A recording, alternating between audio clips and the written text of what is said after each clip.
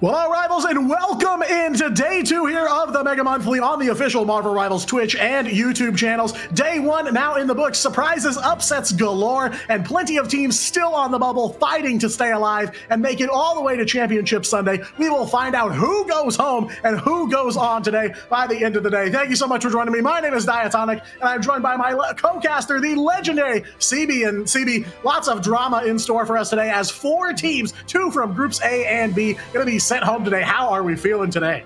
Oh, we're feeling a little bit more tense than we were yesterday. You can kind of feel the tension being ratcheted up a few notches here as the stakes are getting higher. Like you said, we're going to see who is making it to that next stage, who's going to make it to the playoff stage, who makes the cut, and who gets cut. There's only one way to find out, and I want to get right into it with our first match of the day, Race Car versus Ego Death, and I cannot wait for this one. We've got 2 teams going on potentially their last ride together, maybe have a brighter horizons in front of them, maybe have some new things coming down the pipeline, but they get to show us what they're capable of today. One of them already safe, already has that spot in playoffs cinched, and the other could kind of go either way, a little bit in flux. Yeah, we're going to be seeing a lot of that all day long today. There are a few teams that have already secured their spot in that playoff bracket that you'll see in the back half of today, but there are still teams fighting to make their way in. Of course, out of Group A, Navi and Lunex both undefeated so far, 3 series wins for them. They will advance to the playoffs. Extinction and Flark still above that cutoff line there, but again, 2 more rounds of group stage to play out today to determine who makes it out of there. In Group B, Racecar and Dreamland both undefeated, both not dropping a single map on day 1. Yeah, we lost an Ego Death, both sitting on the bubble as well, and Intergalactic and Shikigami both fighting their way up, but no teams have been confirmed eliminated yet, so there is still the potential for these teams to turn things around here on day 2. I have to wonder, how do you, go away from day 1, huddle together? Do you do some scrimming the night before? What do you do to kind of prepare going into this second day where really everything matters here? I mean, it really could go either way, especially I think in Group B where all 4 of these teams are in the danger zone. Yeah, we lost. If they have a bad day today, could find themselves below that cutoff. So they had to have gone back to that drawing board and really ironed out what made them a special team. And if you're looking at a team like Ego Death, that's another high caliber roster. And make no mistake, we will get to those rosters in a second, but that's a team that, finished 5th, 6th in MRC Season 5. They are a talented squad. You want to try and see them trend a little bit further upwards, but they also need to have a good day. In order to do that, they got to go against the Kings of the Castle right now in Race Car over in Group B. And I think there's a lot of motion that can happen just off of these 2 matches we're going to get today. And then we'll actually get to see a little bit later today with Shibby and with Vaudable what those playoffs are going to have in stores. We'll go through the first rounds of those 2 there, but let's have a look at the schedule real quick. We can lay all of that out for you with a nice, easy to follow graphic. Like we said, we're starting off with Race Car, Ego Death, but after that, yeah, we lost versus Shikigami, and I feel like with how that bottom 4 in Group B is, that match is going to have a lot of implications. Yeah, super important for both of those teams, and a nice way to round out the group stage here. And like you said, CB, we've got these first 2 matches here to round out that group stage before Vaudable and Shibby will take over and get you a couple of upper round bracket matches for the end of the day. So yeah, there is a lot on the line here for these teams playing. Of course, as we said, Race Car, they have locked in their spot here, so a good opportunity for them maybe to do some limit testing to figure out, maybe let's try to run this weird off comp that we're not used to. Opportunity for Ego Death to start getting points up on the board today. So yeah, these matches are very vital for both of these teams, and we are heading into round 4 of the group stage to start things off here between these 2 teams. But here's a look at these round 4 matchups. Navi going to be taking on Flark, Lunex up against Extinction, and Merlin's Order taking on the Beasts over in Group A. Then on Group B, of course, we'll be bringing you Race Car versus Ego Death here on the broadcast. But Dreamland will be taking on Yeah We Lost, and Shikigami will be going up against Intergalactic. So plenty of brutal matchups here across the board for these teams. And like we've been harping on, super important these teams bring everything they've got to the table here. Of course, if you've already locked in your spot, you've got an opportunity here to test some things out, maybe take a little breather. But of course, in the back half of the day, it is all on the line once again as we will get underway with that bracket. So very exciting stuff from top to bottom here. And obviously, chat, we love you. We don't want you to go anywhere, but, maybe you want to go see what's going on with some of your favorite players, and you can always check their co-streams out. I'm sure there's a lot of players who are going to be streaming their POV right now, and for some of those matches like Navi versus Flark or Lunex versus Extinction, I think those have a lot of potential to be exciting matchups. So, I mean, obviously stick around, don't go anywhere, but if you want to go over there and, maybe take a peek at some of these other streams and see what's going on there, it might be worth checking out as well. Yeah, I mean, great opportunity to see what the 2026 competitive season going forward is going to look like. You know, a lot of these names and faces you're going to be seeing all year long as the Ignite series kicks off and as we get back into the Marvel Rivals Championship very soon. So, you know, great opportunity for us as casters, for you as viewers to get a look at what we're going to be seeing going forward. So, you know, expect a little bit of roster shuffling, things like that, I'm sure, going forward. But yeah, you know, big opportunity, and for the players too, to really show their stuff here and kind of up their stocks before that competitive season gets underway here. So, you know, you've seen what we got on the docket here for round 4 and for all day long here on the broadcast. But match number 1 here, Race Car and Ego Death. So yeah, you know, interesting. I noticed these two teams somewhat have crossed paths before. At least half of Race Car has gone up against this Ego Death team in the last Marvel Rivals Championship. So I'm curious to see, you know, have things changed for Ego Death here? They did lose that matchup. So, you know, I'm very interested in the revenge match for sure. I think quite a few things have changed, and I can't wait to look at the rosters for these two squads. I mean, if we I don't want to, like, you know, direct prod too much, but if we could start with the Race Car squad, because I think this one is going to ground us in a little bit of familiarity. You're going to look at this roster, you're going to have something green and leafy pop into your mind, something very FlyQuest-y, but with a few new pieces to indicate that time has passed. And I'm very excited about one thing in particular that's not actually shown here on this roster, as I don't know if Speedery is going to be starting, but Speedery is also on this roster. Remember back towards the end of last year where we had everyone talking about Terra, how he's our guy in NA. He is the best duelist at NA. Well, now we know he's signed to Na'Vi, so he's gone across the pond, and now there's a power vacuum at the top, and now we're once again asking, well, who's going to be our guy? A lot of people are saying it's Energy, but people also forgot how good Speedery is. Just because Envy fell off doesn't mean that Speedery wasn't that guy for a long stretch of time, and now they get to do it together, plus they also get to bring in Smash from that Mutants core that you were alluding to, so there is synergy abound on this roster, old and new, and it's shown in their performance so far. Yeah, I mean, power vacuum is the perfect way to describe it. There's so many talented duelists in just the Americas region alone that, yeah, Terra moving regions does leave kind of a big gap there. So my eyes definitely on who is going to try and fill in that role. But there are so many potential options. And yeah, I feel like now Speedery does get overlooked sometimes. People almost kind of forgot about him. But trust me, I have not forgotten some of the plays I saw him make last year. If he's in the lineup today, I'm confident that he will remind you. Oh, yeah, absolutely. Yeah. So Race Car squad looking very strong here. Some familiar names, lots of Ignite experience on this team. Their opponents, another familiar name if you follow competitive Marvel Rivals. They will be taking on Ego Death here. Potentially last ride for this team here in this tournament. Currently sitting 1-2, so not eliminated from the tournament yet. Kind of on the bubble here, but they got to bring everything to bear here. So, of course, some very familiar names here. A few names from the original Ego Death squad you may have seen all the way back during the early stages of Ignite there. Zatex, Self, and Soko running it back here, but also I believe still currently ranked number 1 on the NA leaderboards. Tones is here as well, Valentina and Visor too, so quite a lineup for this Ego Death squad as well. Surprising sitting on 1 and 2, but you know, a couple more rounds today definitely can shore up that record for sure. Oh, 100%. And, you know, we look back at their MRC Season 5 performance, finishing in that 5th to 6th place. This is a team with a ton of talent to be had, and players that I think, even since that original incarnation of Ego Death, have dramatically risen their stock. I wouldn't be surprised if a few of them catch Ignite contracts. There is bright futures for just about everybody on this roster. But if I want to single one person out, I want to give a shout out to my girl, Valentina Eve. I know a lot of people in my comments on Twitter were saying that she's going to be their personal MVP, and I couldn't agree more. I can't wait to see my girl throw down. I'll even hold the hoops for her. Yeah, basically been here since the beginning of competitive Rivals. Always made a splash in almost every event that she's been in so far. So amazing performance from the strategist there. Of course, you know, I'm a big fan of Self. Made a name for himself early on at Ignite. Some big Black Panther plays that kind of broke the rival space online a little bit. So of course, always love to see Ego Death back in action here. But it is quite a hill to climb here against Race Car. You know, a 3-0 team, lots of momentum, big names with LAN level experience on that team. So it's a tough matchup, but definitely not unwinnable for a squad like Ego Death.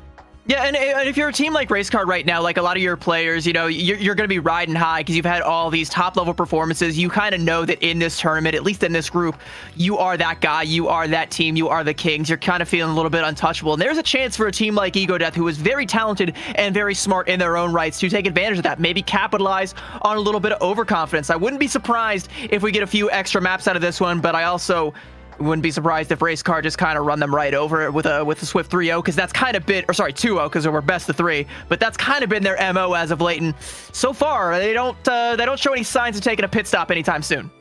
No, and I mean, that's kind of the question I had going into today, especially with this matchup involving Race Cars. You know, this is a team that's locked in their position. How willing are they to just go ahead and play it like normal, or are they going to look for something to kind of test for themselves here? But we are almost ready to get underway here already. Map number 1, of course, random domination map, Krakoa coming through here. I guess the question here is, does that benefit Ego Death, or is this already another kind of wrench in the works for them?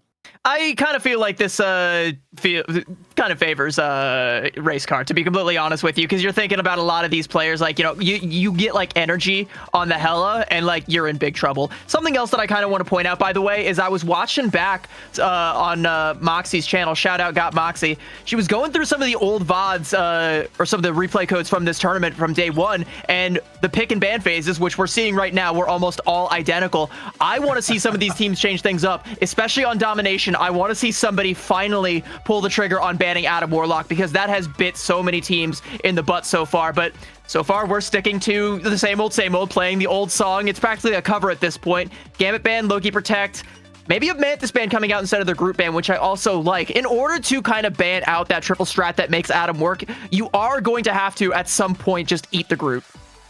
Yeah, and I mean, at least from Race Car's perspective, they can afford to do that, right? They'll have another ban before Ego Death's able to make a second save, so they could still get the Groot off the table here. But yeah, you're absolutely right. I mean, lots of repeat ban phases here. Right now, both teams are basically banning the same exact things across the board there. Ego Death does take the Mantis ban as well. Both teams will get a Loki out of this, so now dual bans here for both sides. And yeah, there is an opportunity here for that Groot, which, yeah, never a bad idea so far. But it's going to be a couple of duelists. Daredevil being banned by Race Car, and then Ego Death taking the Phoenix ban as well here. Interesting choices, but again, that does still leave Groot on the table for now. Yeah, it leaves Groot on the table. We're also still leaving Hella on the table so far. I'm seeing a hover over a Namor Protect, which I think does also kind of give more credence to bringing that Hella to the table. So, you know, you whether it's Smash or whether it's Speedery that's going to be in the starting lineup, you get, you know, either of them duoed up on a Hella Namor alongside Energy, and you're going to be in for a rough time if you're Ego Death, Groot or no Groot. I don't care how many Ironwood walls you put between you and them, they will find that target eventually.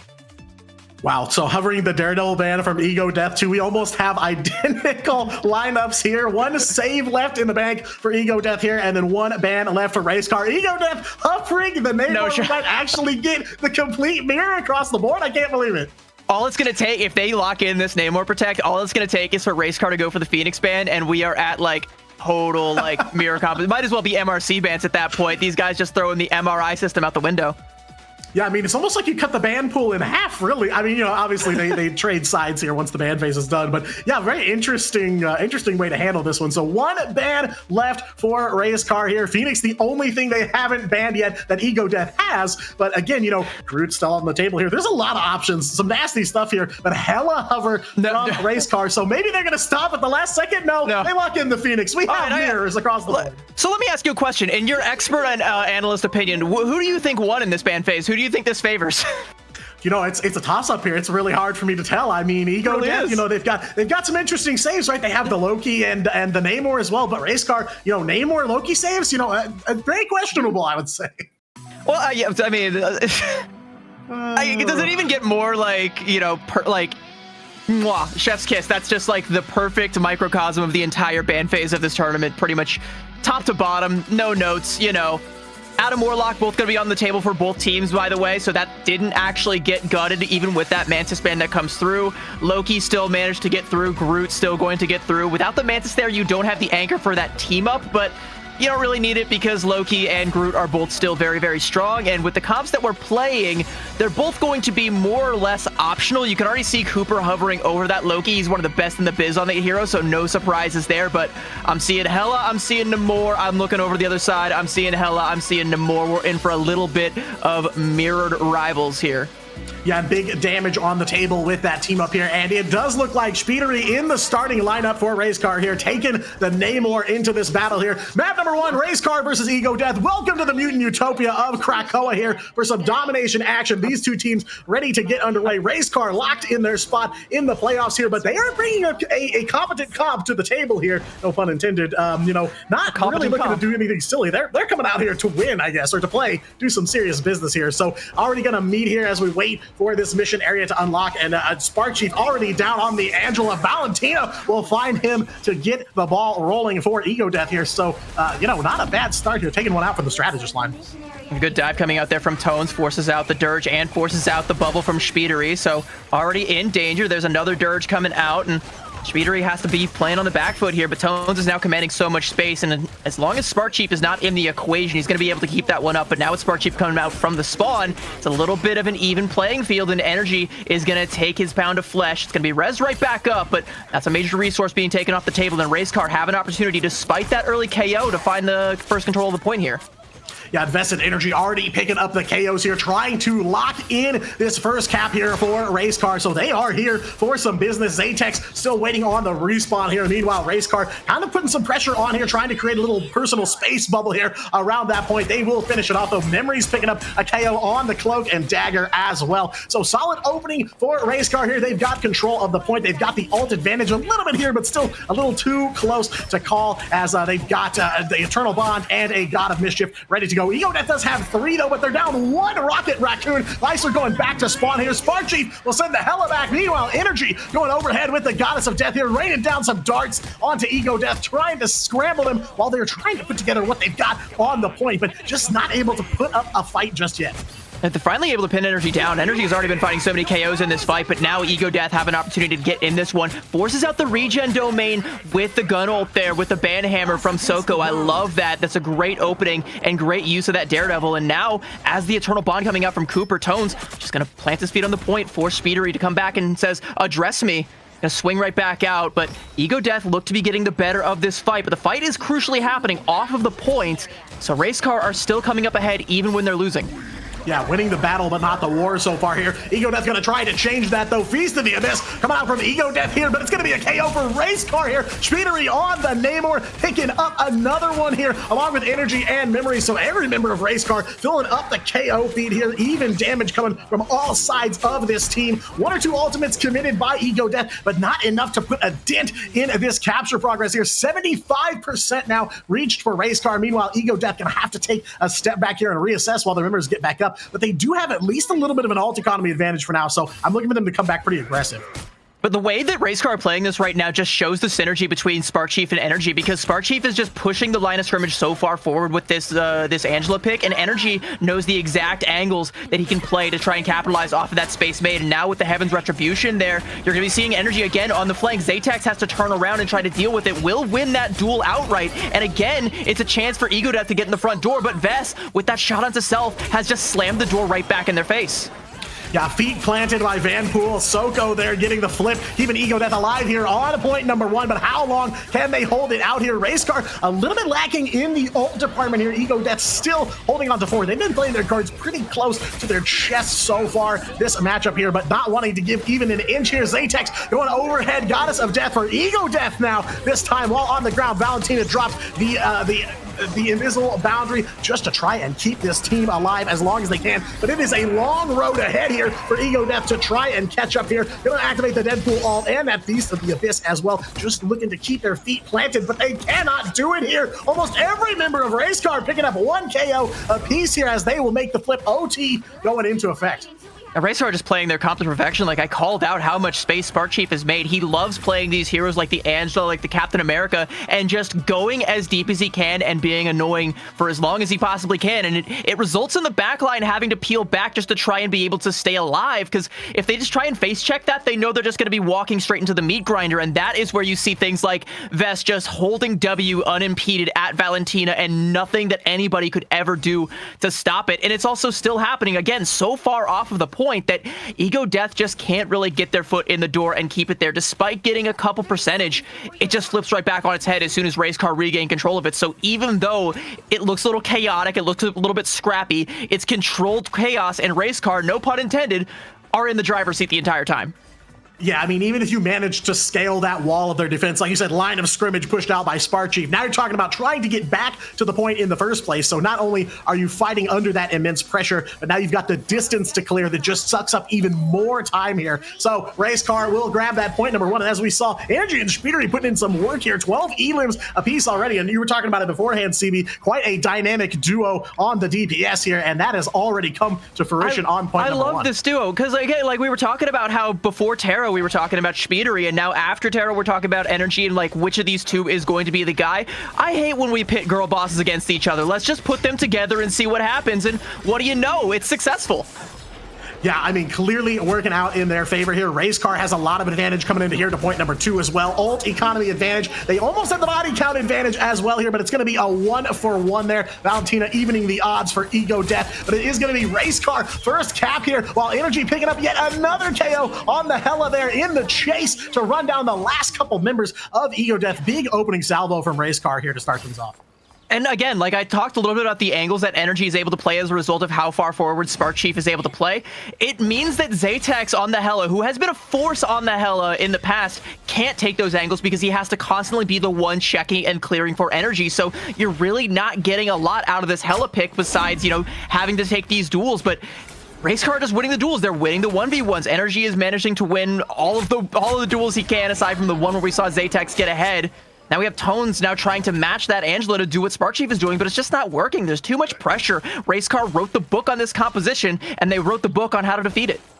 Yeah, I mean, those small wins really add up here to what you're seeing. Almost 50% capture progress here on point number two for Racecar. 3 ultimates. They've got a 4th one if Vest can charge up that Meteor in here before too long. It is going to be a Heaven's Retribution from Spark Chief, though, looking to nail down those members of Ego Death. Finds a couple there, puts some damage down, but no KOs in the follow-up there. Speedery going super low here, but that strategist line for Racecar able to keep him up and in the fight here. So one ult committed, just a little bit of a poke there, but nothing big coming out of that one.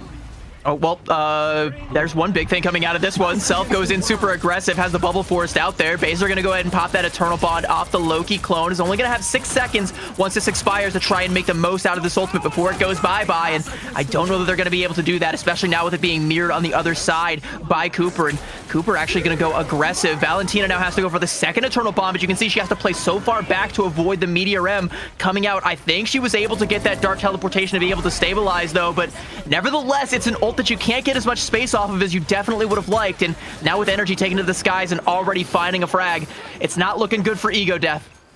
Yeah, gonna be tricky. Racecar full sending their entire ult lineup here, but 99% captured. OT gonna go into effect here. Last chance for Ego Death to try and turn this thing around. Zatex goes overhead for the Goddess of Death, comes back down though. Too dangerous up there in the skies, and no one there to protect him from Vest, Spark Chief, and Speedery taking out the others, and Racecar will take Krakoa.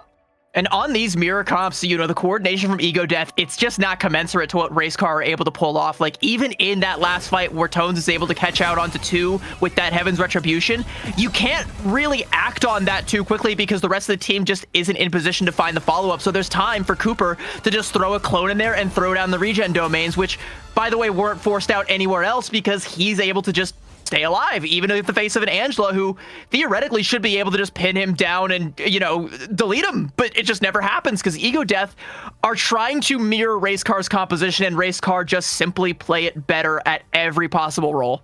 Like you said, kind of wrote the book on the comp, and those couple things all working together in tandem, you know, the pressure that they're able to apply, how much space they're able to create for themselves, and then those small wins, right? Finding opportunities to win a duel here and there. They add up so quickly here, and it was just, you know, almost a blink of an eye here. Just under 7 minutes played out on Krakoa, and that is all she wrote. Energy and Speedery both picking up 19 elims, and Energy not Speedery not KO'd that entire map. So able to put up some insane numbers there on the duelist line. And, you know, at least here on this first map we've seen on broadcast, I think Speedery making a very good case for himself as the guy or the next guy.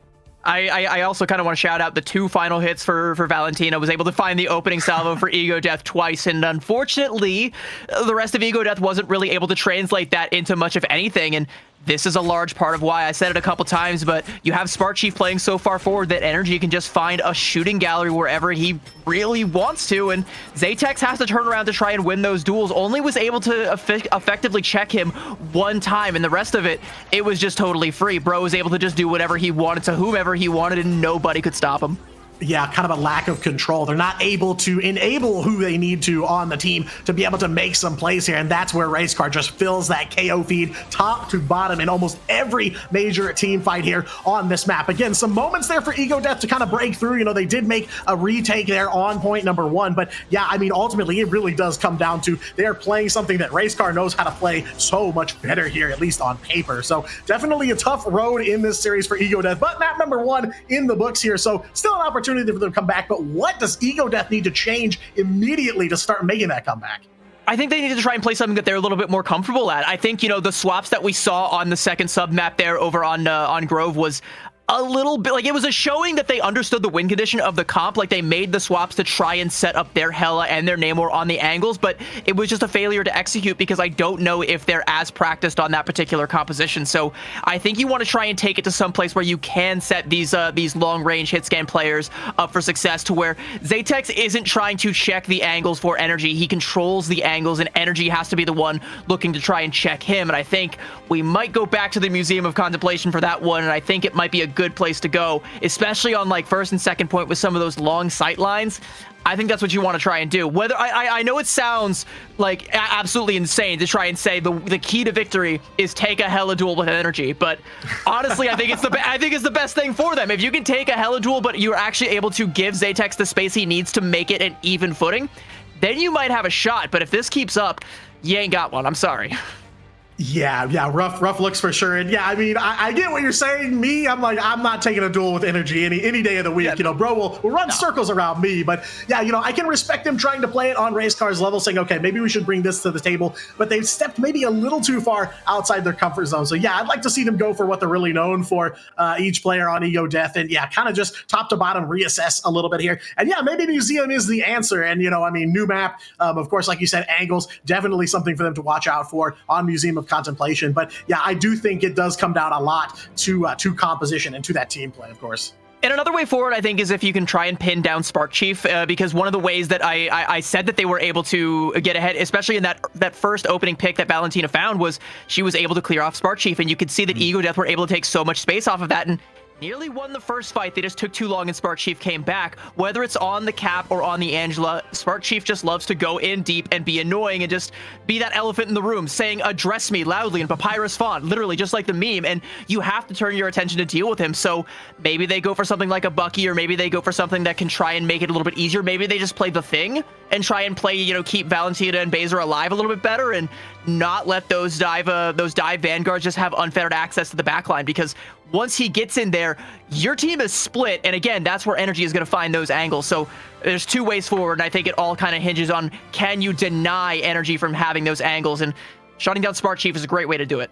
Yeah, I mean, you have to be aware of the zoning. You have to recognize we're getting pushed out really far here. They have control over this whole map. We need some kind of real estate here to make plays happen. So it's not going to be free real estate for sure. It's not going to come free. You know, you're going to have to get past Energy, Spark Chief, you know, a whole terrifying line of serious players there. But yeah, I think the potential is there for sure. Just kind of going back to the drawing board and saying, hey, you know, we just need to reevaluate here, keep the awareness up, and yeah, go after those high value targets and get ourselves some room to fight on, because right now it's kind of like they're standing tippy toes on the ledge of a cliff trying to play this match out. So I agree. Like I just agree. I think we've said like all of there is to say. I pitched Museum of Contemplation as the next map, but I'm curious to see, do you have like any other ideas? Like I think obviously like Midtown is also kind of on the table, but as we're still waiting for Ego Death's map pick, I still want to speculate a little bit more. Outside of those two, do you think there might be any other way forward for the squad?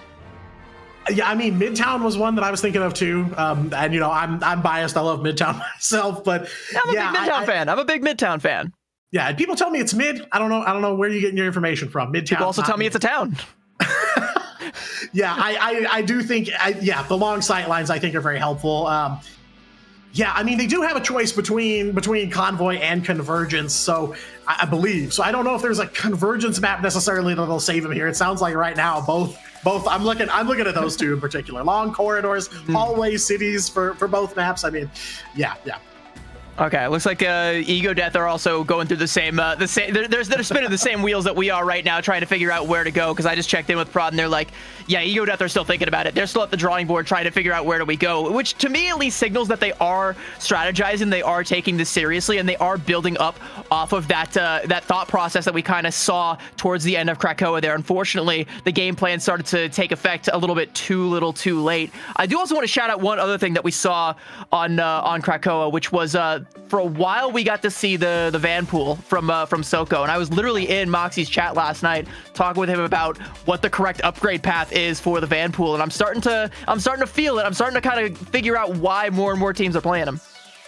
Yeah, I mean, there is a lot of debate about what order, and I've played a lot of Vanpool too, and you know, I've struggled with that as well. I've seen a lot of people say maybe the mobility is kind of important for him, so I've started upgrading that right click pretty early on. Of course, Deadpool in your area, never a bad choice, you know, the extra damage output, faster attacks, and Unicorn Shield. I feel like those few are the ones I tried to go for first, but you know, it seems like everybody's got a different opinion. What Soko told me, what he says he does is he upgrades the Banhammer first, the gun ult. That's the first thing he goes for, which I was like, that seems crazy, because like you're a Vanguard, you want to be playing up close and personal, but I think he just values that ultimate very highly, and of course you do, because there's a handful of heroes in this game that you can just delete with that ultimate. Like, you put it on a Jeff, he's done. You've turned that fish into sushi. You put it on a Loki, the missed shots from the Loki clones count as missed shots, so you can just blow up a Loki or force out the regen domain. And we actually even saw Soko do exactly that. And he also said if for some reason he dies before he's able to get that ult, he'll go for upgrading the Desert Eagles first so that he can get that ult even quicker. Looks like we do finally have our map, though, and this is one that is kind of lurking in the wings, though. It plays kind of similarly to Midtown and Museum of Contemplation, and it's in the neighborhood of Midtown, but unfortunately it is not. It is Central Park. Yeah, right around the corner up the street from the hot dog guy. Yeah, you know, but yeah, Central Park, I was thinking maybe I wouldn't be too shocked to see it, but, you know, definitely interesting choice. I mean, and, you know, you mentioned this before. I do think they are really trying to strategize. They're taking the match seriously, but I think that about both sides. You know, I wasn't saying that Racecar is going to show up with some goofy comp or just kind of meme, but, you know, I like that they are playing it out here. They're trying some things and really coming to the table with a serious lineup here. So picks and bans, map number 2, Central Park here, and this looks very familiar. Yeah, it does look very familiar, and I want to see it change up just a little bit here.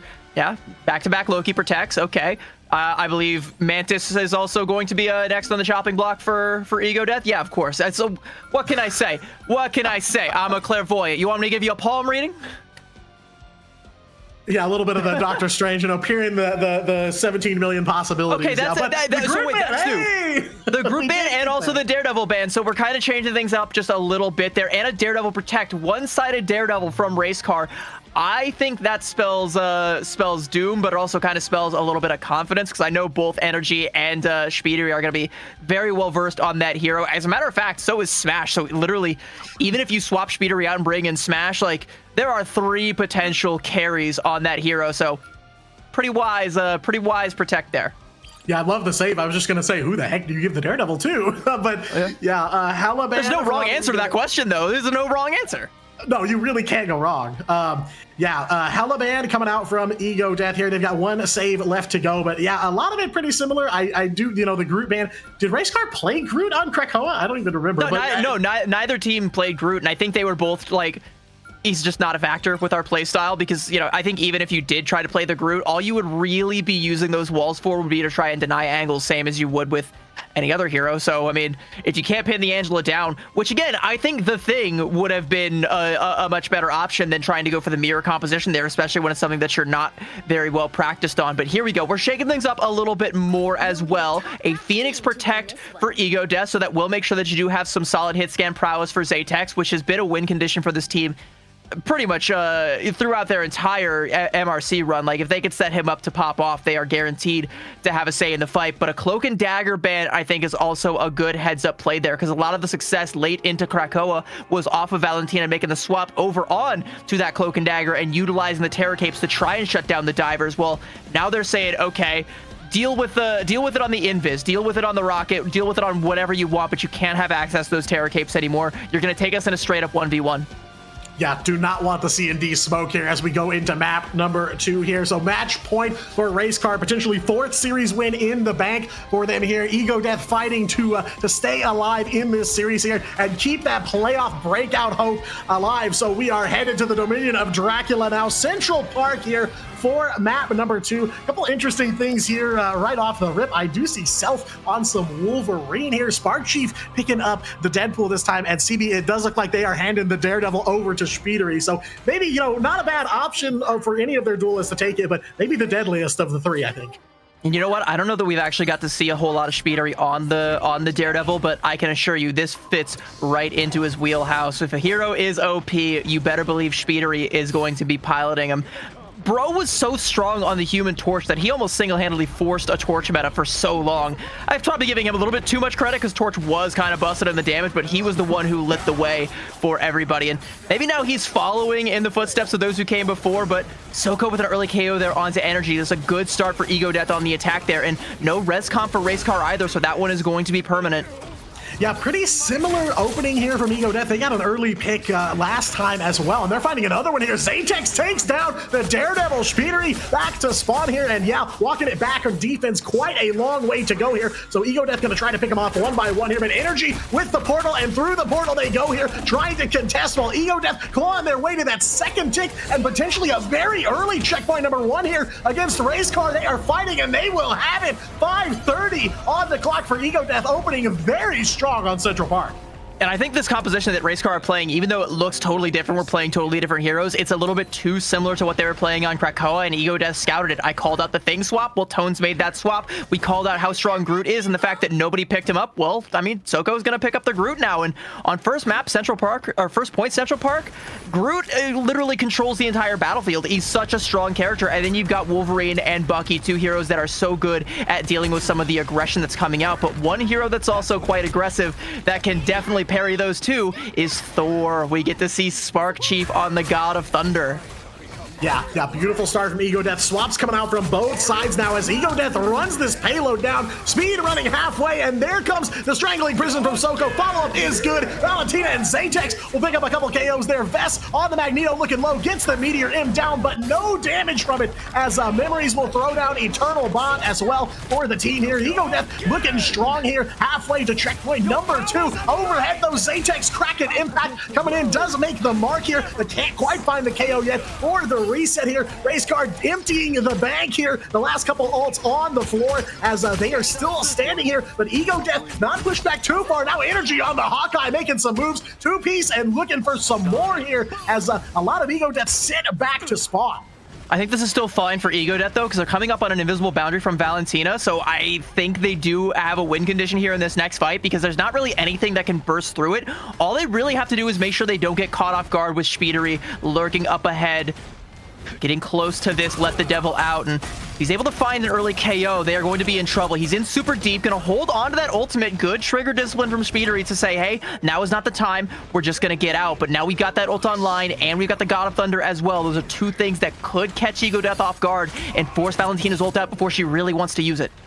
Yeah, Speedery, a disciplined duelist as always, holding on to that devil as long as possible here. Energy, though, continuing the Hawkeye mania here. Another KO onto Self's Hawkeye, and now letting the devil out. Devil of Hell's Kitchen has arrived here, but not as much of an impact as you'd like to see. Pretty low here. Good deflect from Speedery to stay alive. They will take down Loki, though. That is Energy on that Hawkeye yet again in your KO feed here as Ego Death finding a bit of a chokehold here from Race Car halfway down the track to checkpoint number 2. No dent just yet, while Race Car in control of that payload now and pushing it backwards. I think Ego Death are doing a great job of dealing with what's right in front of them. I think they were able to cancel out Spark Chief's ultimate, deny the God of Thunder from coming out, and they're able to live through Speedery's ultimate as well. But the problem is so many miles away, that Hawkeye Energy is just making do with all the space and finding the headshot after headshot. Zatex with an early KO there onto Spark Chief and another onto Speedery as well. The space has finally cleared up, and it's going to force the ults out of Race Car, but Ego Death have commensurate ones. Does this Meteor M land? It does not. If that had found Pater, Ego Death would have been able to march forward, but now they're going to have to slowly grind and inch their way back to this cart, flip it back in their control, and get it around the corner. But even though this fight is a win for Ego Death, they're losing Tones, they're losing men, and they're not gaining a whole lot of space. So there's another opportunity for Racecar to come right back in and reclaim what was lost. Yeah, it feels like they're getting picked a little bit out of position here, which just throws a huge wrench in the momentum that Ego Death built up. Already down to 2 minutes on the clock here, but Self back up, ready to go for a Kraken impact here. Finding 1 KO without it, though. 4 ults ready to go for Ego Death, and if they're going to find a breakthrough, this will be the time to do it here. Memories does go with the Eternal Bond, on the ground here, just giving Racecar some extra sustain here, and it is paying off. Spark Chief will find 1 on the Ego Death as well here. Valentina, Invisible Boundary is down, but so is the Invis here. Most of Ego Death back in spawn here. Racecar online. They found that foothold, and they are ready to dig their heels into the last. That's such good play from Spark Chief, though, to essentially kidnap Soko outside of the invisible boundary to clean up that KO. And then again, there's nothing to impede the forward march of Racecar, and they just collapse right on top of her. And there's nothing more that Valentina can do. You know, I've got no Vanguards to stop it. I've got no duelists who are in position to shut down this God of Thunder. All Spark Chief has to do is just Goomba stomp right on top of the Invis woman, and she's done. And now Racecar again in the driver's seat with that Hunter's Sight online for energy. And as soon as they come around to where he feels like it's an okay time to pop it, it's another fight win for Racecar, but might not even have to pop it anytime soon because Spinnery is in the backline with his Psylocke, and that's something that Ego Death, again, haven't done a good job of dealing with. No, Tones coming back into the fight here from the spawn room. 3 ults ready for both sides. Hunter's Sight coming in for energy here to put down some damage. The big play here for Racecar. 3 members of Ego Death all holding ultimates back to spawn with just 30 seconds left to go. Quickly approaching final fight territory. Racecar does have the Loki ult online ready to go. Meteor M going to come up before too long, but that might be all they have here as Ego Death back up and ready to go. Even though Ego Death have a definitive ultimate advantage, I gotta shout out Racecar and their ult discipline. They have managed to make sure that they have a win condition for every fight going forward, so they're holding on to, like you said, the Meteor M and the God of Mischief, and the latter is going to come out. Early Eternal Bond from Racecar to give themselves some space and force resources out of Ego Death, but Zatex with the opening KO onto energy. Yeah, huge turn here for Ego Death. They find 2 already here, looking for that breakthrough they've been digging for the past few minutes here. Still holding those ultimates. Insane discipline here from Ego Death, but now time to let him fly here. Baser coming in huge. 3 KOs on the Loki here, and they found that breakthrough. Overtime in effect, though, so do have to be careful about where you're at here. Gotta stay on the cart to stay alive, but Self there, Kraken impact as well, chasing down Chief there in the upper buildings of Central Park here. But now Ego Death finally find it, but they have not quite made it to that checkpoint just yet. And Spark Chief, you can see, has access to 3 different health packs. He doesn't need to be with his team to get healed, so the team now can take this fight early on, and Ego Death have to have their heads on a swivel, but they can't turn around. They can't dedicate too much attention to Spark Chief, but now they have to as he comes in with the God of Thunder. It's right on top of the front line, flattens them like pancakes. The end song Inferno gonna come out from Zatex, but no one is around to hear that song, and it may very well be the swan song for Ego Death in this matchup here, as they're only able to get to the end of checkpoint B. For a while, it looked like they were going to be held at the spawn door there, so props for being able to break out past that, but not being able to get that full cap. Ooh, that might just be the death nail. Yeah, very rapid checkpoint number 1 for them, getting that payload moving very quickly. But yeah, beautiful hold from Racecar here, eating away at that time. And at the very end, feels like dominoes lined up and knocked down by a well-placed God of Thunder for Spark Chief. This team clearing the way to clear out Ego Death here. So stats looking pretty close here between these two teams. Shows you just the back and forth between them so far. But the path forward is clear here. Racecar looking to close out the series. It'll be 1 checkpoint and 110 meters to the second for them to finish it off. So they just got to be looking at the door to Dracula's castle before they'll win this one. Valentina looking to make a swap over onto the Luna Snow. I think to me, that kind of signals a little bit of desperation and maybe potentially trying to use the snowballs to deal with Spark Chief trying to go for some of these flanks. They're just looking for answers right now, our Ego Death. Like, they can't really make, like, the Cloak and Dagger is banned and the Invis Woman didn't really pay off dividends because even if you're able to, you know, get that Guardian Shield on yourself, that's recently been nerfed. So Spark Chief can just go on in and take a 1v1 with an Invis and win it every day of the week. Now you want something where you can maybe freeze them and get away. But even that kind of forces a rotation out of this backline that's going to be uncomfortable. So Ego Death are going to have to be, they're going to have to be on their P's and Q's if they want to try and make these adaptations work. Yeah, absolutely. Work very clearly cut out for Ego Death here. They've got some breathing room, but Racecar, a deadly team, looking to speed one into the finish line here as they are already pushing up on this point here. Vess overhead on the Magneto in a duel with Soko as well. Both Magnetos fighting it out here, but yeah, so not a ton of room to breathe, not a lot to delay here, but Ego Death going to be looking for some big defense here. Tones already first KO on this second half, and it is on to Energy there. The Hawkeye going back, and Cooper will follow him there thanks to some Groot shots here from the side of Ego Death here. So not a bad start, and already 80% of the way to that Strangling Prison too. I mean, Ego Death are doing such a good job of finding these little ones and twos, just like that one onto Vess there in between some of these fights. But it's once Racecar finally start to get themselves under control that Ego Death struggle to try and keep up. If they can keep things going, though, and keep Racecar off balance like that, again, another one onto Speedery, if they can keep this up, they can bleed this time bank down to where they could comfortably maybe even go for a full hold here. So early signs of life on the defense here from Ego Death, but once again, they got to keep this pace up for another 2:45. Yeah, minute 15 away here. Tones already got Strangling Prison ready to go. A couple more 80% on the side of Ego Death. Energy, though, making a swap over onto the Phoenix here. So they are trying to change things up. Speedery will go to Wolverine as well here. So Racecar trying to find an answer here for this Ego Death defense so far. 3 ults ready to go overhead. Insong Inferno coming out from Energy, with Speedery taken down. Tones an absolute menace here on the Groot on defense. Self will find one on the Winter Soldier as well, getting that Kraken impact online. And a huge ult swing here for Ego Death on defense. They will find the answers here. Soko taking out a couple more on that Magneto, Self as well, and they've still got 3 ults to show for it here. Meanwhile, Racecar going to be getting up and dusting themselves off. 2 minutes on the clock. Small victory, though. We've managed to force Spark Chief to swap back onto something a little bit more normal. Now he's going to be playing on the Thing, and we know how strong the Thing is, but I don't know if this is the best chance to be using the Thing here, because there's no real dives that you're denying here, and you might just be farming ults for Zaytax, but you don't really got to worry about that as he's already got one, but you do have to be keeping your head on a swivel for that Ensong Inferno that could be coming out, and a lot more ults from the side of Ego Death. They're going to open up with that Fate of Both Worlds. Yeah, not too many times do I hear the Thing and normal in the same sentence, but for Spark Chief, it is here, and now they are picking up the KOs. Racecar revving up here. Energy and Spark Chief as well in the KO feed. They'll find almost everyone there. Big haymakers coming out from Spark Chief, straight from Yancey Street here. They will have this checkpoint unless Ego Death can get this strange portal in time. No, it will not be there. 3:40 on the clock for Racecar to try and close out the series right here.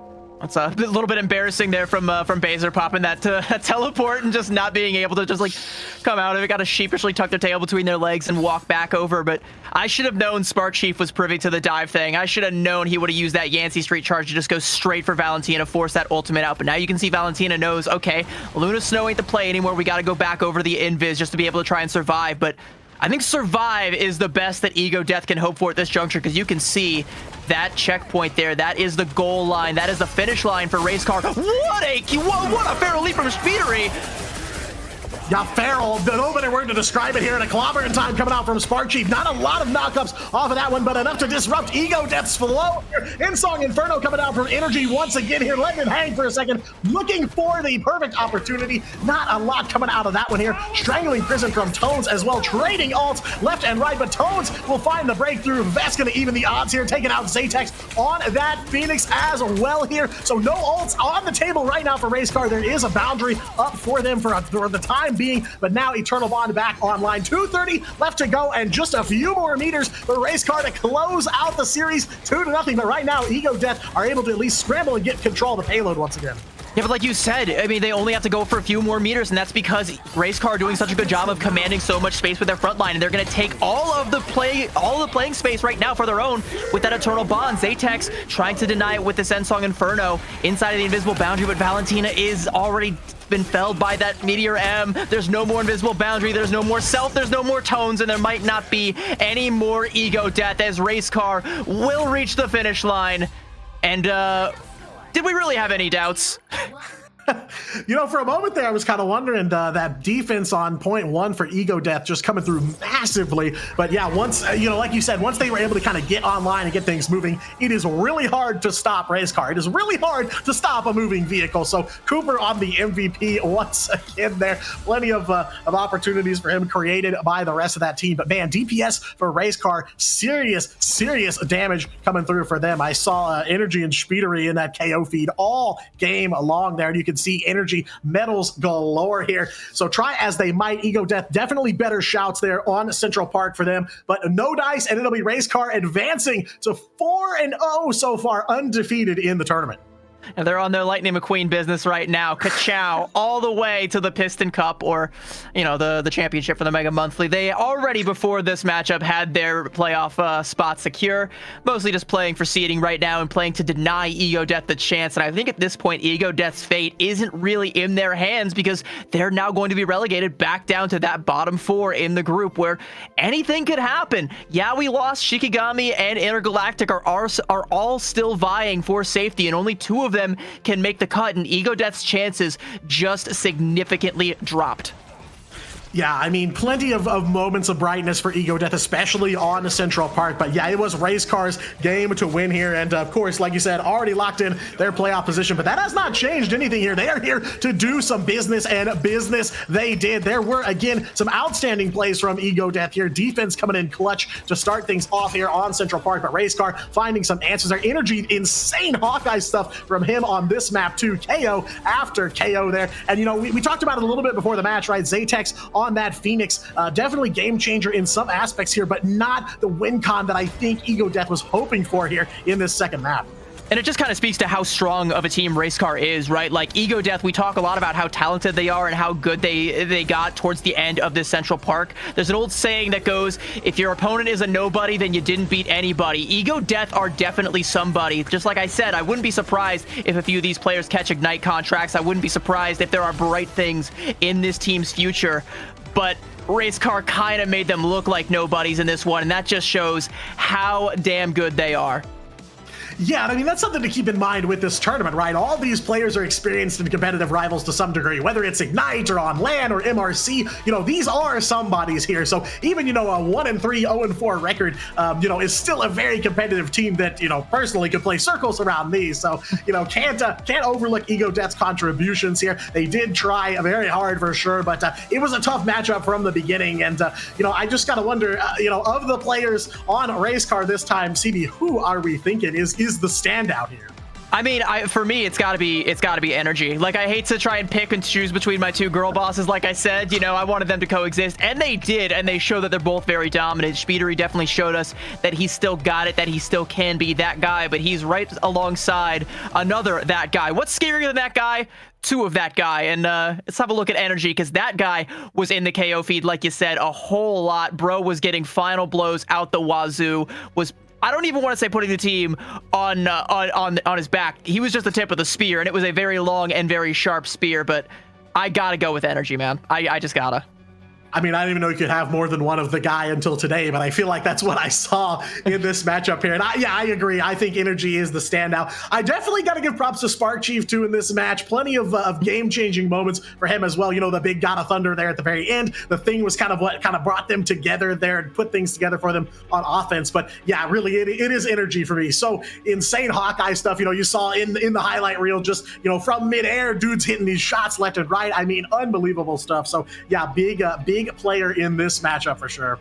I'm glad you bring up Spark Chief, because again, like I talked a lot about the synergy between these two, and I mean this team as a whole, and that's kind of what enables Energy to pop off. But sometimes when you're picking an MVP, you just got to go for the guy who's lighting up the KO feed like a Christmas tree, and it is always a gift when Energy is on your squad, on your screen, and just letting the arrows fly downrange. Yeah, and I mean, some of it is a testament to that chemistry. Like we said, they've played together for a long time now. They have that trust. They have something, experience over time that you can't really replicate with just in-game mechanics alone. So, that definitely contributes a lot to how well this team synergizes with one another. And you love to see that, players sticking together, building that legacy together, building that chemistry over time. And it definitely showed here for sure. Well, I mean...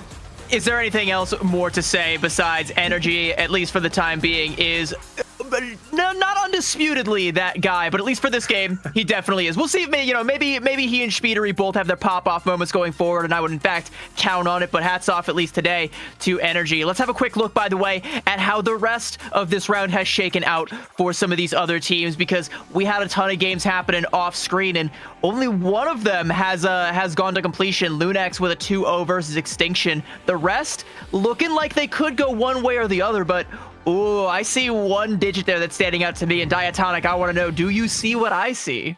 I'm seeing Yeah We Lost taking a map over Dreamland. I think that surprises me a bit for sure. Of course, Navi taking a map off Flark. You know, Navi has been dominant in this tournament. No surprise there. Merlin's Order versus the Beast, I have to imagine, is quite a back and forth. But yeah, I think it's YWL grabbing that first map against Dreamland that shocks me.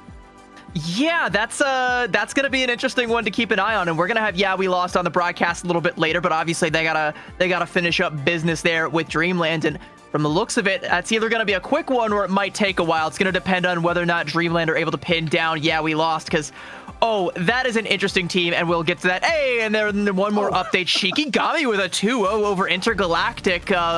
Looks like the struggle bus for the IG squad still going, but the Shiki slingshot may start to be pulled back. And speaking of Shikigami and speaking of Yeah We Lost, that's going to be our next matchup. And hot off a 2-0 from IG, that could be one to watch.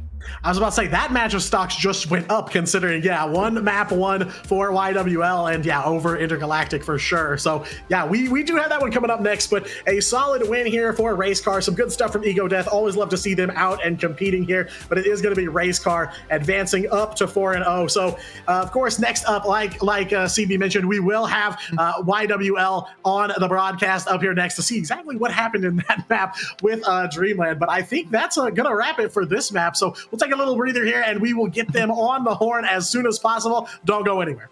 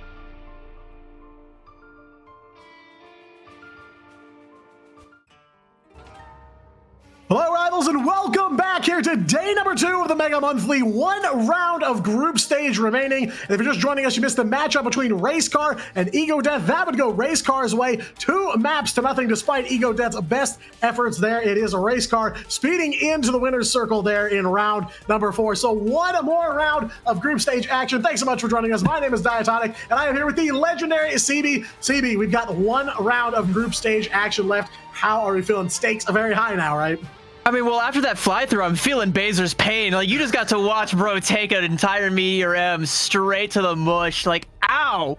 Like, I felt that one in my chest. That one was hard to watch, but I mean, the match, it was a lot of fun to watch. Nothing difficult about getting to run through that one with you, and I'm excited to see where we go for this last matchup of group stages. Like you said, we got Yeah We Lost taking on Shikigami, and there is quite a lot at stake for these two. Like I said, the tension with each round of group stages goes up and up just one more notch, and it can't get much higher than that. Let's have a look at the group standings, and shout out Prod real quick, by the way, for doing all the math for us, because they don't teach caster math in school, and for good reason. It's often wrong.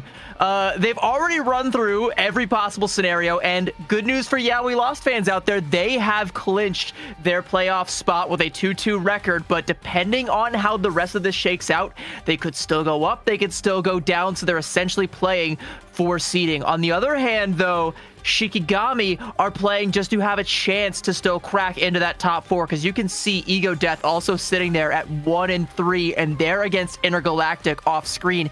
If by some miracle Intergalactic is able to finally wake up and get the best of Ego Death, they can, you know, potentially rocket Shikigami up, but that would kind of create like a tie sort of situation between these teams.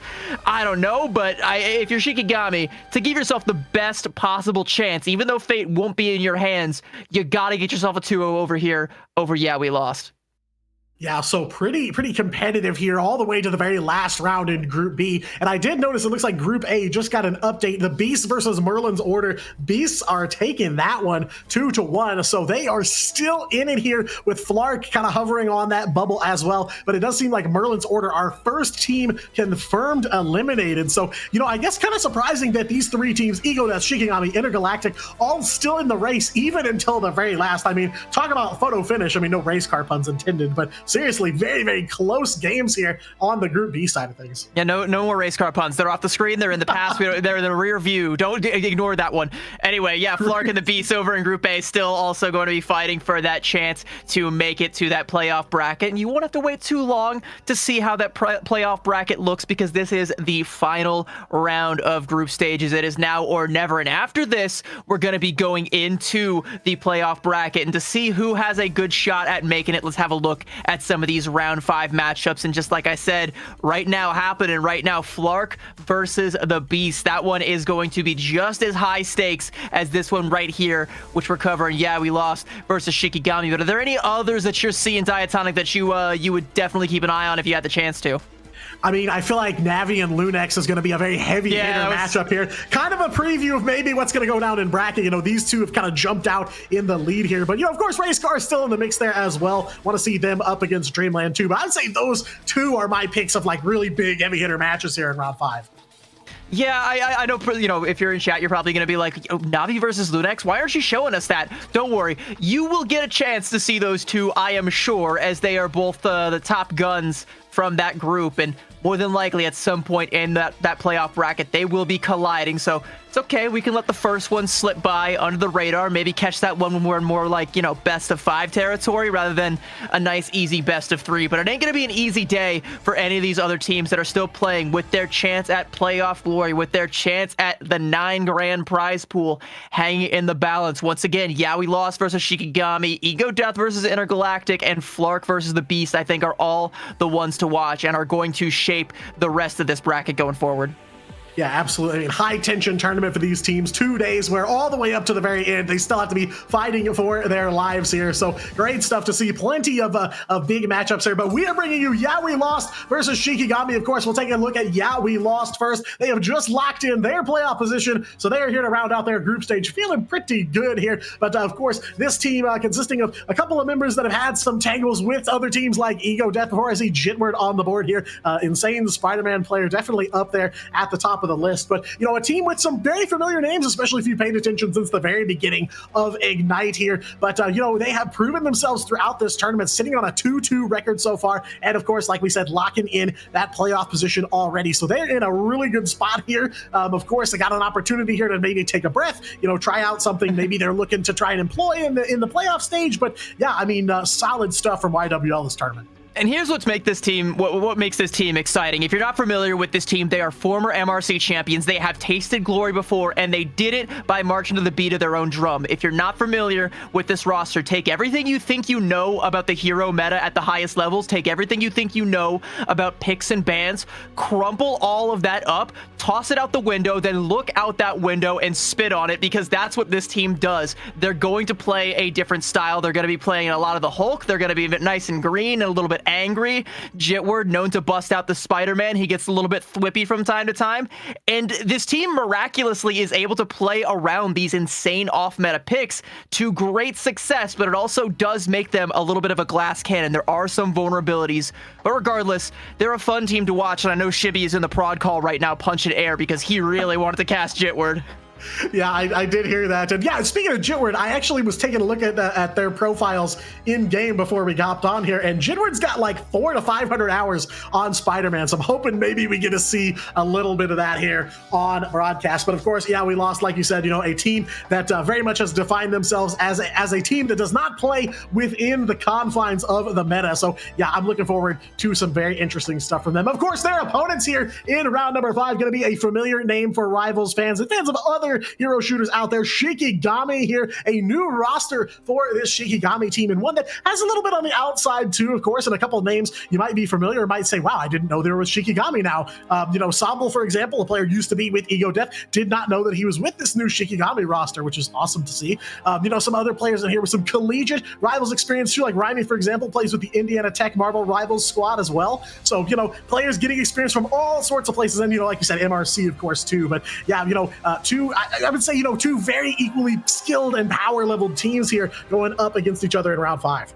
Yeah, I would definitely say that Shikigami might be kind of the underdogs here, especially if you look at the record. It's a team with an insane amount of talent, but they're still trying to figure out a way to make it all click. But I'm liking that you called out Samble specifically, because for me, in spectating this team in both scrims and in some of their performances, he has been kind of the leader of this squad, kind of the standout, especially when he is able to switch to some more of these divey vanguards like the Captain America, like the Venom. He's able to make plays on some of these heroes and create space for the likes of Swag or Cessna. So I think if Shikigami have a chance in this fight, it's going to be off the back of Samble. But is he going to be able to have the right tool for the job to deal with a team that changes the equation? Going up against Yeah We Lost, it might seem straightforward to try and beat this team. Oh, you just banned Spider-Man.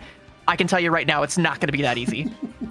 Yeah, absolutely. And yeah, great to call out Cessna too, a deadly duelist in his own right. But yeah, quite a matchup here we've got at the very end. And like you said already, CB, stakes very high for Shikigami. They need to come out of a win with this one, and a dominant win at that over Yeah We Lost. So, if you were thinking round 5, everything's already going to be decided, kick your feet up, grab a snack. No, strap in, because we've got a banger of a round 5 matchup here for you on the broadcast. And let's take a quick look at how things have kind of shaken out over those 5 rounds of competition, of course, between these two teams. Yeah We Lost picking up wins against both Ego Death and Intergalactic, of course, taking on some tough opponents in the back half of the tournament here in Race Car and Dreamland, which surprisingly they did take a map off of, and we talked about that a little bit before the break after round number 1. But then Shikigami, of course, they've gone up against some similarly difficult opponents. They started up against Dreamland and Race Car, so rough shouts at the beginning of the tournament, but now kind of coming into their own here. Took a loss against Ego Death, but picked up a win against Intergalactic, and that's kind of what set them on this trajectory of still being in contention for a spot in the playoffs. But like we already said, they've got to win this one. It's so important. And it's a tall task, because Yeah We Lost is one of these teams that if they catch you sleeping, they will wake you right up. And it will be a rude awakening at that, because again, they do not play the way other teams play. You cannot scrim against, if you're scrimming against Yeah We Lost, then sure, you're fine. But no other team scrims or plays the way that this team plays. And again, we will see that once we get into our maps here. But it's going to be a real skill check for Shikigami. Do they actually have what it takes to be able to crack this code and still be able to play the game on their terms? Because it feels like a lot of times when you're up against Yeah We Lost, the game isn't just in your control. Like, you don't actually get to play Marvel Rivals the way you're used to playing Marvel Rivals. You got to switch things up. Well, yeah, and that's kind of my question. I was thinking about this last night coming into day 2 here. Against a team like Yeah We Lost, do you go after, do you target ban them and say, okay, Jitward, Spider-Man, we're getting rid of that, take out a couple of these key picks, but then do they just pick up the meta heroes and say, okay, well, you left Gambit open, so now we'll take Gambit into this match? Like, it's kind of a tough call, I think, thinking of that perspective of what do you do during the draft phase to deal with a team like this? Well, what's crazy, too, is, like, target banning Spider-Man, in my opinion, against this team just doesn't work because Jitward has also got hands when it comes to the Daredevil, and Daredevil is just way stronger than Spider-Man. So, you're kind of like, you're kind of shooting yourself in the foot if you try and go for a target ban on the Spider-Man, and maybe you can try and ban out the Hulk from Cart, but even that's still like, okay, well, what if he just goes like, Venom, or, they play like Cap or Rogue or something in that position. I've also seen this team busting out the Vanpool from time to time, and again, that's another hero that can play very, very aggressively. In order to beat this team, you have to beat the play style, not just the comp, not just the hero. So you have to be looking past the pick and ban phase. You can set yourself up for success, but that is only not even half the battle. That's like a 10th of the battle against this team. Yeah, so many questions you have to answer against an X Factor like Yeah We Lost, and unfortunately it falls here at the very end when Shikigami need more than anything to win this in 2 maps and go home early from round number 5. Of course, as we talked about, they want the map differential, the best possible map score they can get for themselves going into the tabulation phase before we kick it over to the bracket here very shortly. But yeah, it is a tough battle here for Shikigami. Yeah We Lost, of course, they have the advantage of they're already in and qualified, so can kind of maybe kick back a little bit here. But, the question now is, do they just want to force Shikigami out? Like, we don't want to deal with this team. We have an opportunity here to maybe keep them from getting into the bracket and having to face them again later. I mean, I think if you're a team like Yeah We Lost, again, you're a team that's tasted glory before. You've won an MRC championship in North America. You're looking at a team like Shikigami, and you're kind of like, that's just fresh meat on the table. That's easy pickings. It's up to Shikigami to prove that they are anything but. And I know some of these players got hands. I know they are capable of doing so much more. But again, still kind of struggling to make it click. Well, in this tournament, it is now or never, or maybe you run it back for MRC season 6, but put up a good showing now, give everybody a reason to want to pay attention to you going into that tournament, because you've got the sauce. I know you do. You just got to show it.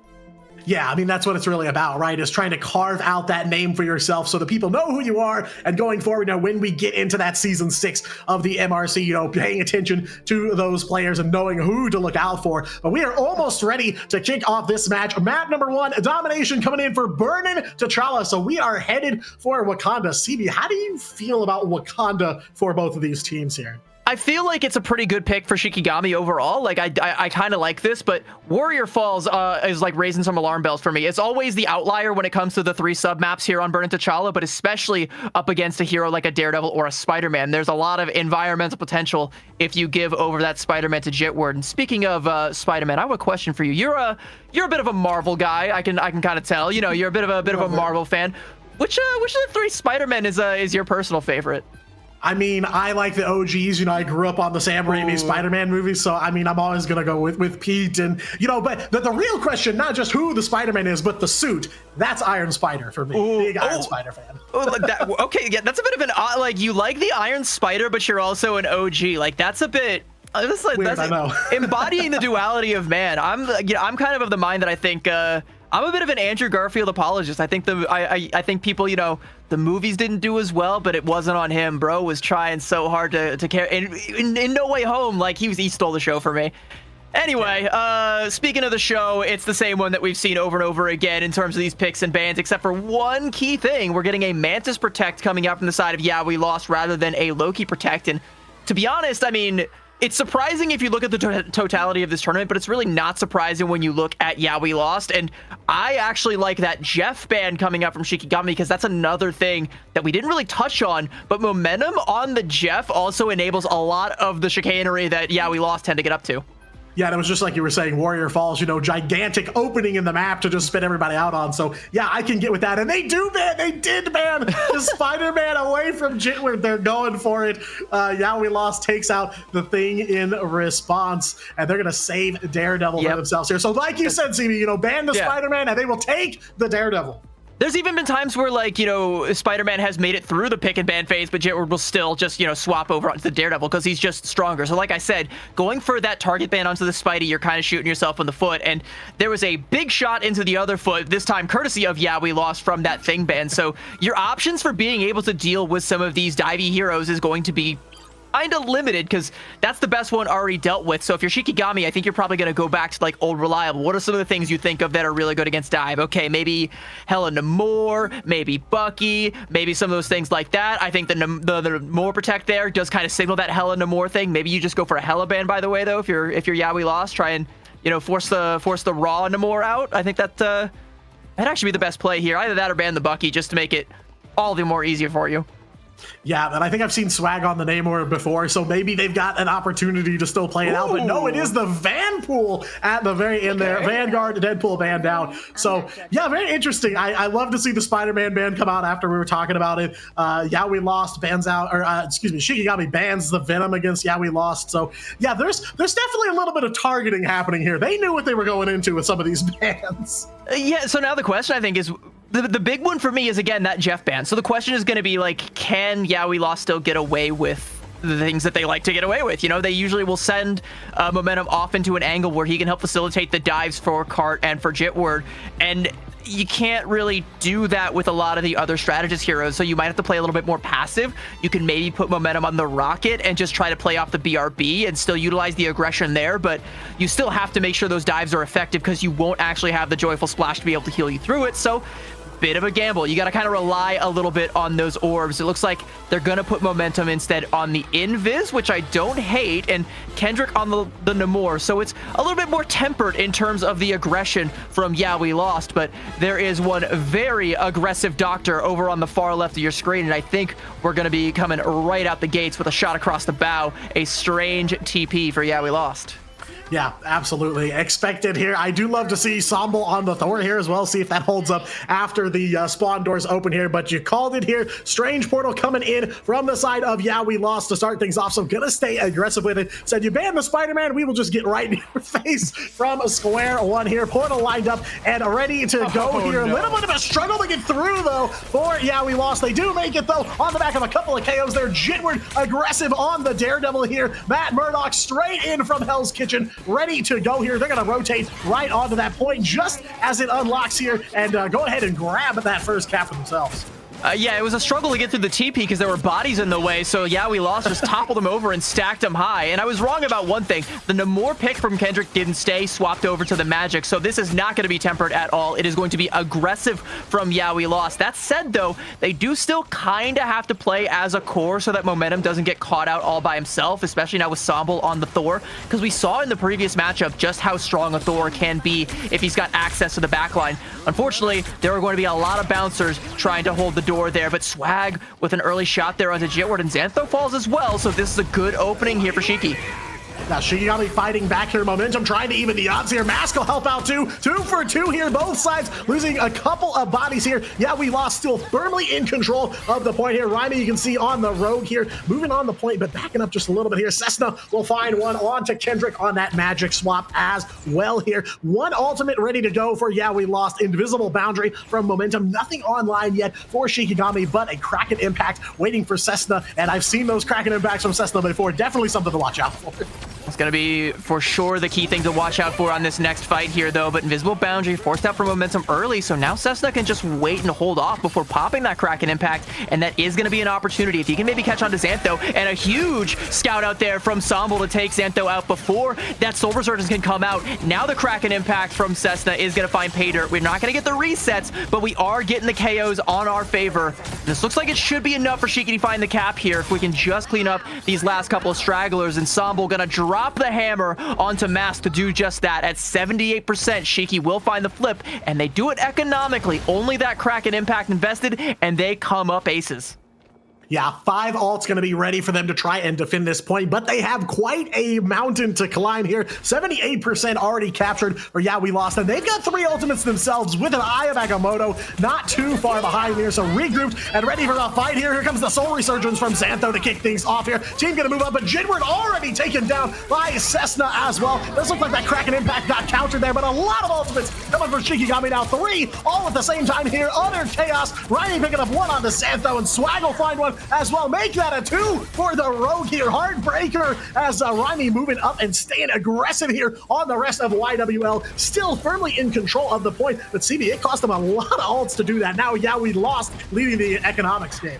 Yeah, I mean, they were just riding the high off that previous economic fight win, but then the market crashed. Now they only have the God of Thunder to try and counteract both of the duelist ultimates from Jitward and Kendrick, as well as the potential for that Eye of Agamotto, and we've already forced out the regen domain, and Jitward gonna take down Cessna. There will not be a Kraken Impact. There will not be a backline if Kendrick has anything to say about it. Now bouncing right back into action here. Kendrick keeping the pain on, though. Double KO there for that Magic. That's enough to make the retake here. Shikigami could not catch up to the lead that, yeah, we lost already extended, so 85% and on the move here. They've got 2 ults ready to go. Shikigami's going to have another Kraken Impact as well. Cart was going for a TP play there. I think either trying to lock Shikigami in their spawn, but it's not going to matter as we're going to take down Reverse early on there. And I don't know if Shiki are even going to be able to get a touch here. They're a little bit too far out. Too many ultimates for, yeah, we lost them. Too much pressure coming from them here. Riley trying to carve a path through for them. They do manage to proc the OT here, but it is ticking down fast, and the bodies are dropping even faster from the side of Shikigami. Yeah, we lost, going to confirm point number 1 here, and still 2 ultimates to go. I think the strategy, though, for Shikigami is sound. Like, I like this composition that they're playing with the Thor and the Rogue, because you have a lot of options where you can just kind of pin down or displace a lot of these dive heroes that want access onto your backline, and we saw it worked out. It paid off once Cessna was able to build up that Kraken Impact and get the fight off the back of that win, but the very next fight, unfortunately, the comms were just not there, and the overinvestment really bit Shikigami in the rear, and now they're still trying to make up that deficit, because after that, yeah, we lost. They smelled blood in the water. They capped the point, flipped it, and played so far forward that, again, Shikigami are having to pop strategist ults just to get out of their spawn door, and that is no way to be using your economy. They have to try and invest. They have to try and build back up in order to match this let the devil out. And again, the ever-lurking threat of that Eye of Agamotto. If your head is on a swivel, if you're looking at this Daredevil in your backline, you are not going to see the Tomahawk Eye of Agamotto coming in. Yeah, I mean, it feels like Shikigami are so close to rounding the corner here and putting things together. It was a close fight there on point number 1. Yeah, we lost standing tall in the end here, but it's not over yet here. On to Warrior Falls now. We did talk a lot about this one. Big Enviro Hazard here, of course, but have to see if that comes into play here. Jitward on the move there on the Daredevil. Got that Devil already moving here. 2 KOs for the Lawyer. Make that 3, and looking for even more. Quadra KO there for Jitward, opening it up in point number 2. Yeah, we lost, firmly in control of this first fight here, all the way to the spawn doors here. So you know that means it's going to be first cap here for YWL. That is Mask there on the point, taking it for him. And look at Kart's ult charge. He tried to pop the Eye of Agamotto, but it got canceled, and Shikigami's attention again got split. And even in that chaos, even without the ult successfully going off, Jitward is able to get a lot of bang for his buck just off of that flank. He's going to be feeling the bang, though, off of these Rata Stern shots coming out here from Cessna, but now the strategist ultimate's starting to fly, and Shikigami still trying to brute force their way just to get to the point.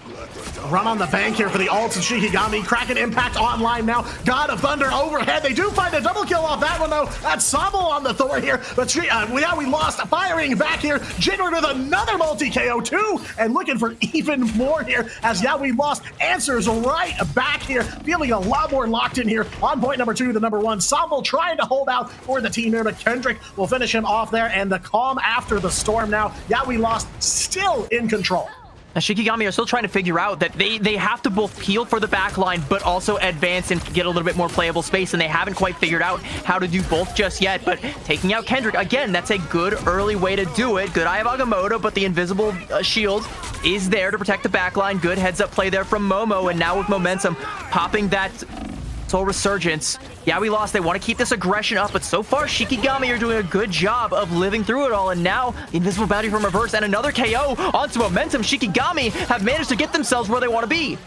Yeah, getting some momentum going here for Shikigami. Raimi Ensemble, the tanks there for Shikigami. Vanguard's picking up KOs here. That Thor absolutely deadly, and a double KO for Raimi as well here. Shikigami making the flip yet again. Very similar to that first point here. 73% of the way captured for Yeah, We Lost. Now Shikigami in control and trying to claw their way back into contention. A very gritty team here on map number 1. But they can't make the same mistake twice. They're coming up on a lot of ultimates. The Horn of Proteus and the God of Thunder are going to be lagging a little bit behind that Kraken Impact, and there's the Dark Child going to come out early on from Kendrick. Are we going to be able to live through this? With a Heartbreaker, we can try, but when these other ults start to come online, we got to hold on to them, but no one is going to be around to use them. Yeah, very early picks onto Swag and onto the Loki as well for Shikigami, dropping like flies here. Yeah, we lost just as quickly as they lost the point. Jinward on the Black Panther, picking up a 2K and taking the point back for themselves here, almost dominating here in the Intergalactic Empire of Wakanda.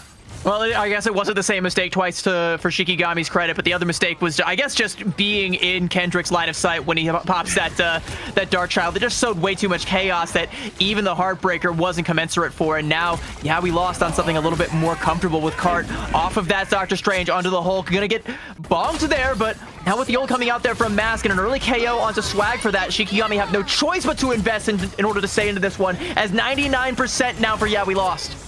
Yeah, very close battle here at the very end as overtime goes into effect. Jinward will find yet another one there. Black Panther terrorizing all of Shikigami. Xantha will take one too on the Mantis here as Shikigami falling one by one here at the very end. Still in contention there. Sabo fighting for his life and his team's life here on this map. Will find one onto the Mantis as well. Big pick there for Shikigami, and Sabo is not going down. He is still in the fight here. Swag overhead on the Ultron now. The rage of Ultron raining down onto Yeah, We Lost, and Shikigami are going to make one more flip.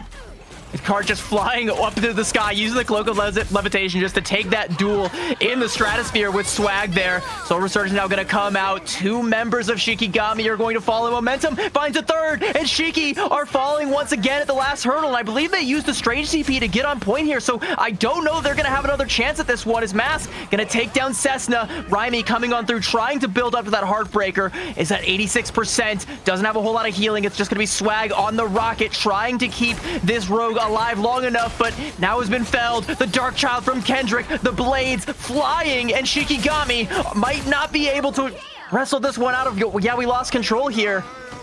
No, just no bodies left to try and maintain that point. A miracle hold from Sambal to try and stay in it, but it is Yeah, We Lost taking both points here on Burning T'Challa to open things up. A close fight there at the very end on point number 2.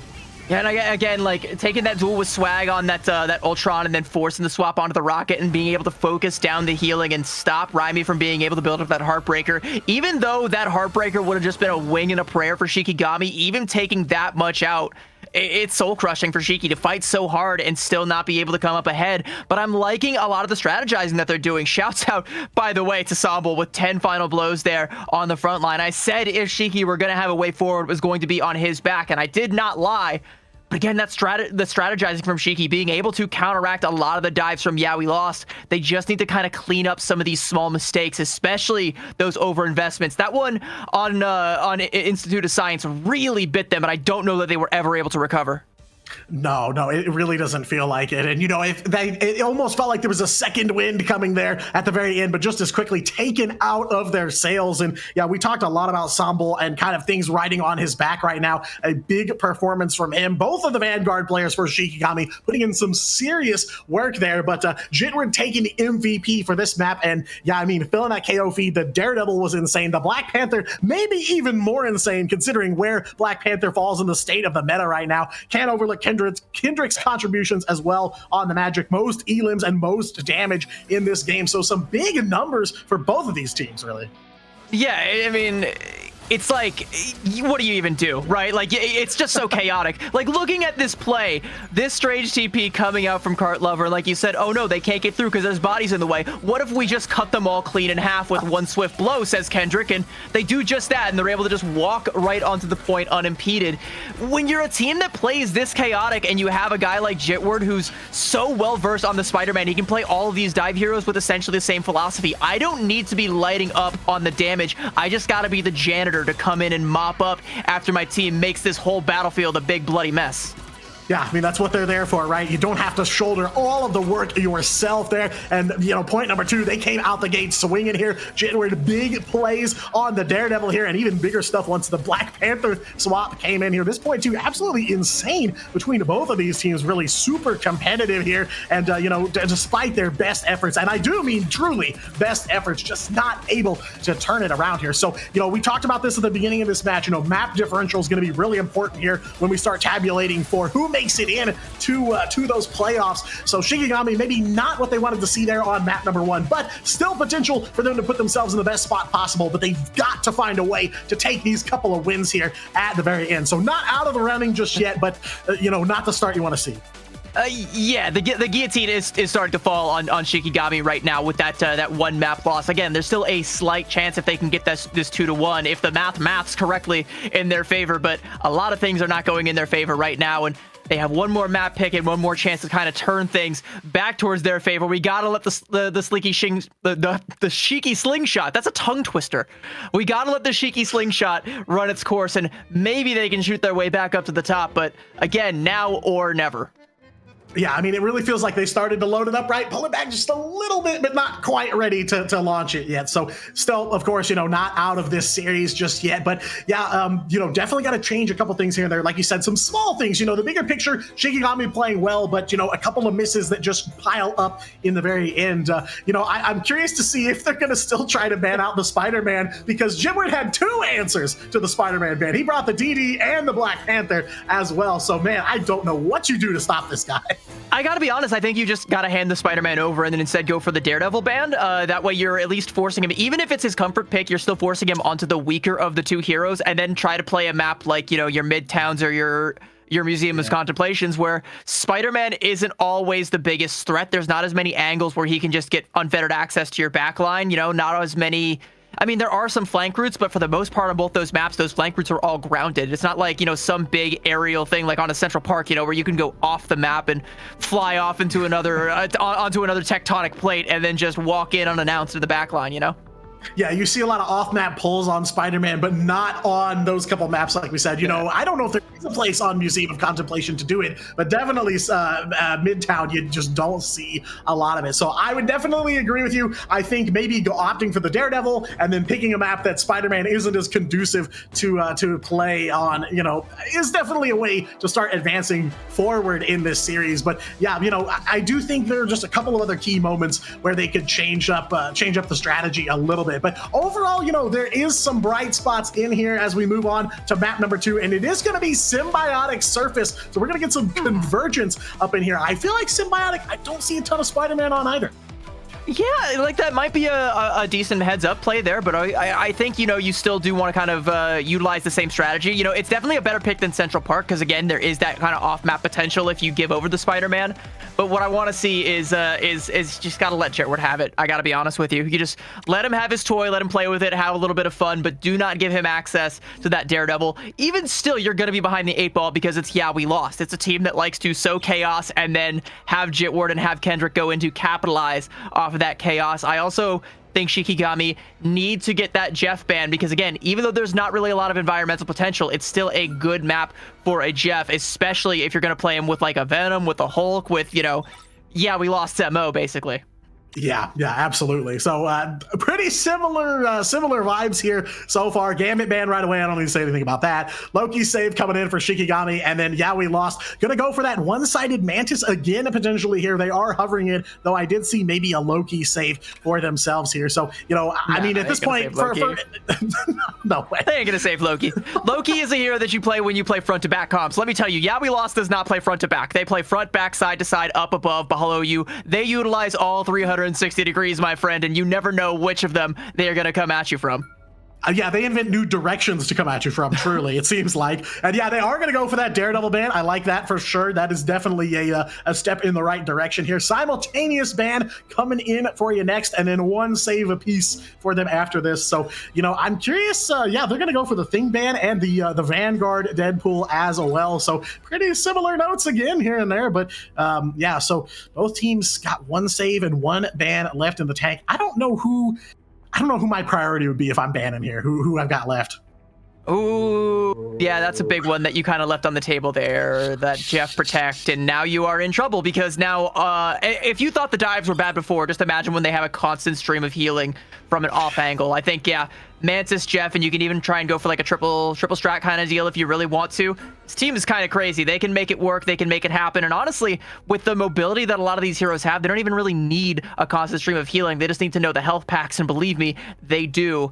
I see the Venom ban coming out from Shikigami, and I think this is like, we're on the back foot now. Like, we're just trying to ban out just dive heroes at this point, right? Like, we know what's coming, and we know it's gonna hurt, so how do we make it hurt just a little bit less?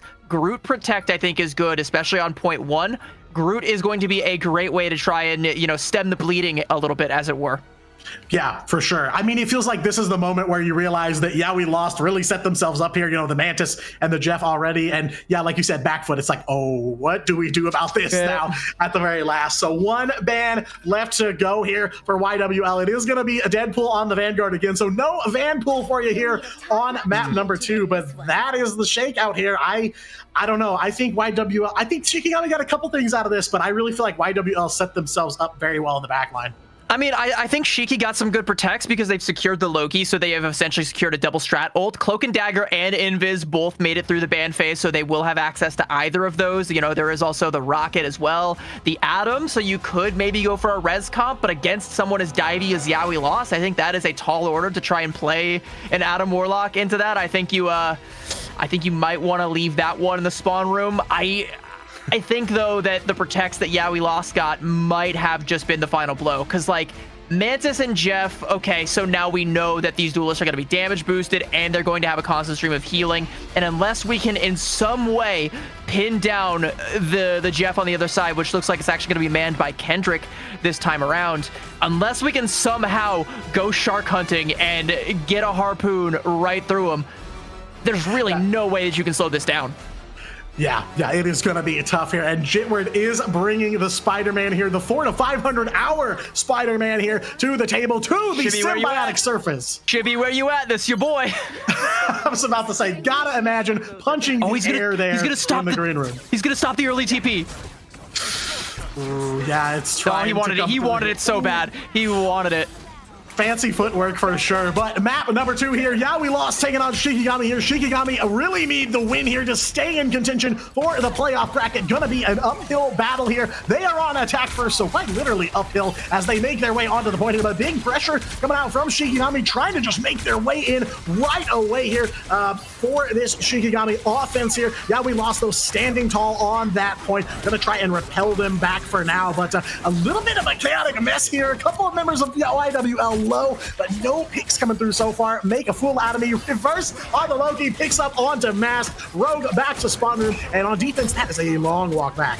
Shiki have managed to capture a tick here, though, so they're already looking pretty good. But that said, the space is very much so being controlled by Yeah, we lost. A nice defensive Horn Proteus coming out there from Swag to try and keep everybody alive. Shuts down that Jeff ult from Kendrick, but I believe we did get a couple in that it's Jeff that got displaced. So Shikigami now have to come out of their hidey hole and fight on the point, and that's exactly where Yeah, we lost want to take it right now as Reverse has fallen. The healing will not be there for Shiki. Yeah, good recovery for YWL, back on the point already here, picking up KOs. Kendrick finding one on the Jeff there. Another one making 2 for the hungry Shark here. Shikigami walking it back from spawn here. 1:30 off the clock already, and I thought for a second maybe that slingshot was pulling back a little bit more, but yeah, we lost, doing everything they can to keep him contained. And it was a good idea to try and go for the early TP there from Sambo, but I mean, Yeah, we lost just commands so much space that Shikigami get forced to play in that little cubby with the mega health pack there, and they're like, okay, fine, we'll flip the map and just force you into a prison of your own making. And now they're not gonna have the option to use that TP again, so they're just being spawn trapped by Yeah, we lost, because again, they just command so much space with this chaotic style. Your head always has to be on a swivel. You're afraid to walk too far forward because you know Jitward might be lurking. And if you're not marching forward, you're giving Cart Lover all the space to go in for those Hulk jumps and take even more ground for Jitward to play off of. Yeah, truly rock and hard plays here as that Hulk all coming out from Cart Lover. Those Shikigami collapsing in on him now, sending him back down to puny Banner here. 4 ultimates ready to go for Shikigami, and off the back of that pick, they are looking to invest big here, but hold on, Jedward on the Spider-Man there, taking down Momo. 1 healer offline for Shikigami. Momentum picking up a 2-piece there onto Loki as well. Big response here from YWL. Felt like a little bit of turbulence here, but somebody from Shikigami is on the point here. They are still trying to rotate and contest just a little bit here if they can. 3 ultimates still in the bank for Shikigami. Yeah, we lost, gonna have that God of Mischief online ready to go, but you know, they just don't have a lot of resources right now. I mean, and they're still trying to switch things up. Like, you saw Stumble at the top of the screen briefly swap over onto the Groot, now swapping over onto the Venom. There's a Horn of Proteus coming out from Swag. Is going to knock a couple of members of Yeah We Lost on their back, and Stumble is going to confirm a high-value KO onto the Mantis there, though, but they need so much more than that. And Cessna, with that ultimate, is going to fall, courtesy of Cart Lover. Jitward does fall, though, with Force Physics from Momo, so Shiki are ahead in the man advantage. But again, this composition from Yeah We Lost is fast, it is squirrely, it's difficult to pin down. You got to get as much progress as you can while you can, because that advantage is going to dry up and fast. Yeah, time taken away here. Just under 30 seconds left to go. Shikigami all here on the point and ready for one last brawl here. Kendrick on the Jeff ultimate. It's Jeff somewhere in the mix here, but Raimi will find him and take him down here. Shikigami battling to the very end. Another ult coming in from Cart Lover as well. So Big Hulk coming in to try and save the day here in the last 10 seconds. No road for YWL, and Jedward sent back as well here. Shikigami finding a bit of strength at the very end here. Second wind yet again for them as they will unlock the payload here. 2:30 on the clock for them as they finally make it through checkpoint number 1. That Meteor M from Raimi was the exact harpoon I was talking about. Lands right square on the dome of Kendrick, but another aggressive play coming out from Mask. A strange TP on the point, and it's reverse all by himself. No one is around to help him, so everyone from Shikigami now has to peel back. Again, Yeah We Lost have flipped the map. You have to fight for every single inch with this team. Yeah, very interesting side swap here, and Yeah We Lost looking to capitalize on it. Jibber goes with a spectacular spin, but taken down by Raimi on the track yet again here. Cart's going to try to even the odds here for Yeah We Lost, but they are in control of this payload and not letting go. Shikigami doing everything they can to get that white knuckle grip off here, but so low, so soon here that it's going to be a Cart Hulk there to clean up here. Jedward and Momentum also helping out. Most of Shikigami walking it back now. Yeah We Lost a very successful defense here with just a minute and 30 left on the clock. Someone needs to check Yeah We Lost keyboards, because I don't think any of them have an S key on it. They only know how to hold W, and they will hold W right at you and walk you down, and then just wipe the gristle off their boots. Xantho with another KO there off the Mantis. A long-range shot coming down range, and now Shikigami trying to find a new way to try and move forward. And you heard Sambal, he's hulking out. We're taking a Hulk mirror in Pro Marvel Rivals.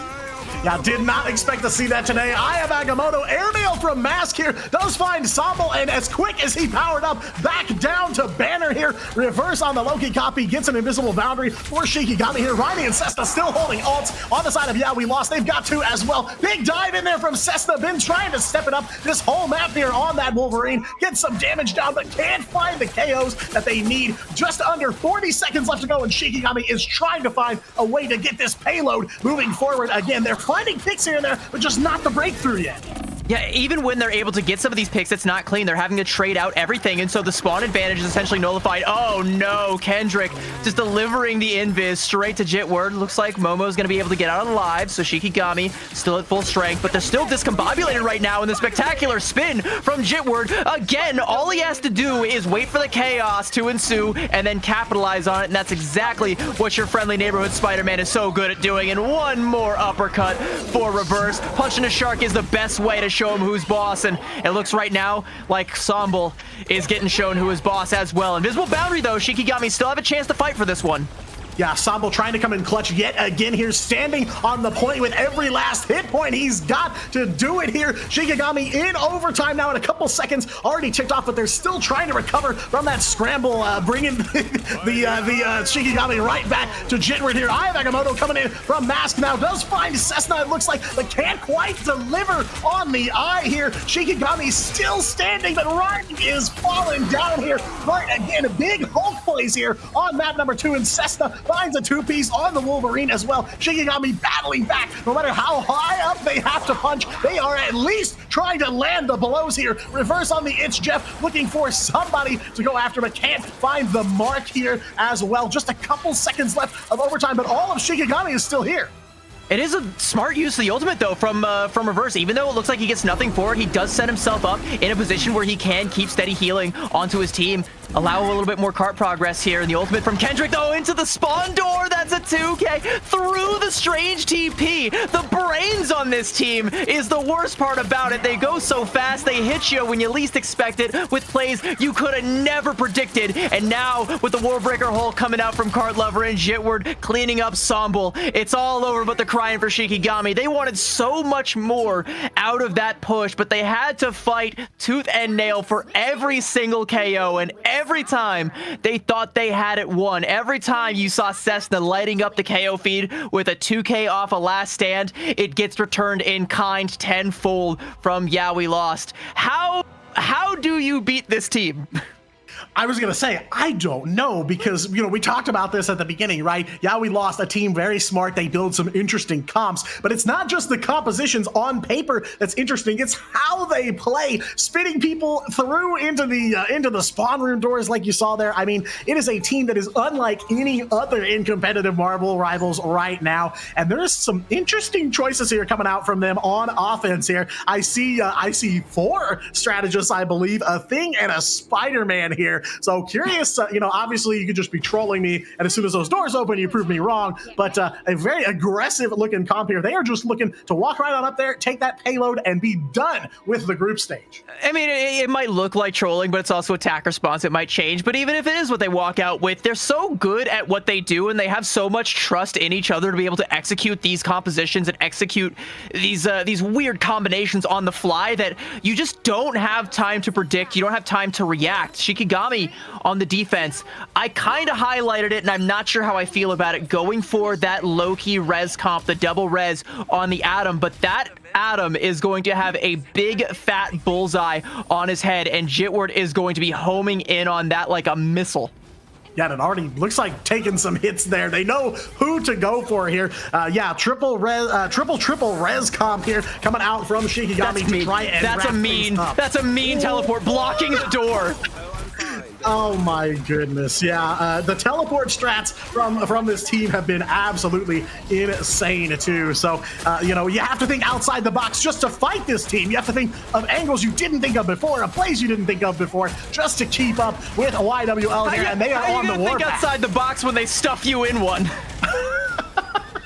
Well, yeah, and stuff them in a couple of pine boxes here and send them back to the spawn room. Most of Shikigami walking it back here. YWL going to unlock this payload already and going to be clocking a 5:30 timer here just to wrap up the last 50 to 60 meters of this map.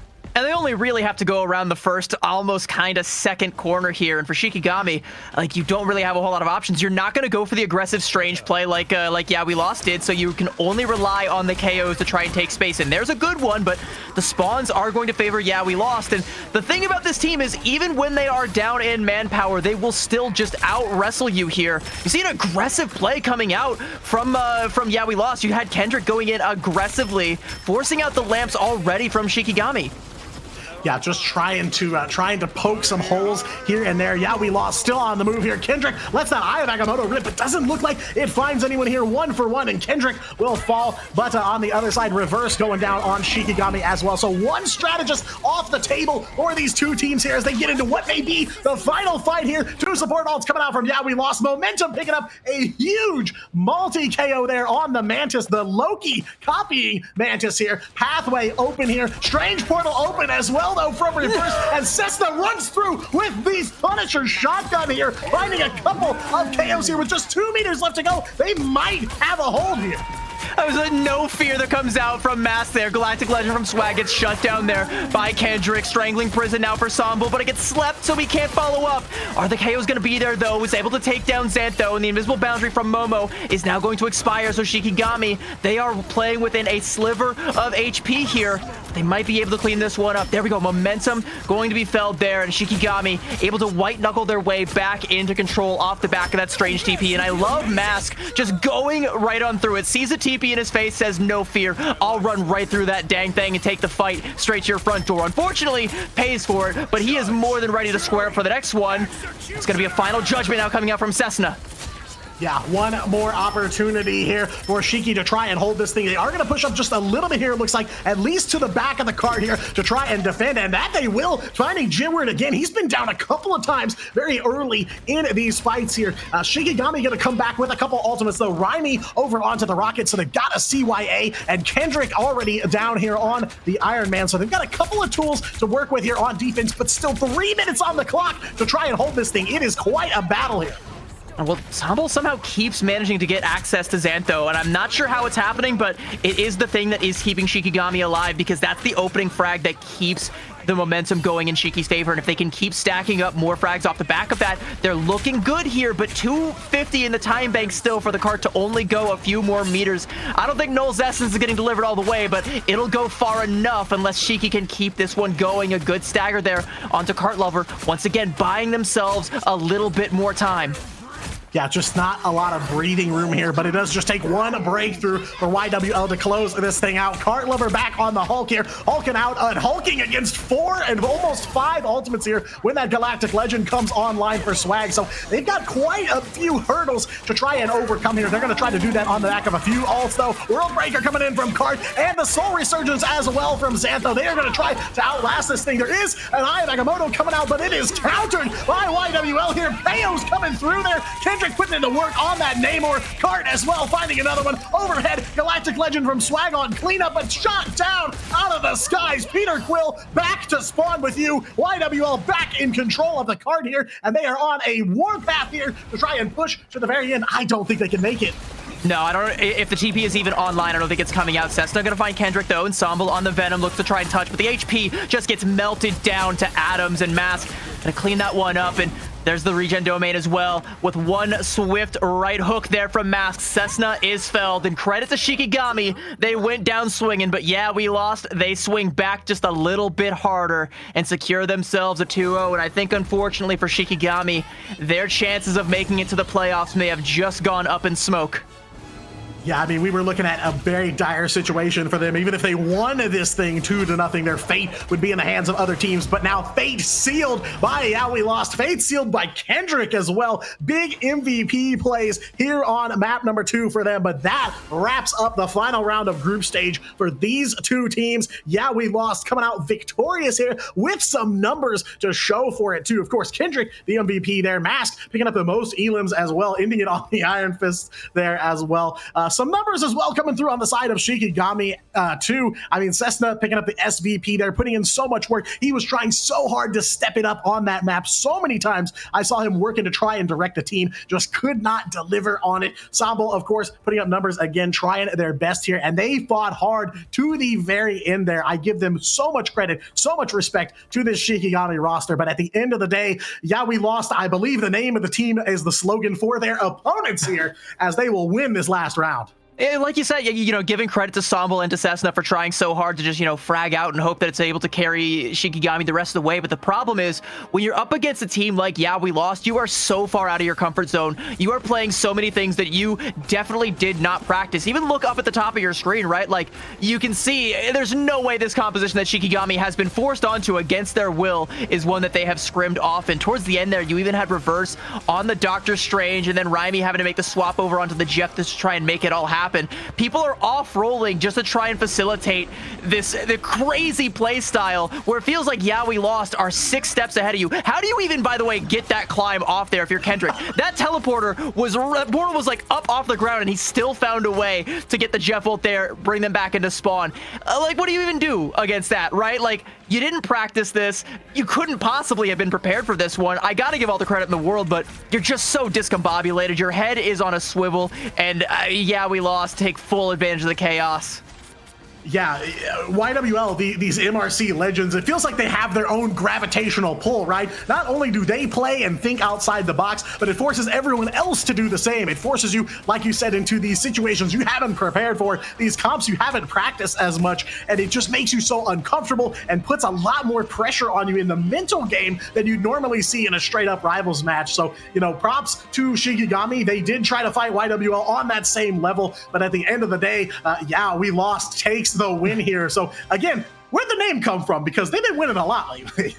Yeah, an awful lot. And I think, despite a couple of losses on their record, they're still going to come out with a 3-2 overall from the group stage. And again, they've clinched their playoff seed. And this is a team that, even if you're one of these teams that has beaten, yeah, we lost on the way here, you're still going to be looking at the bracket and you're like, oh, please don't put me up against them. Please let them be somebody else's problem, right? Like, you don't want to have to go up against a team that plays this silly, that plays this ridiculous style that no one is ready for. But I think we have our Group B for the time being locked. Ego Death, by the skin of their teeth, have been able to make it with that 2-3 record. And on the flip side, 3-2, yeah, we lost, clinched their seed. So we know who is going to be going. And between Flark and the Beasts over in Group A, only one of them will be joining us to round out that top 8.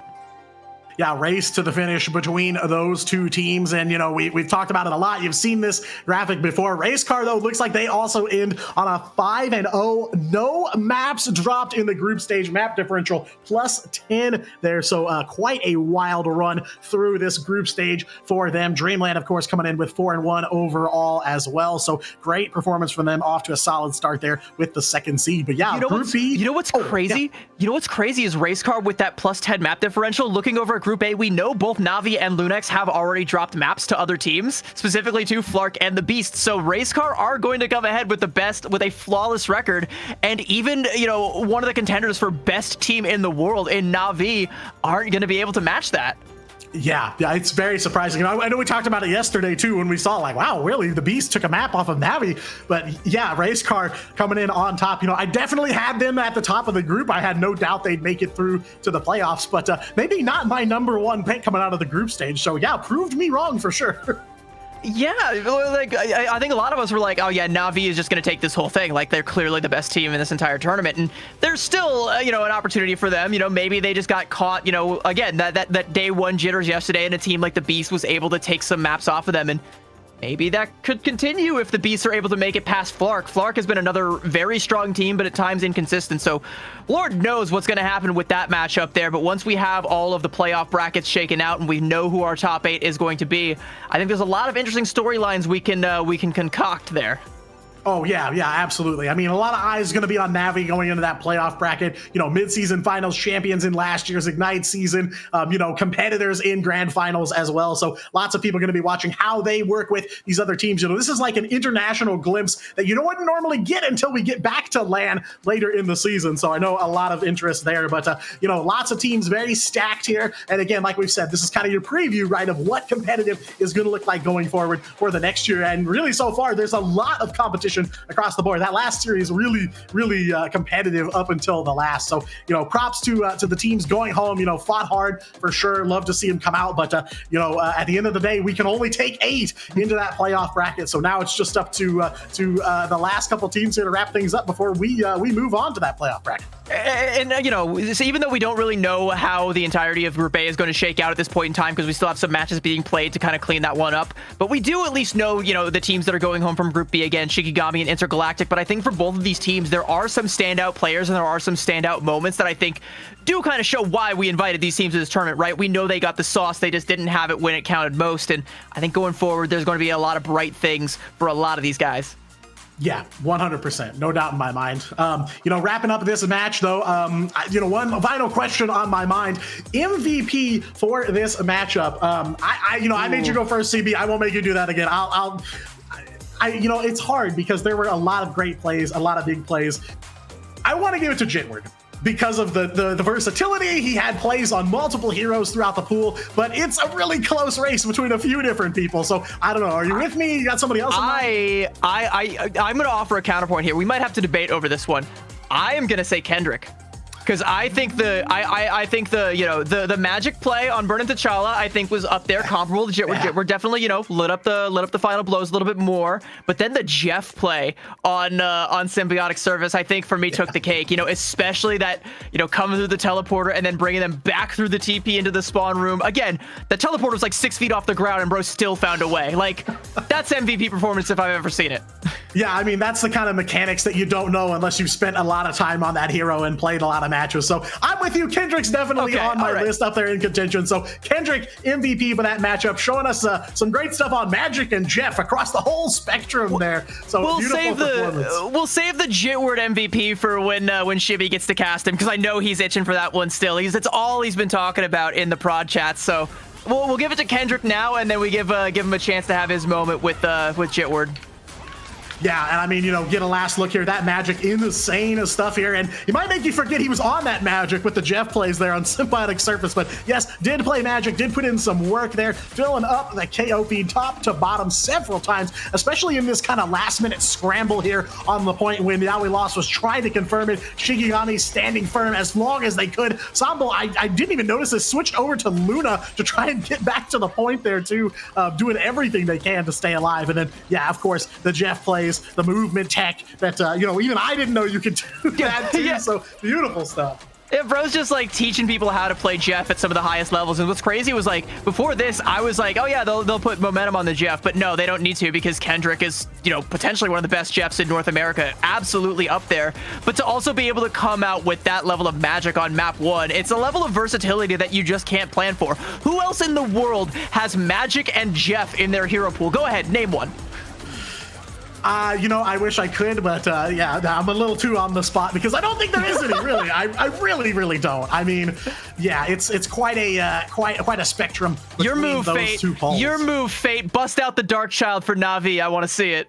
That's what I'm saying. Or pick up something else, but bring a Spider-Man or something, spice it up a little bit. But yeah, I mean, insane stuff from Yeah We Lost there, proving once again, MRC legends now, and now in the playoffs here of the Mega Monthly. So that does wrap it up for the group stage here. 5 rounds in the books, 4 teams going home, and 8 of them getting slotted into that playoff bracket to play for that $9,000 prize pool. But CB, I think we are about out of time here. I think there are a couple other people waiting in the wings to maybe call some games after us.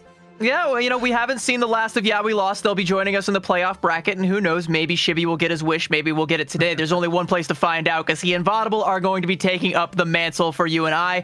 Well, we get to sit back, relax, and enjoy the rest of the show. We'll be back on tomorrow, but we'll see you guys all later. Give it up for Shibby and for Vaudable once they come in here. We're only halfway through the day, but we will see you next time around.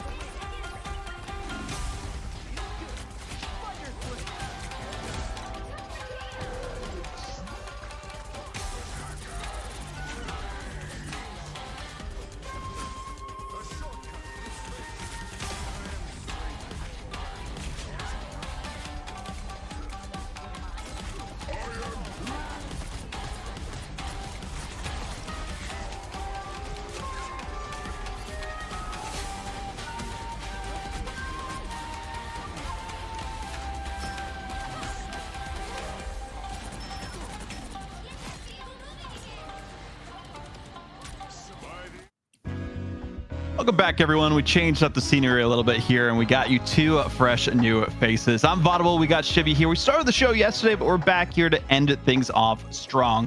We just saw the results of round 5 of the group stages, and now we know how those matches went. So let's take a quick look at things, Shibby, and take a look at exactly which teams might have upset some others, because there's some spicy results here.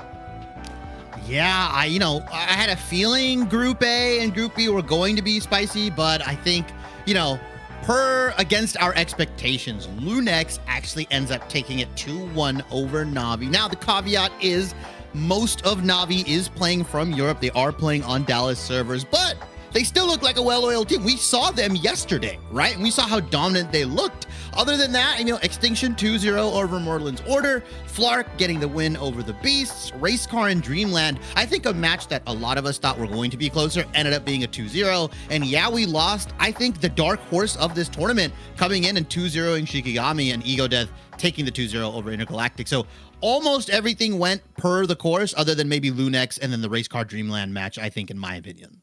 Yeah, Na'Vi actually did dominate the first domination map. They were uncontested for the majority of it. Then afterwards, Lunex were able to full hold on Midtown, then went to Clintar for the end of it and held on defense again there. So look pretty solid for it, but let's take a look at the standings and what this means for our groups going forward. You can see, unfortunately, we have 4 teams who have fallen by the wayside. Shikigami and Intergalactic on the side of Group B, and for Group A is the Beast and Merlin Order. But we got to give a bit of a shout out to the Beast. They were able to take a map against Na'Vi earlier on, and then they also took a series as well. So that can't be understated that they are a team to still keep your eye on in the back of your minds for MRC in the future. They got top 16 last time, and even getting these maps and playing in this competition is massive for them. But Team Flark, they basically had a bit of a reverse sweep of their run personally after losing to Extinction when we first saw them on stream yesterday. Yeah, I think the groups, what we predicted, right, with Group A, Lunex, Na'Vi, Extinction, Flark all made it in. But pretty much everyone, I think 99% of the people watching had Na'Vi taking that 1 seed and Lunex being at that 2nd seed. So really good for Lunex as they, I would say have a pretty solid bracket now coming into the playoffs, right? Them being the 1st seed, puts them in a very good position to just race on through to the grand finals pretty easily, right? They face off against Ego Death and then Dreamland Extinction, which, depending on who you're a fan of, depending on what team you're rooting for, I think Lunex is expected to take that. And then after that, they're going against one of Na'Vi and yeah, we lost, or Racecar and Flark, and maybe they get the run back against Na'Vi. It's going to be interesting, to say the least, on who will move forward from these series. We have some favorites, of course, Lunex, Dreamland, Racecar, Na'Vi, you could say. But Na'Vi, they've proven throughout this tournament and playing on the ping, as we mentioned, that they aren't invulnerable, that they have some weaknesses here. And, well, we'll have to see what that weakness can be exploited by the Yeah We Lost roster, because they are going to be the ones to face off against them in this next series that we'll be having on stream. Then afterwards, we'll be keeping up with the winners of Lunex and Ego Death versus Dreamland and Extinction. So that's another one we want to kind of keep an eye on as well. Yeah, a lot of good matches, a lot of upset potential here, right? I'm interested, right? Because yeah, we lost versus Na'Vi. This is the perfect kind of recipe for disaster for Na'Vi, right? They just lost a map. They were probably expecting to go undefeated in the groups. Yeah, we lost, had an amazing close series against Dreamland. They ended up taking a map there. They're probably really feeling really good off of that 2-0 against Shikigami. Like, it is Na'Vi on the downswing with yeah, we lost on the upswing. And that's true. If you're going to ask me who I want to win, it's going to be YWL.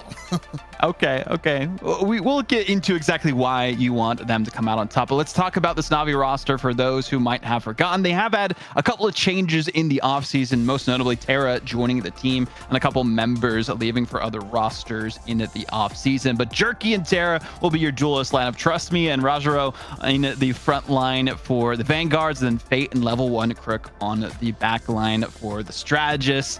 It's a very strong roster, still trying to find exactly their footing for the season ahead, and I think playing in this tournament has given them a lot of footage on what they got to work on, what maps they're most comfortable on against, teams of this caliber, because these are mostly pro rosters left at this point that are still in the competition on the Americas side of things. And we already know Navi, as they were the grand finalists of the grand finals in DreamHack Atlanta last Ignite season. So a lot on the line for them. Pride, but also they have to face off against one of the most unorthodox rosters that we have here. Shibby, talk to me a bit specifically, though, about Cart Lover. Just a bunch of wacky dudes, right? I mean, Kendrick, Jitward, Cart Lover, Mass, Momentum, and Xanthophobic. I mean, Cart Lover, that Hulk is not just for show. He is whipping that out every single map. Like, the compositions that We Lost are running isn't something that you're getting normal practice against. And that's something across any title in any game. When you run these sort of, people like to say cheesy strats, I like to say unorthodox, it becomes your strength, right? It becomes what you are. And Jitward plays Spider-Man. He's a really good Daredevil. They like to run this Rogue into double tank and then use Rogue as more of a, duelist. And I really love We Lost and their creativity. I mean, we just saw in the streamed match, Xanthophobic had an amazing kidnap into a TP where he took multiple members back into his spawn room so that he could get the eliminations. Like, nobody, in my opinion, is thinking the way We Lost is to edge out some of these victories. That's going to be something that Navi have to focus on a lot throughout this. They probably haven't gotten as much footage, as much gameplay against a roster of this wackiness, as you like to call it. So yeah, maybe that'll be enough for We Lost to catch them off guard and give them a bit of an edge. I think for domination, it's usually set in stone that Navi are going to win that. They have not lost a domination map this entire go around. Speaking of not losing maps, I just want to give a shout out to Racecar. We didn't even get a chance to really talk about that. They have not lost a single map this entire tournament. They're going up against Flark and potentially could go undefeated into their upper bracket semifinals against the winner of this series. So both these teams in the back of their mind are keeping an eye on that as well. Still a lower bracket, though, if you do falter in this first round. We're only covering the first 2 rounds, mind you, of the upper bracket. So we'll be getting into those last 4 matches, lower bracket semis, finals, upper bracket finals, grand finals tomorrow. But it looks like we're getting Celestial Husk as our randomized domination map. That's how the first one is chosen here. And then, of course, the loser picks either Convoy or Convergence out of our map pool for the next one and following that. So we've seen some very intense Celestial Husk matchups here. And that was actually our first map that we had of the tournament, Shibby. And that one went the distance. Yeah, you went really, really far. Now we're coming back to it in the first round of playoffs here. Bands, guys, you've been watching for a couple days. You understand. Double Gambit, maybe a Loki save, some Mantis being banned out. As we cut into some of these higher teams, and you're drinking from Thor's own cup. I have to, man. Gives me the energy I need. Yeah. Hey, that's exactly what Thor needs, and that's probably what he's drinking out of as he's kind of popped up in these tournaments, right? I mean, Spark Chief, a big Thor advocate. He's been playing him a lot, especially into Rogue and Angela specifically. Could see more of it here with Navi and We Lost. But I do like this Mantis save. Typically, what we have been seeing, at least from the blue side in this case, Navi, usually they'll save the Loki instead, but they're really prioritizing the target bans. Especially, on Xantha, especially on Phoenix and Hela with Terra, right, being just a absolute menace along with Jerky. Yeah, I get it a lot that you want to lock down the Mantis if you can. Mantis has been kind of a win condition for a lot of these teams too. We've seen Mantis being used to damage boost the Namor even, and having that kind of combination with them and Hela. But I don't think we'll necessarily see that from We Lost, but they have a couple different heroes that they can damage boost that'll be very effective. Loki has just been synonymous with the backline since we've seen more and more buffs happening every single balance patch basically at this point. So increasing the amount of HP and damage they do, increasing some of their cooldowns to actually work a little bit better for them. And the team up that they have with Mantis is also pretty solid. And that's also why you do see that Mantis ban coming out from We Lost. They don't want to give that for free to them. So we might see the Daredevil ban does come out. That makes a lot of sense. We've seen Jitward on that a couple of times too if they aren't feeling as confident on the Spider-Man. So just get rid of that option so you don't have to worry about it. Yeah, we'll see. This one-sided group could be potentially pretty bad here. There's a world where We Lost potentially saves it, but again, they're not really the Groot team. Yeah, right? not really. They're not really. They're the oddballs, right? They're not really running the Groot. We do see a little bit of Magneto here and there from them, but they are always willing to run different compositions. It genuinely feels like, obviously, every team in Marvel Rivals has certain compositions they want to run on different maps, but it feels like We Lost has like designed compositions. right? Like, oh, we're going to run Hulk, Rogue, Thing, and then we're going to run like a single DPS. Like, nobody's really doing that here. But Na'Vi is actually going to ban away the Hela. Jitward, on top of being a pretty good dive player with the Daredevil, with the Spider-Man, has swapped over to the Hela and is actually fried. He is, I believe, or has at one point been the rank 1 player this season.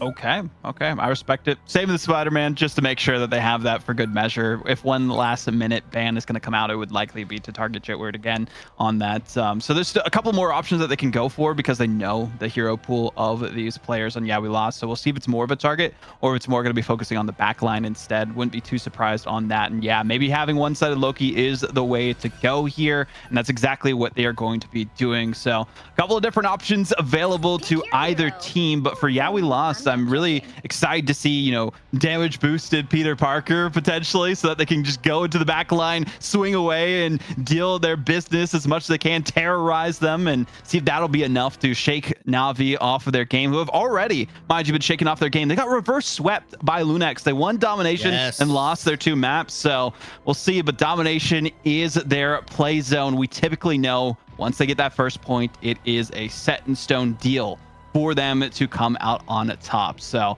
that's going to be the win condition here as we talk about those for Yeah We Lost. Get that first point capture, you're already like 90% of the way there against most teams. Yeah, what we have seen on Celestial Husk as well is, I see an Iron Man, I'm pretty sure that's not actually going to be picked up. Yeah, Jit was going to swap over the Spider-Man. We have seen a lot of Venom as well being picked on Celestial Husk, right? Because of the really long kind of lanes you can swing through. You can get onto point pretty quickly here, but we are going to opt in, and this might be the first Vanguard pool mirror we get in the Mega Mulaney tournament. And Vaudable, what have you noticed about these Vanguard pools specifically? They've been doing something very different, right? A lot of them have been using the Banhammer specifically just so that they can focus someone down, get that bonus health as well, and healing, and make it that much easier for them. We might see a Kidnap come out here at one point, or just a different angle. They see the hops coming through. Are they going to get the Kidnap instead? It doesn't necessarily look like they got it, though, so unfortunate for them, but they do get the high ground off of this on the side of Yeah We Lost. So Kartlov are actually rocking the Doctor Strange instead of their well-known Hulk play that we've seen before. Yeah, I think this is going to be a one and done kind of thing, right? Let's see if they can win this fight here. If they don't, I expect Kartlover to swap to something like Thing, Hulk, or even Captain America, which has been so popular on here. But it looks like Na'Vi are trying to take control at this point at the moment. Nobody's gone down just yet. We do see Jitward and Kendrick opting in for the Hela and Namor team up, and Trust Me has taken down Kartlover, and there you go. What are you actually aiming at, Vaudable? And that's that big test that we talked about, where a lot of these Vanguard pools are just popping it immediately just to essentially force a 5v6 or a numbers advantage. And here comes the extra XP gained from the taunt, the snapshot selfie from Trust Me. I mean, they are one of the most well-known players who have been crying that everyone needs to learn Vanguard pool, and maybe this is the reason to do it. But we did see a couple of mirrors of Vanguard pools in some of the other matches, especially when people were facing off against Na'Vi, just off stream though. So not too surprised to see them rocking it here, trying to change things up at least a little bit. I like Jerky though on the Star-Lord. Yeah, they opted in to save the Phoenix. Haven't busted it out just yet here. Fate as well, the original OG.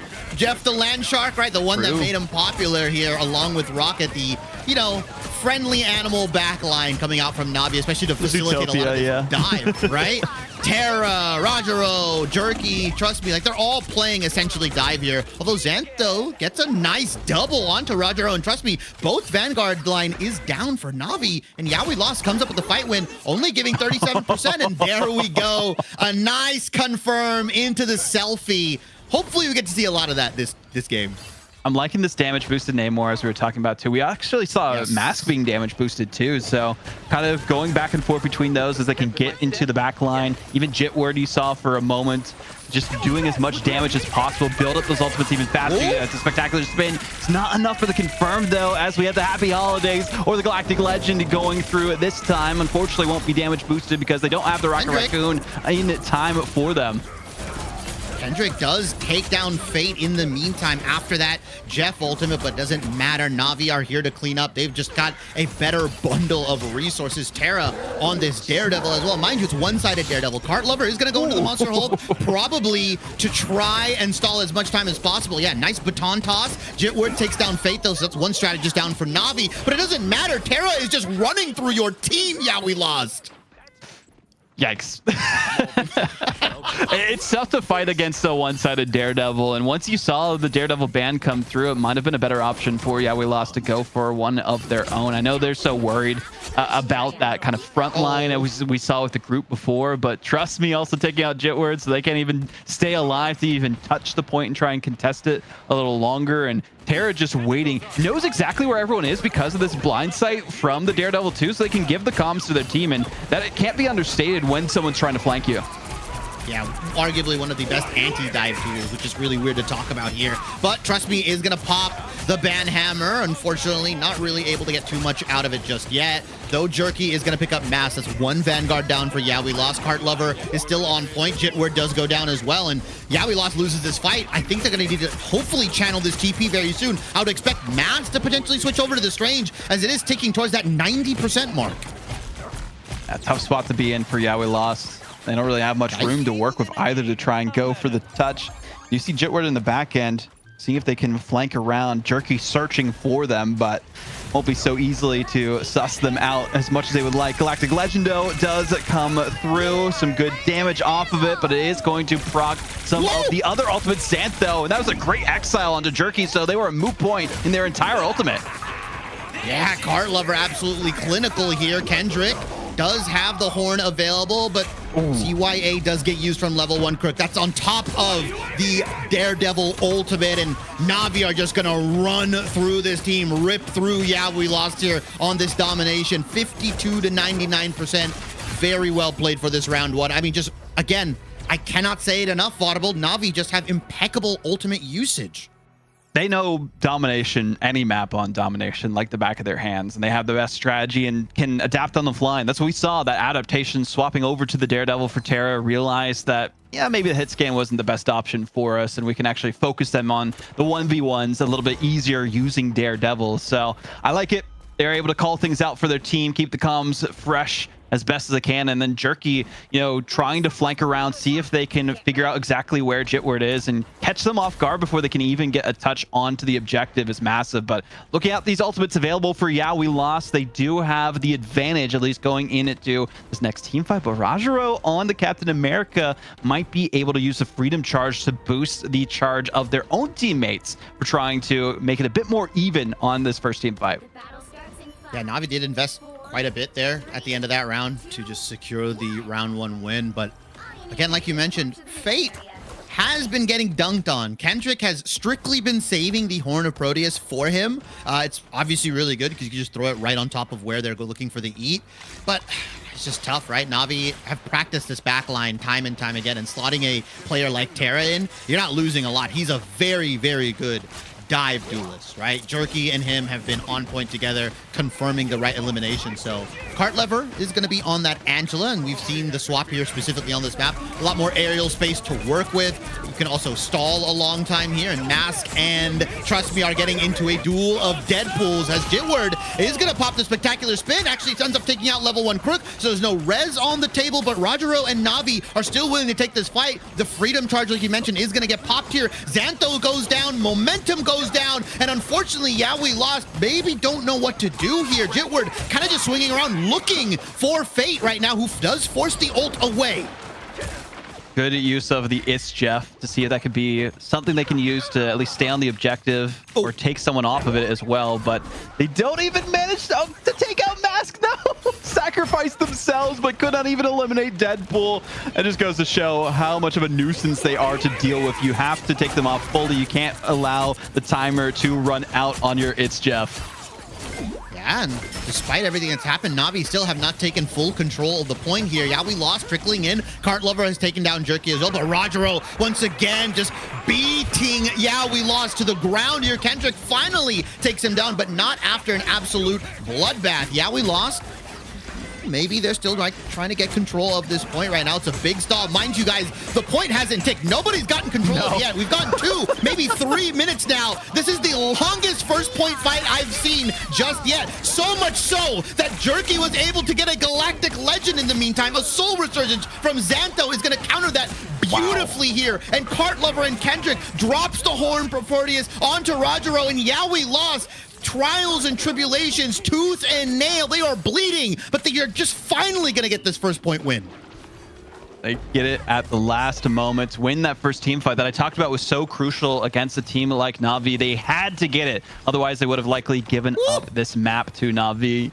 You did see another snapshot come through from Mask on the Vanguard pool, and they're just doing a little bit of taunting of the other team and making it so that they're second guessing some of their engagements on these 1v1s. But Kendrick does have the damage boost with them as they try to engage towards that back line and see if they can get a pick.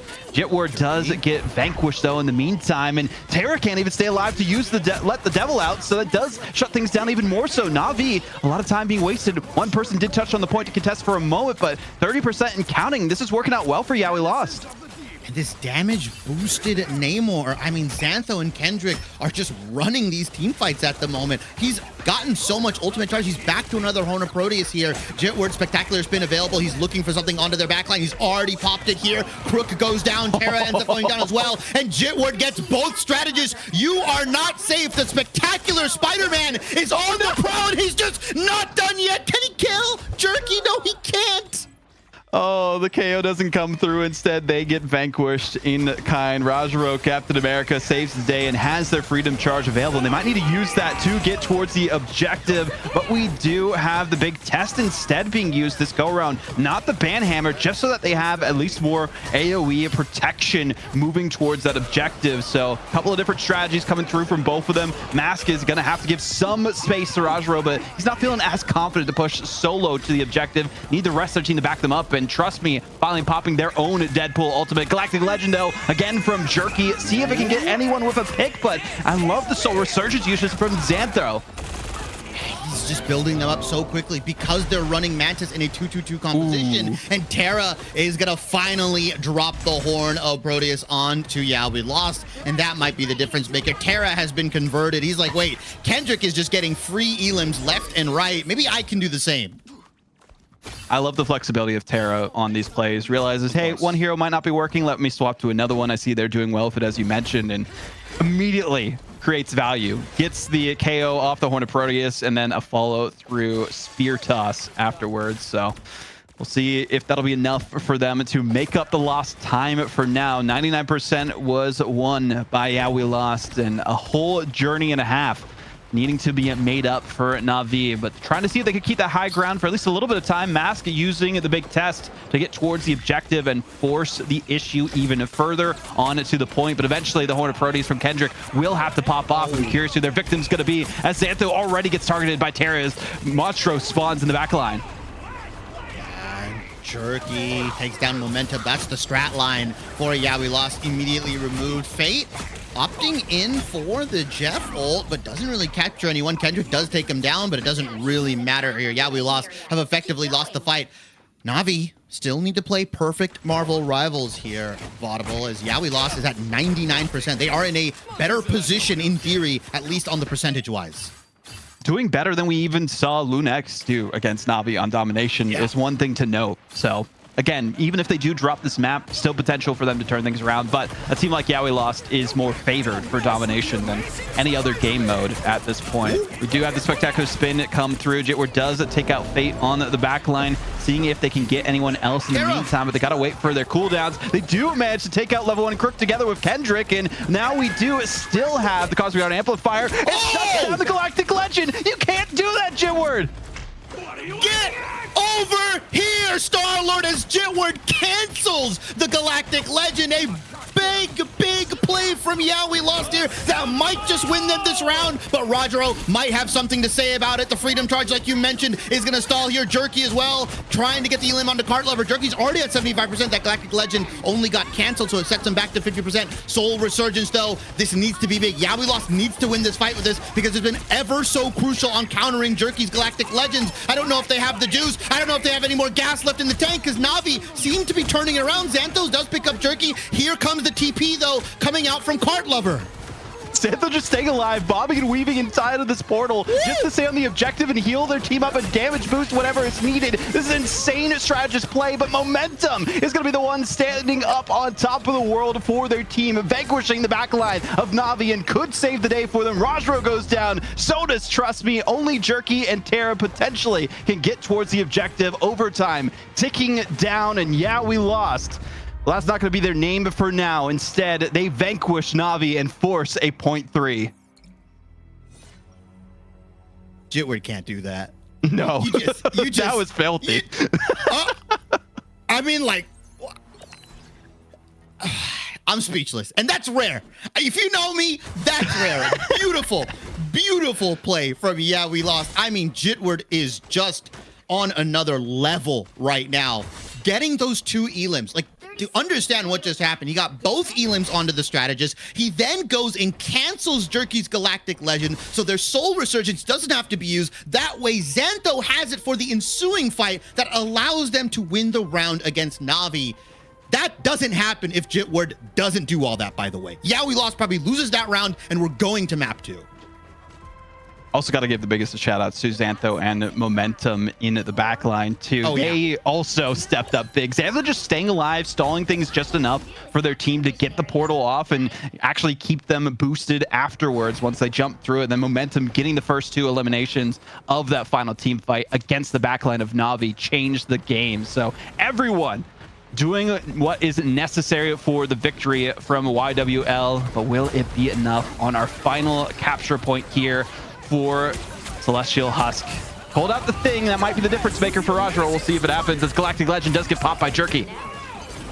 Does take down Xanthos. Cart Lover ends up taking down Fate, but Trust Me and Jerky once again being the heroes that Na'Vi needs here. And a nice haymaker lands onto the amazing Spider-Man. And I thought Yeah We Lost might have had it because the Spectacular Spin was used in such a small corridor. So many people were webbed up. But again, Na'Vi get that first fight win here, but that doesn't even guarantee it as Jerky gets taken down immediately. Jitward with the pull into uppercut. Oh man, here goes the damage boost as well onto Jitward so that they can even complete their combinations that much faster. I think you need to ban a hero like Mantis against a team like Yeah We Lost. You cannot allow it to go through next time, regardless of the results of this. But there's the last stand that does come through from Tara. Takes out Jitward. Xantho in kind from level 1, crit confirming. We do have to see Mass back off of the objective and wait for another pass if they can. They are chasing them down and making sure that they cannot escape. The bounty hunt continues. Eventually it will be successful from Tara.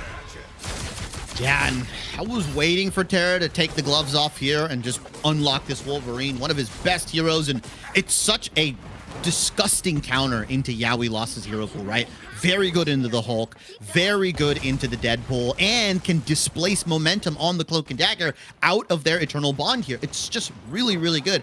You're not ever going to be grabbing someone like Jitward. That's not your problem. That's not your mess. So all you have to do is just shred that front line that Yeah We Lost relies on so heavily. Like, what can Cart Lover do? He's just getting hunted down. He's forced to ult here, and you might be in a bad position as he does go into that Monster Hulk. He's looking for the backline, though. Horn of Proteus does go down. Unfortunately, no damage onto Fate, and so Kendrick cannot pick up that KO. They cannot get the elim.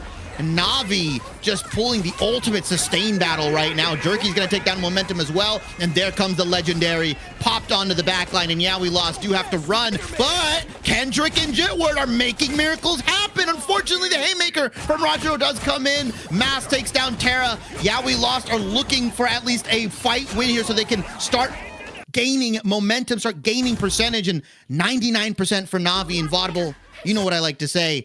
Yeah We Lost has to play perfect Marvel Rivals. They do. And so far, it's been mediocre at best, unfortunately, especially based on the hero pool changes from Team Na'Vi. So Yeah We Lost they need some extra help aside from that, some mistakes even from Na'Vi for them to take this the distance into an OT scenario for this point 3. But right now we do have Mask. They are going to be at least using the Deadpool in your area for that extended rate of fire and try to see if they can at least get a couple of conversions. They did get some. Heartlover with one on the back end, and really playing this forward positioning works out well for Yaoi Lost, but they got to be careful not to overextend it. Yeah, Mask ended up going down there. Oh, nice pull, Jitward! Did you get him off the map? Yep. Oh, level 1 Crook goes down. Terra actually ends up finding him, so a lot of this is going to be on Kendrick, who has been damage boosted. Horn of Proteus available. Jitward's gonna get back to this fight before Fate is, right? Because of the Spider-Man, because of the rollouts. So that's actually a worthwhile trade, a good 1-for-1, and Na'Vi just have to try to fight out of this.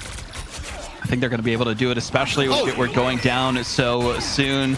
We do have the Banhammer being used to at least section off and taunt one of the heroes from the side of Yaoi Lost and from the side of Na'Vi. So kind of a moot point using both of them. Mask does get the conversion though onto level 1 Crook. Fate going down immediately. Kendrick trying to get this backline angle as well. The Monster Hulk does get unleashed. This time Heartlover, the World Breaker, see if they can flank around and take down the last few members of Na'Vi. And this comeback, this perfect Marvel Rivals, as you keep mentioning, has been played so far.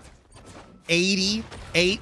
Na'Vi still have TP left in the bank. They have maybe 2 more team fights here, but Jitward, Xantho specifically, does have that Soul Resurgence.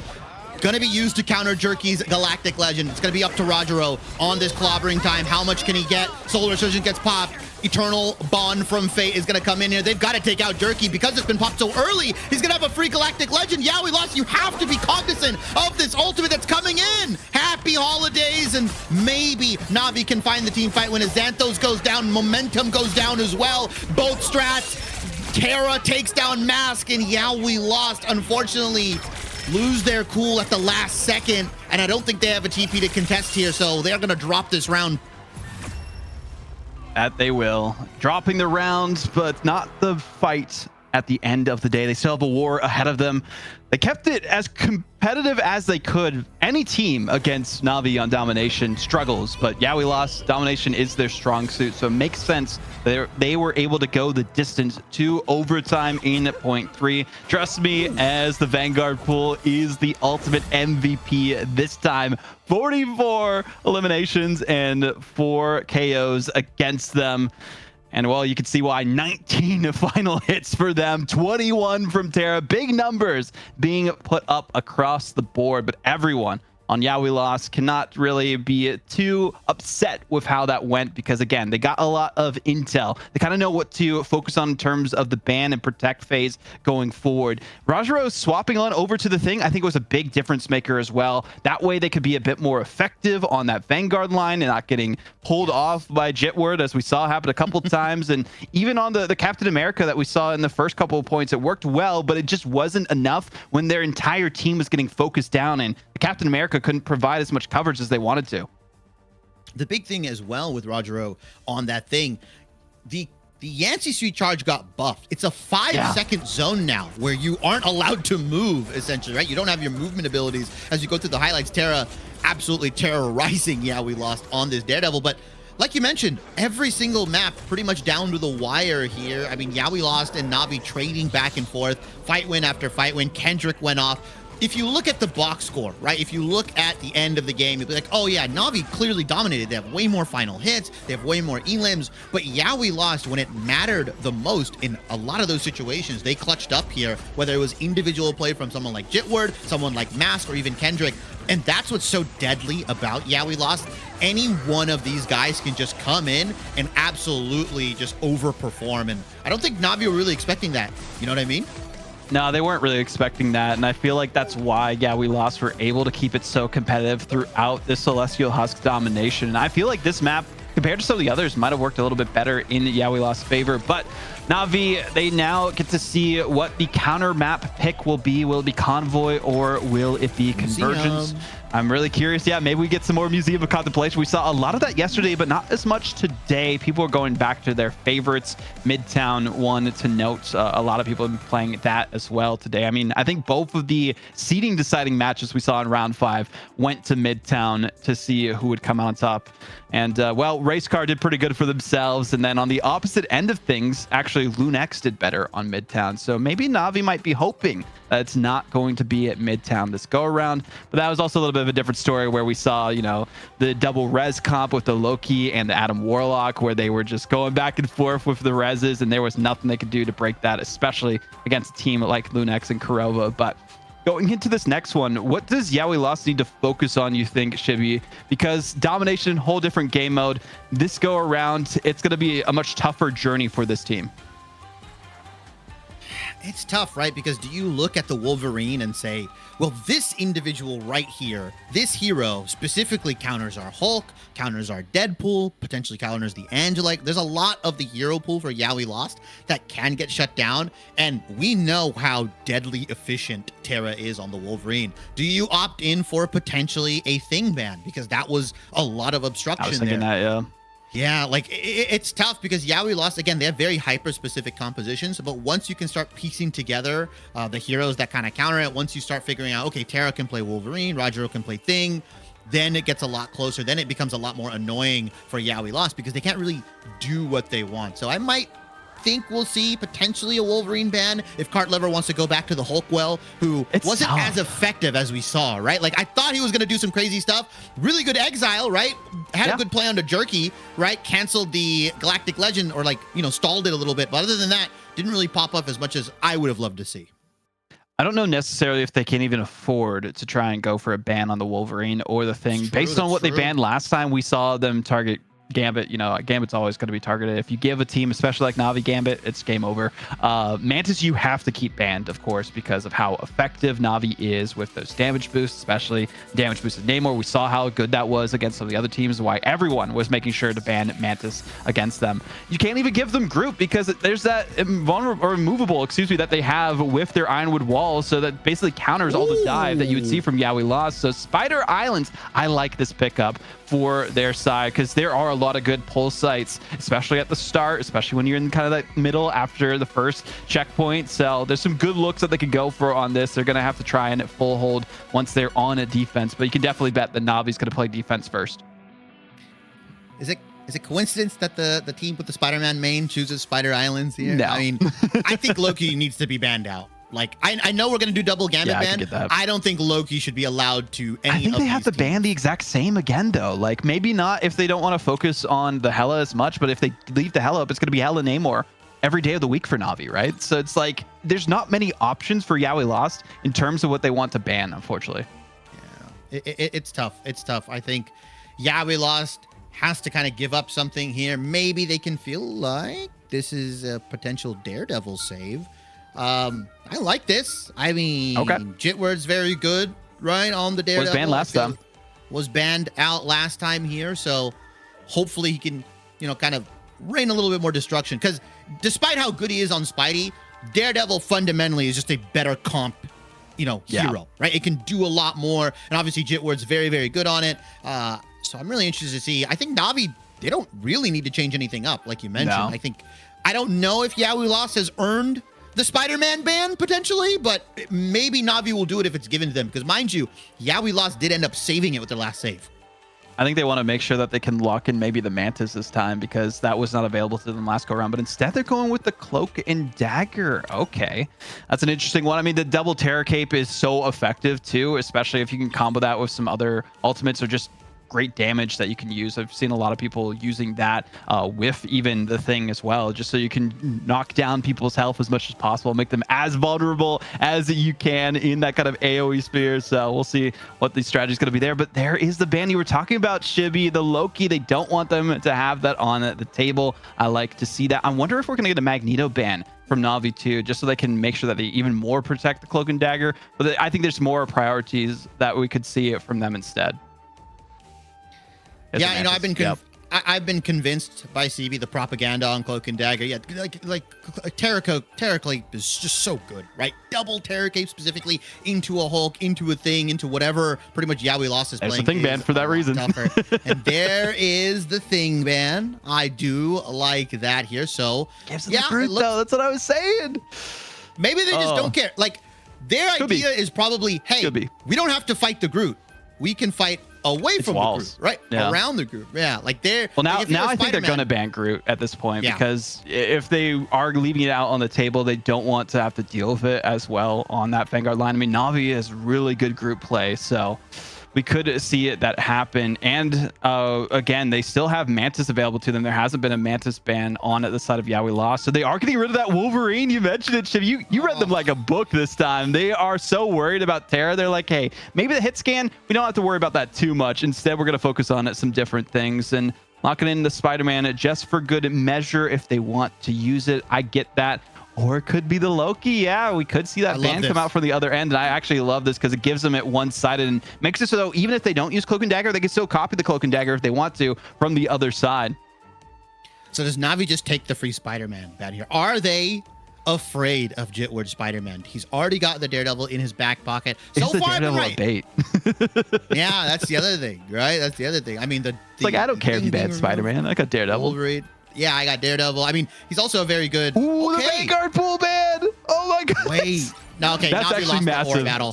Na'Vi lost the Aura battle. I'm sorry. You're afraid of Yaoi Lost's Vanguard pool? Yeah, you lost the Aura battle. I'm sorry. We don't get the Deadpool Vanguard. That was arguably the most fun domination map we've had as well, with the multiple ban hammers coming in. And obviously, Vaudable, we saw Fate couldn't get a bead on the Deadpool here, was able to live, but Spider Islands, a map that we don't see too often, right? I mean, in terms of pure convoy, it's your favorite map. I love it. Midtown. Yeah, Midtown usually gets picked up. Or we'll see something else. But I like this. I like this. This is a good counter pick coming out from Yaoi Lost. And I'm really interested to see how they navigate it. A lot of verticality on this map, guys.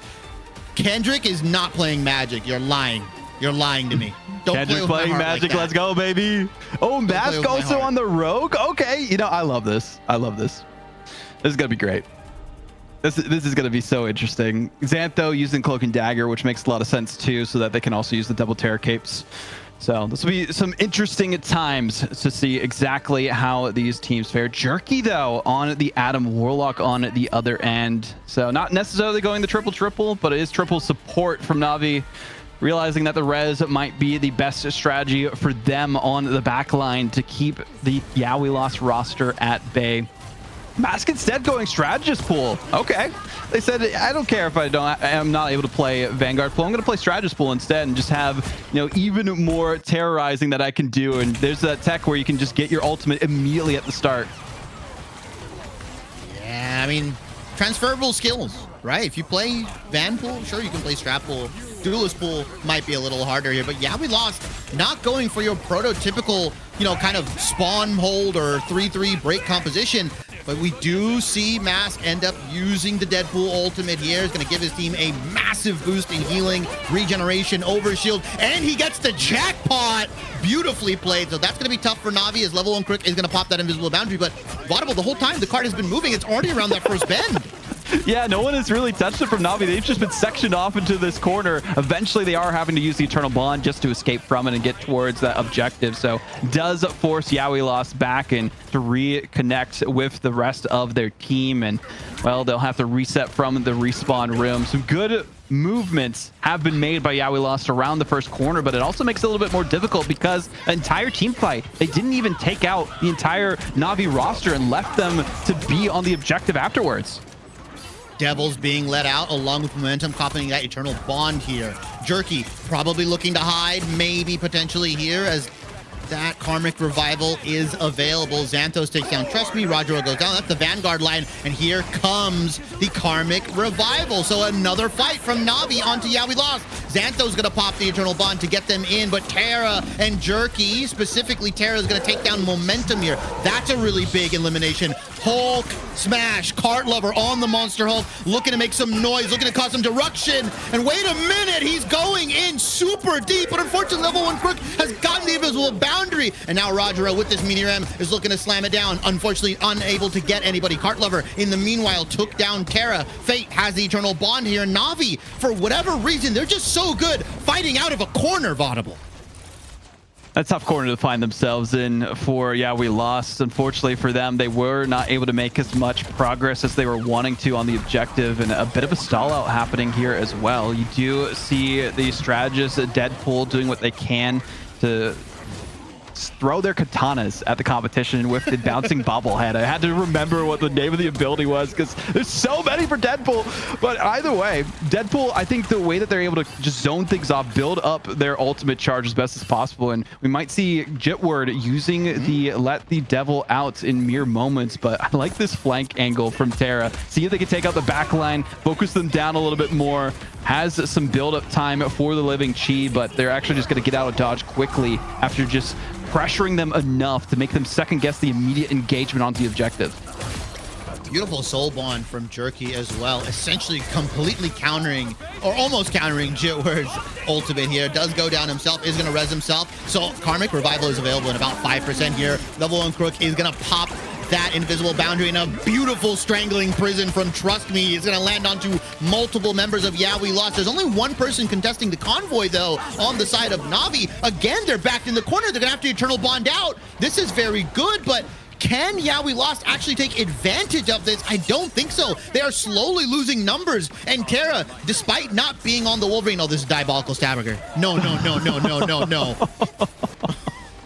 Oh no, they can't even do anything to escape at this point. Eventually, Kartlover does go down. Every team fight, even when we have seen, you know, kind of a bit of a wipe against Na'Vi, has been a moot point because of the res coming in from Jerky. So they've been able to regroup every time, get back onto the objective, and nothing has happened for Yeah We Lost. They have not made any progress in the last two team fights. And yes, you mentioned it, Eye of Agamotto is on lock here for Kendrick, but when can they use it? Especially if all the ultimates being pocked by the rest of their team. Meteor M did come through, Living Chi from Terra as well, but look in the back pocket. Here is the Karmic Revival from Jerky. They can't even do anything about it, and they're back in the fight with a full, fresh roster. It does not matter. They just keep coming back over and over and over again. But maybe Yeah We Lost finally finds it here. A nice Eye of Agamotto lands on the level 1 Crook. That means they go down, and they had invisible boundary. So them being removed from the fight will actually allow Yeah We Lost to potentially get this first point. It sucks so much because they have to win 2 team fights in a row because Jerky has just been on point with these Karmic Revivals. That was so rough for Na'Vi too. They needed to get that invisible boundary off immediately before they got taken out, but they were focused so much by Yeah We Lost with too much damage against them, and they could not recuperate. That was a perfect timing of the Eye of Agamotto from Kendrick. So I do love the change up to the Doctor Strange on this one, and also Mask just going with that strategist pool just for some extra heals and sustain for their team. Worked out in the end, even with all the constant revivals from Na'Vi. But now we see the invisible boundary being used by level 1 Crook. They want to waste as much time off of this first checkpoint gathering that we've seen from Yeah We Lost, and they only have so many ultimates available. There is going to be the final exam used by Mask just for that extra sustain for their team, but the Eternal Bond's also going to make that a bit of a moot point. And look at Yeah We Lost just trying to fight away from Trust Me, away from this group, but he is chasing them down. Does take down Mask here, and Terra on this Winter Soldier looking for resets. A big Eye of Agamotto lands onto multiple strategists here. Fate does survive momentarily. Jerky should actually res themselves up here, so unfortunately, that Eye of Agamotto, just no follow-up coming out from Yeah We Lost, though Jitward and Kartlover have their ultimates available. And Kartlover is just trying to beat this tree down to a pulp, and he finally goes down with Mask, finalizing that KO. Your nice exile onto Terra as well. Kartlover, this Hulk is out of control. It felt like Na'Vi had such a stranglehold on the objective for so long, and then Yeah We Lost realized the synergies that they needed to use for their ultimates, and there hasn't been a stop in front of them since then. Kartlover, though, will unleash the World Breaker Hulk against the back line, and the Devil is also taken into task and ready to deliver some swift justice against the competition. Meteor M, though, we'll see if they can hit it when there's so much going on their screen. And there's another Karmic Revival from Jerky. Only so much can be done. Eternal Bond from Kendrick, though, to see if, or Xantho, excuse me, to see if that's going to be enough for them to stay on the objective and push to that second checkpoint. The Terror Capes are doing some great work just so that no one can even push forward from the spawn of Na'Vi. Invisible Boundary eventually goes through this time as well, Shibby. There's so many ultimates being used, but nothing's really happening for Na'Vi. They have not been able to get the eliminations. 1.6 meters for We Lost. Kendrick has Eye of Agamotto available right now. Heaven's Retribution coming in from Trust Me. Maybe this is what they need, but what an Eye of Agamotto through the portal coming out from Kendrick. Massive eye into a massive team wipe and Cart Lover. These Hulk hands are rated for everyone. No one left to contest from Team Na'Vi. Will have to make up the most of it in the respawn room and strategize for something to change in their favor. Jerky now using the Mantis with Trust Me on the Groot. Back to the basics for this team. Rajaro actually on the Magneto as well. These are usually the heroes we've seen them in the past play. Even Terra on the Bucky might have a Kraken Impact come through in mere moments to clean up the pieces for their team. That was a great hook against Cart Lover, so they can't do anything to stay alive. Kraken Impact does come through. That is going to be able to convert against Cart Lover. The reset on to Xantho. See if they can get one more for a third, but doesn't really need it at this point. They will hold things down for now. 40 seconds remain for We Lost. Last team fight territory here for We Lost. Mass does have potentially the final exam available. Jitward does go down, and he had let the devil out. So they've got to stall here. They've got to potentially go for another overtime fight. Big thing, though, Jerky has Soul Resurgence. Rajaro as well with that Meteor M has been whiffing, but can be the difference maker. Mass gets slept. Unfortunately, unable to go down here. Does pop the final exam. Let's see if he can get the jackpot. Gets it. So that's more healing. That's more overshield. Let the devil out is here. Jitward and Cart Lover is going to go with that Monster Hulk. They're looking for these eliminations right now. Rajaro misses with the Meteor M, but Cart Lover takes down level 1 Crook in the back line. Once again, this Hulk just being a menace. Nice grab. Rajaro goes down to momentum. Jitward and We Lost are looking to push this as far as possible here in another overtime fight. What should have ended at the first checkpoint has almost gone the entire distance of Spider Islands. You could see why this was the counter map pick for We Lost. They know any extra meterage that is gained will potentially be enough for them to come out on top. They have a stronghold on defense. What is in the mind of Na'Vi for now is that they have a couple of ultimates available to them and they need to use them perfectly. There's the Strangling Prison comes through. Eternal Bond as well for momentum to create some space and healing zones for them to stay on the objective. There is the Invisible Boundary popped by level 1 Crook. Terra does have their ultimate available at a moment's notice, but Jerky, not enough time for now at least to build up the Karmic Revival, so they got to focus them down on the backline if they can. Terra, speaking of the backline, gets rid of Xantho, but can't use their ultimate anymore. Jerky needs to build up this Karmic Revival so they can at least have one more team fight. Yeah, 85% is looking for the resets, is looking for the cooldown here. Fate, Eternal Bond should give Na'Vi a little bit more time, but Cart Lover once again transforms into the Monster Hulk, has a massive HP bar to stall as long as possible. Jitward is coming in, but Fate and Rajaro taking down momentum here. Misses, they maybe, We Lost his last team fight. They don't get on! They don't get on! Oh, they pushed him through the portal so he couldn't touch the point at the last second, dispossessing them from the objective, and makes it so they are stopped right at the doorway of that third checkpoint. A valiant effort by We Lost to make it the distance to try and force a guaranteed overtime state if Na'Vi goes the distance, but well, we know that they have it in them from previous records on this map, typically well known to push better than the rest of them in their region. But We Lost. We know they have some sneaking suspicions in their ranks if they want to turn things around and change things up based on their composition. I'm really curious on what they're going to pull out against them on defense. I mean, We Lost got it relatively far for being held essentially 4 So long. minutes on point 1. You had, 2.5 minutes on point 2, and then maybe 45 seconds on that last point. They effectively almost got it to 3 here, but Na'Vi, they understand how far they need to get it.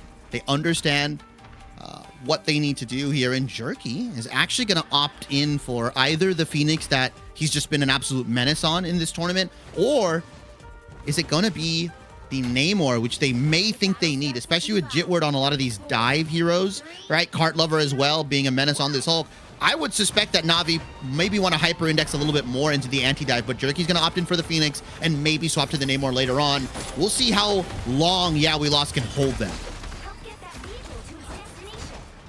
We shall see. That's the big thing. Can they hold them? Can Na'Vi be contained? We've seen it happen a couple times. I mean, last convoy against Lunex, they were not able to make it the distance and did get stopped on defense both times on convoy and convergence. So that might not be their strong suit going forward, but it's a different roster that we're talking about there. Mask, that's a huge elimination. A couple more coming through for We Lost. This is a great start.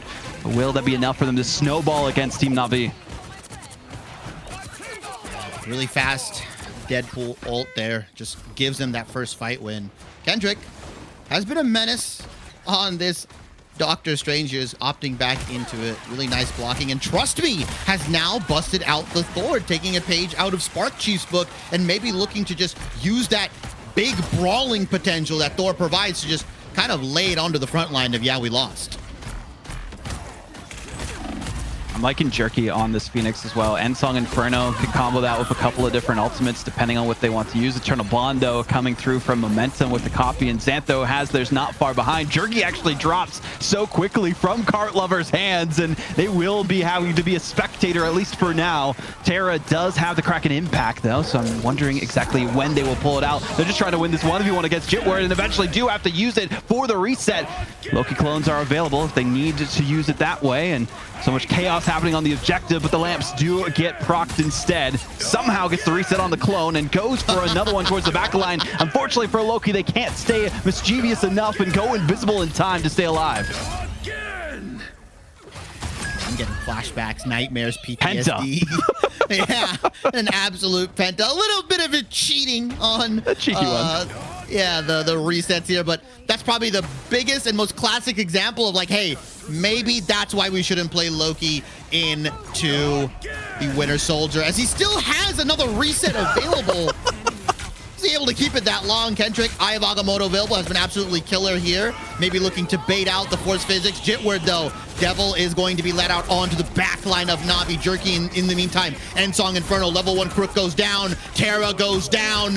Jerky as well, and Fate has to fall off the map because Na'Vi have just conceded that fight. A beautiful portal from We Lost, and looking at the timer, Vaudable, it's only a minute and a half left. We did see a similar scenario, though, where We Lost were able to push through themselves, so it's potential for Na'Vi, that second best team in the world as we talk about them, with a bit of some roster changes. And there you see Mask using the tech to make sure that they can build up their ultimate as quickly as possible, having it be procced immediately there. The final exam, we'll see it will be Ace, the jackpot coming through and giving them the extra AoEs with the Deadpool in your area just to keep their team alive in this team fight as long as possible. Nobody going down for now. Invisible Boundary, the copy from Momentum, actually massive, getting behind level 1 Crook to be able to use that. Eye of Agamotto is still available, though, for Kendrick. We'll see if they have time for it. God of Thunder from Trust Me, just to create some space. The kidnaps from Thor actually have been monumental to make it so it's that much easier for them to move forward. Everyone drops like flies on We Lost, and it looks like they might have lost this first checkpoint. And listen, a lot of people are going to flame Kendrick for holding onto his Eye of Agamotto, but you have to realize Na'Vi are waiting for it. They got Rogero on the Emma with the diamond form. Trust Me as well with the kidnap potentially. Level 1 Crook with the Force Physics. You also have Fate with the Fade. Like, there are 4 different ways for Terra this Eye of Agamotto. Yeah, Terra with the grab. Sorry, 5 different ways that this Eye of Agamotto can be interrupted. So Kendrick has to wait out every single one of these abilities, and him holding onto it is arguably more of a threat because Na'Vi has to hold onto their abilities. As I say that, though, Trust Me is trying to bully this Doctor Strange out. Jitward's gonna let the devil out. Fate does go down here. Jerky, Fate, Dance of the Butterfly is available, but I think they're gonna wait until this next team fight. 2 minutes on the clock for them to get to Jackpot as well. Yeah, Jackpot coming out from Max. I mean, he's getting it every single time because you can bounce infinitely on the top of your teammates' heads to get that Jackpot, and he's gonna get it and give that extra healing. Dance of the Butterfly does get popped here. Let's see if it actually ends up confirming any KOs. Kendrick takes down Trust Me. Nice KO from him as Armed and Dangerous Tara does take down Jitward, but Cartlover on the backside, a nice exile into the Thunderclap, and he's going for more Vaudable. Cannot be stopped. Worldbreaker unleashed, and eventually going to continue to throw those hands against the best in the world in Marvel Rivals. But for now, they're still pushing forward. Not going to be resisted as much as they can be, even with the bouncing bobblehead just doing chip damage on them, building up that ult charge for Mask, again having it available to them. The final exam comes through. The Agamotto does get procced, but eventually does get choke slammed away instead. We'll see if the jackpot does come through for Mask, and eventually they'll be able to push them even further away from the objective. Even the Psionic Seduction can only do so much against Mask because they've got mass healing around them.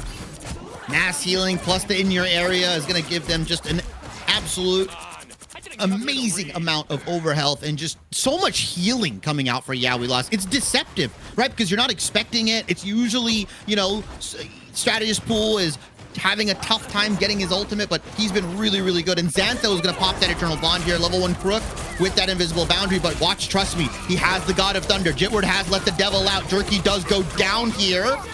And unfortunately for Yeah! We Lost, they do lose Cartlover in the back end. Tara's able to take him out. That God of Thunder landed on multiple members, got a stun, and it allows Tara to potentially go for a reset. Jitward versus Tara, the 1v1, the duelist versus duelist battle, and Tara at least scares Jitward away momentarily. Mass does have the Deadpool ultimate. Is he going to opt in to use it? I mean, they've already burned such a ton of time here. Yeah! We Lost can just stack a couple ults and come into this last team fight. Na'Vi, 5 seconds left on the clock. They've got to make it all the way to point 2. Not enough time remaining, it feels like, but if any team could do it, it would be our runners-up at the World Championship. Na'Vi have their work cut out for them. Jerky, though, Soul Resurgence available. Good kidnap on the Cartlover to at least try and get some extra damage. That was a great exile, so it kind of puts Tara in a corner for a moment. Daredevil trying to just stay alive on the back line for now. Worldbreaker unleashed by Cartlover. There's the slam coming through, and I think the swap for Rajaro over to the Emma has finally chosen the Vanguard well enough to keep their team in the fight. Eternal Blonde having to be used by Fate just to let Tara stay alive for now, especially after getting ulted on. Kind of similar to how we saw Loki in the movies. Agamotto finally does come through from Kendrick again, but they can't do enough with it to stay on the objective. They have barely any health remaining, get pushed off the map, staying alive for now, and nobody's targeting them. They are able to touch the point again and stall. What? Oh, he's coming back. Finally gets taken down here, and I think the big difference maker, Momentum, copied Rajaro, and they had their own Psionic Seduction going out. That's not a strategist ultimate. That's not Invisible Boundary, but we do see the teleport play coming in here. Cartlover looking to get his team back onto this point. Jitward has let the devil out, but Na'Vi just have so many more resources to work with. Surely the Invisible Boundary gets popped here, and we have Rahuro on this Psionic Seduction. Let's see if they can get Yeah! We Lost. Mask building towards that Deadpool ultimate, but it doesn't matter. Rajaro takes down multiple members, and it looks like Na'Vi with Tara on that Kraken impact, resetting off of the clones, is going to get them to that second point. Great eliminations coming through. Terra Cape, though, on it to Tara. Might make it a bit difficult. There's the kidnap onto the Deadpool. They can't stay alive to save themselves. Eternal Blonde does get used by Xantho. Will that be enough to stall? Somebody has to keep touching, though, for Na'Vi. Only had one member at a moment's notice, and they got to get on the objective. Only one person remaining staying alive for them, and it will be Yeah! We Lost, holding things down for now. Nobody is touching. They are going to be able to capture it for now, and everyone is eliminated from Team Na'Vi, and Yeah! We Lost. They take map 2. Tara was resetting off of the clones. He was going again and again and again, but Yeah! We Lost. Pull it out. Excellent portal from Cartlover to get them back into that fight. It all looked Na'Vi's way, but multiple members started going down. They had the ult advantage with 4-1. Yeah! We Lost only had the Daredevil ultimate in their back pocket. How did that happen? Na'Vi have to be just hitting themselves on the head, man. It's rough when you're in this kind of scenario. Time and time again on defense, it has not been working out for Team Na'Vi. We saw it against Lunex, and we see it here again against Yeah! We Lost. Defense seems to be the strong suit for Na'Vi, but it's a tough journey when you allow Yeah! We Lost after such a long 4-minute hold, as you mentioned, in point one, able to get the distance to almost that third checkpoint. That is the reason why Yeah We Lost was able to come out on top. And then eventually, unfortunately for Na'Vi, did not have enough wind in their sails to carry them past the finish line to get the sweep in the series. Again, this is a best of 3. We're going to map 3. Na'Vi versus Yeah We Lost. EMEA versus Americas. Only one of them can move on in this bracket. And, well, they're, of course, awaiting Race Car on the other side. The undefeated team who has gone 12-0 in maps at this point, Shibby. And we saw the end game screen, right? I mean, obviously Terra was going to have the lion's share of the finals because Na'Vi were so hard set on running that triple strategist composition of that beautiful Eye of Agamotto from Kendrick, who rightfully got the match MVP. I mean, just imagine trying to play Strange and trying to be effective into Thor, into Emma, into Cloak, into Invis, and providing that much value. Like, again, I talked about it in map 1, Vaudable. Any one of these players can just come alive and overperform. And in this map, it was Kendrick and Cart Lover. They had to perform to their utmost capabilities against the roster, the world beaters of Na'Vi at this point. Mid-season champions on their team and the runners-up at the world final, as we always mention. And Terra did all that he could to try and keep them in this fight. The resets felt like they could have been enough. Jerky trying to go triple support with the Mantis to damage boost him and the rest of their team to win these fights, but Strategist Pool also felt like a difference maker for Yeah We Lost. It's insane to see how much value they were able to get and stay alive with the triple support style of having the Deadpool in your area for the damage reduction, of course, when it's upgraded, and then the jackpots that were happening for just the massive healing boost. No one would go down. No one was getting eliminated by Yeah We Lost in those team fights because of it. And now we go to Navi's third map, and it has to be a convergence. As you take a sip from I have to, man. Mug again. I mean, maybe Trust Me needed a sip because he was on that floor. Could be. He needs the mead, and unfortunately, Na'Vi do have to go to their third map here, convergence. And like now, you go back to the drawing board. What do you do if you're Na'Vi? Do you ban out multiple Deadpools? Do you take Strat Pool and I think you got to get rid of Hulk. Away? You got to get rid of Hulk. Get rid of Card Lover? You have to get rid of Hulk. But then you're leaving something else open, right? Like we saw how effective the Hulk was every time, like kiting them and carrying them away from the objective. And I think the dispossessing that we saw from using the World Breaker Hulk and being able to focus down on a specific either duelist or strategist so they couldn't even be a part of the fight the entire time was so crucial during those team fights. So that could be the difference here. I don't think focusing on the Jeff ban is the way to go. If anything, I would say focus on the Hulk ban this time. Yeah, but then you have to give Xantho Jeff, who has just been an absolute monster. It's tough to ban this team. That's all I gotta say. Yeah, We Lost you is cut a off one head, there's another one that grows in its place.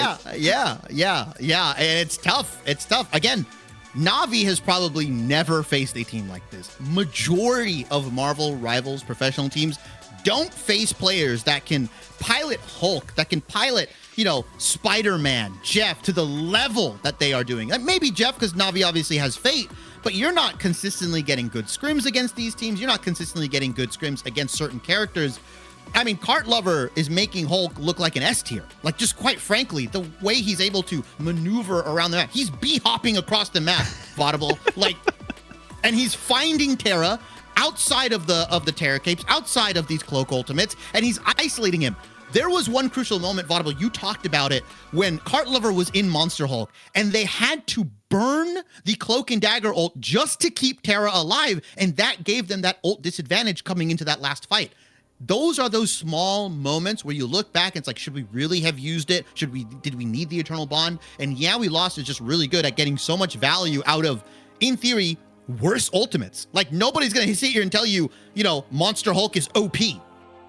I just want to take a look back at the bans that we saw last time as well. I think those were crucial for Yeah We Lost. They focused on the thing, which we saw how effective that was for Rajaro, and I feel like Rajaro felt out of place a lot of times, not knowing exactly who to play on that Vanguard lineup that would be effective. They played Magneto, they played Emma, they had a couple different options too, and eventually we saw Trust Me even moving on over to that Thor and seeing if that'd be enough to create some space and go toe-to-toe with Cart Lover's Hulk, and it just was not working out for them. And the ban on the Loki was massive. I think not having Loki for Na'Vi could not be overstated because they did not have the ability to copy. They did not have that ability to try and get the back-to-back support ultimates, or strategist ultimates, excuse me, up at the crucial moments that they needed to against this kind of explosive damage roster of Yeah We Lost. And just based on the synergies that we did see from Yeah We Lost, not having the Loki themselves worked out so much better. Copying Xanthos Cloak and Dagger when they needed to, sometimes copying even the invisible boundary that we saw from level 1 Crook. It didn't matter what was banned against them strategist wise because they could just copy it if they needed it. So I think in terms of the ban and protect phase, it was won by Yeah We Lost based on who they targeted, because Na'Vi just didn't know who to go after. Yeah, very, very close. I think that domination map in round 1, if gave us any indication, I didn't think Yeah We Lost was just going to go down, right? They weren't just going to, you know, lose gracefully. They came up with a win here, and now this convergence map throws everything out of order. They were MRC champions for a reason too. Like they were the top dogs. I think it was in season 4, and they were undisputed. I think they never dropped the map in the upper bracket when they went through it. So you can see why that synergy is here. They've learned from their mistakes as well, not to be as focused on domination as they were in season 5, and they have leveled up with this new roster. So I'm excited to see how they perform, you know, in the future season. But they still got to get through Na'Vi. Na'Vi are taking their time to talk with their strategists and see, okay, what do we got to go through here? Their analysts and coach probably are talking them through it and saying, we need to go to this map, and this is our strategy to win. They've been struggling on the attacking side, and they need to get their heads together and figure out how to make it work, because for now, that's 2 back-to-back convoys that they have lost from the last series against Lunex and now against Yeah We Lost, and they might be second-guessing themselves, and they need that confidence back if they want to win. It's that perfect storm that I talked about, right? Prior to this match, previewing it, Na'Vi on the downturn, expecting to go undefeated. Yeah We Lost coming in, 2-0ing Shikigami, right? Taking a map off of Dreamland before that. Like, they're on the upswing. And you have to believe that Yeah We Lost specifically, taking a map off of Na'Vi, a top 3 team in the world, guys. And get it, the caveat. Top 2 team. Yeah. 5 out of the 6 of the members of Na'Vi is playing from Europe, but Terra is playing from America. Terra versus Jitward is legit, guys. When they're going at it, when they're jousting and they're going Daredevil versus Winter Soldier and doing all that stuff, that is a legit 1v1, and you can't take that away from Yeah We Lost, because Terra, we know what this guy's capable of. Everybody in this chat knows what he's capable of. There's a ton of Terra fans. I see you guys. Like, you're honestly, like, it's insane to see that Yeah We Lost is going toe-to-toe with a team like Na'Vi and taking that map here. And really, really well played from them. Thoughts on what convergence map Na'Vi goes for, though? Is it going to be Hall? It really depends. They might go. I don't think they're going to go Clintar, because that didn't work out for them last time, right? They struggled on the attacking side and were not able to go the distance. So I don't think we see Clintar from them. It really depends on what they're feeling most confident on. But let's take a quick look at the bracket here, as we do have some updates on the other matches. This is the final one that actually has to finish up. The rest were 2-0 finishes. Race Car over Flark, Dreamland over Extinction. Lunex, it hasn't been updated there, but they have it 2-0 to Ego Def. So they'll be playing against Dreamland in our next and final matchup of the day. And as you can see, winner of this will move on to play off against Race Car. In the lower bracket is Ego Def versus Extinction. And loser of this series plays against Flark. And Flark looked pretty solid against some of these rosters before. So this will be interesting, to say the least, how that lower bracket is going to go as well. Lower round 1 and 2 will be completed off stream, mind you, but some of the teams are streaming their matches. And then tomorrow, the lower semis, the upper finals, lower finals, and grand finals to look out for. So a lot of great series to come here, Shibby. But this has just been a banger of a matchup. We've been so blessed with our first series of the day for both of us, from yesterday and now into today, both going to map 3. I'm not shocked. That's usually what happens, right? I hope you guys in chat understand. If me and Vaudable are ever on a best of 5, we're most likely going to 5 it usually goes to 5. It usually goes to 5. I'm usually chugging multiple cups of tea, right, during breaks and stuff like that. So I'm not surprised, regardless of what team you think is better or worse. We're going to a map 3. We're going on to the distance here. And how crazy of a situation would it be for Flark? All right, we're in the lower bracket. Surely we just face off against Yeah We Lost. Oh wait, it's Na'Vi. down here. And now that whole lower bracket is boomed. Now you have to, if you even want to make a run, if you're one of these teams, you have to go through Na'Vi here. It might be terrifying for Lunex, Dreamland, Racecar, if for whatever reason Na'Vi is just waiting in that lower bracket like a shark. Like they could just end their run immediately. Very interesting. I'll say this. Yeah, we lost. I think a lot of people came in to this tournament. A lot of viewers maybe didn't know who they were. Jitward obviously rank 1, but I think a lot of the other shining pieces on this team, right? Cart Lover and Kendrick and these kind of guys, they have stepped up, and we talk about even the backline too. Even the backline coming in with some really interesting ultimate choice usage. I think that Sonic section may have been kind of bad here, but the heads up play, like you mentioned, Vaudable, Loki going into the backline invis so that he can copy Navi's invisible, aka level 1 Crook, so that he can get his own invisible boundary. I mean, that's just like stuff you don't really see happen every day. It's great. That's why I love pro tournaments. That's why I love that, shout out Mega Mulani for putting this together, the Mega monthly in total. And shout out our production crew on the back end who's just been making our jobs very easy as well. And all the moderators in chat and admins that we have as well. Also Diatonic and CB, who kept and carried the torch through the group stage at the beginning. They'll be back again, of course, with all of us tomorrow on that as well. But looks like Na'Vi are finally waiting. We're just waiting for, we lost at this point. These teams wanted to take their time. This matchup matters very much so on who's going to have the easier journey into that top bracket. So Racecar awaits the winner of this one. Again, they have been undefeated 12-0 in maps. So they can't really think too much about that now, but it's got to be in the back of their minds just a little bit that they have to look forward to that. And of course, our last series of the day will be Lunex versus Dreamland. That's going to be a certified banger as well. But Lunex, they've seemed pretty unstoppable after they took out Na'Vi themselves. And We Lost look to be the second team in this tournament to do the same as well. So we'll see if they can do it. The main thing to note here should be this all started with Convoy in the Museum of Contemplation, a loss for Na'Vi at the start of their journey in the bracket stage against the Beast. That's where the doubt in their mind, I felt like, went through, and they lost when they were on the attacking side there as well. They got full held by the Beast. So maybe that's the strategy. The weakness of Na'Vi at this point is that full hold. So we'll see what comes out from this one on Convergence. I think We Lost do not care if they start on attack, because if they can go the distance, they know all they have to do is stop the Beast in Na'Vi, and that'll be enough to win the day. Yeah, I'm really interested how many different EMEA teams are looking at this match. A lot, right? I'm sure. It's the first kind of professional footage we really have against Na'Vi going up against like equal competition, we'll call it, right? So you better believe that VP is looking at this map and going like, what can we even imitate something that We Lost? They could always imitate stuff. I feel like if any team could, VP could flex in some way, but I need to see that match. Now I need to see that match. I need to see that Sparker on Spider-Man. That's all we need. Yeah, I need to see Jitward versus Sparker. That's the duel of the century here. But Na'Vi so far, again, we know what they're capable of. This could very easily, I know we've been hyping it up, guys, like, We Lost is coming up on the upswing, blah, blah, blah, blah. Na'Vi can come in and just completely decimate. That's the level that this team can play on. They can just flip that switch and take it the distance and completely full hold here. But taking a look at some of these bans here, I love that We Lost has kind of shifted as it's progressed, right? I called out the Wolverine and Thing ban. Those are both being, removed in round 2. Does Na'Vi try to protect Terra's Wolverine? If I'm going to ask you right now, if you're in Na'Vi's shoes, do you protect the Thing or do you protect the Wolverine? Because honestly, Na'Vi's prior protects have not saved them anything. That's very true. Yeah, like any of the protects we've seen I would say the protect of the Loki was massive. I think you protect Loki first, if anything. Like making sure that you can get that locked in would be massive for them, and making it a bit more difficult for the other team to do anything against your backline, because securing that backline makes it so that your frontline and even your duelists can do whatever they need to. So we'll see what happens. Hall of Dajalia will be our final map here, though, for the upper bracket quarterfinals.